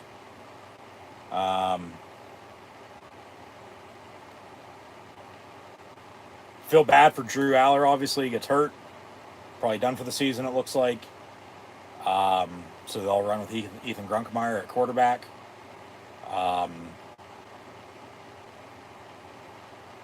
And obviously, if it ain't him, it's Jackson Smolik.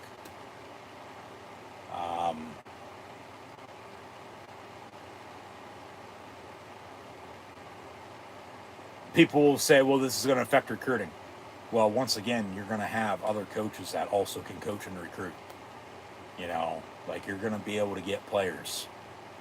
Okay? You got to understand that. Show goes on. Whether it's the same player or not, each team's different. Each coach is going to have their players. They know what it takes to fucking win. James Franklin, as of late, not so much. Like he said, he obviously gets it. He's taking ownership and accountability. But that's only because he knows his ass on the line. And it's on the hot seat. Well, fry him. Seriously. Fry his ass by now. Fire him. Either fire him or let him fucking walk. Or mutually part ways at the end of the year. One of those three.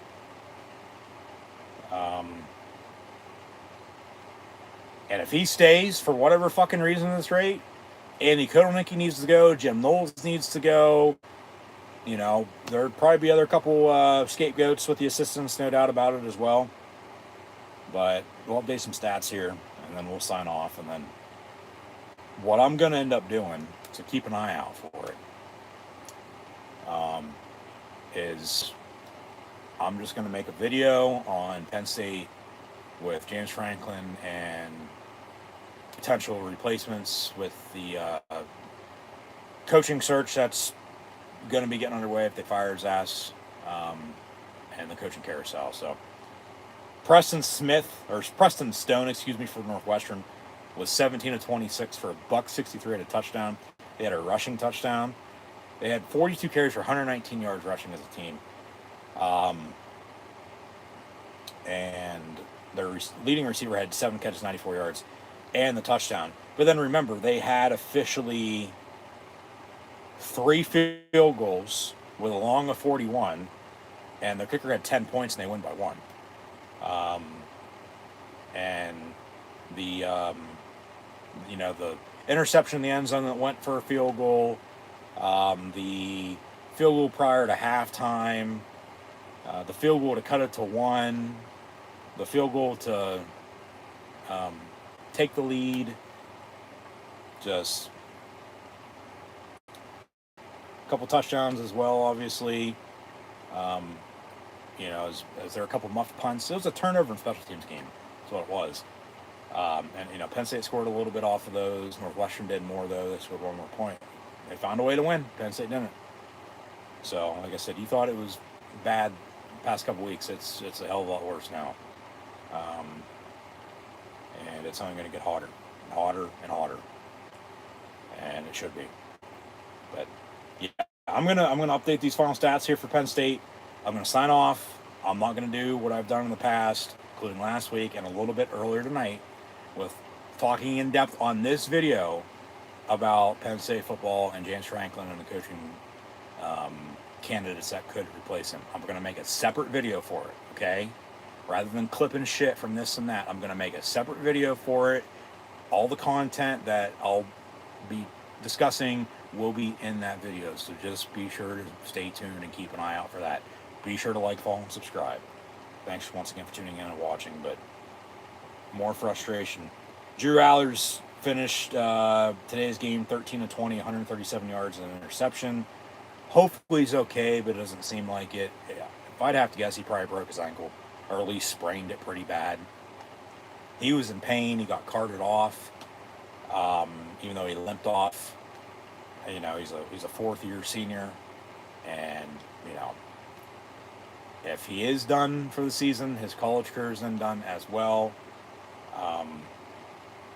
Which sucks to go out that way. And like I said, he's going to have to prove a lot of people, wrong, in the draft process, especially coming off an injury. But then, going into, or how he played up until the season and this season then as well. And then people will bring up Purviola and this and that. It's like, he never knew he was going to get hurt. Okay, so I don't want to hear that. And just with everything that's been said to this point, from whoever, at this rate, there's a bigger problem, a bigger fish to fry with the Penn State football and James Franklin. Coach there, the players will come. Indiana defeats Oregon 30-20 your final. So we saw Matt Roll in Nebraska come back and beat Maryland. Dan Lanning at Oregon just lost. And then Indiana with Kirk Cignetti, they beat Oregon. So, those are my three. Matt Roll, Dan Lanning, Kirk Cignetti. And then Matt Campbell, Shane Beamer, with wild cards of Nick Saban and Urban Meyer. Please kick the tires. Call them up, see what they have to say. They're going to say no, but you can at least call them. Ain't going to hurt. Katron Allen, Devontae Ross had hell of games today. Fat Man was 16 carries, 90 yards and a touchdown. Drew Allers, 625 and a touchdown. Singleton, 7 of 20 and a touchdown. See, the thing is, too, I just thought of, obviously, scapegoats, they're going to get rid of the coordinators probably and other assistants, no doubt about it, whether Franklin stays or not. But that's the thing. They fire the assistants tomorrow. It's like, what fucking good is that going to do moving forward when Franklin's still going to be gone? So I said, you're going to cut the head off the fucking snake. Cut the head off the fucking snake. So Aller had, Katron was 16 of 90, a touchdown. Drew Aller, 6 of 25 and a touchdown. Singleton, 7 of 20 and a touchdown. Devontae Ross had 7 catches, 115 yards. Hudson, 1 of 10. Singleton, 2 of 6. Payne, 2 of 5. And Fat Man had a catch for a yard. Muffed punt, obviously. They had 2 sacks on Northwestern today. Zakee Wheatley, first time I said his name is during the stats, even though he had 9 total tackles. Zane Durant with 8, Don DeLuca with 7. Barker with 3 points on, 3 extra points. They couldn't even get in the fucking field goal range again today, which is no surprise where they played. Overall total team stats, Northwestern had 23 first downs compared to Penn State's 13. They're 5 of 12 on third down. Penn State 6 of 11. Penn State was 1 of 2 on fourth down. That one they didn't convert. Well, the one they did convert was a Nick Singleton touchdown. The one they didn't convert was Northwestern getting the ball back and kneeing it out in the ball game. Total yards. Neither team had 300 total yards. Northwestern 282, Penn State 274. 163 to 137 on the passing. And, I mean, Penn State was even balanced with passing and rushing, 137 yards apiece for 274 total. But Northwestern with 163 passing, 119 for 282 total. 8 penalties, 6 of them for 71 yards against Penn State, 2 of 10 against Northwestern. A couple turnovers. Northwestern controlled the clock by almost 10 minutes. So, yeah, it's just frustrating, man. Just fucking frustrating. But, James Franklin, you need to go. Okay? Get the hell out of town. Whether that's because Penn State fires you or you leave on your own accord. James Franklin at Penn State has run its course officially. Like I said, if you thought once again last week was the nail in the coffin, today was with Penn State losing Northwestern 22 to 21. Penn State shoveling dirt on top of him. He's dead to us and dead to me. So we are Penn State. Dark times right now and potentially ahead, but hopefully they can, because they haven't been able to bounce back after the whiteout loss to Oregon in double overtime. And another fucking one-score loss. They've had how many of those now since the start of last season? It's actually to the point of ridiculous. They can't get over the hump. And if they're not getting over the hump, now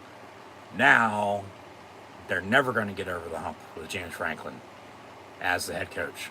So, Penn State, do the blue and white Nittany Nation a favor and either come to an agreement on a mutual buyout, which James Franklin ain't going to want. He's going to want them and make Penn State fire him so he gets the $56 million, or he leaves on his own accord and goes elsewhere. Where? I don't know, and I don't give a shit. I do not care. Just get out of Penn State, okay? Enough is enough. James Franklin at Penn State has officially run its course, and you can only hope for brighter days ahead. So I'll leave it at that. We are Penn State, but the Lions fall on homecoming to Northwestern. Officially, once again, your final score, 22 to 21. We are Penn State, but yeah, James Franklin, get out, get lost, get gone. You're done, okay? Penn State, please either fire him, mutual buyout, or let him fucking walk. Enough is enough.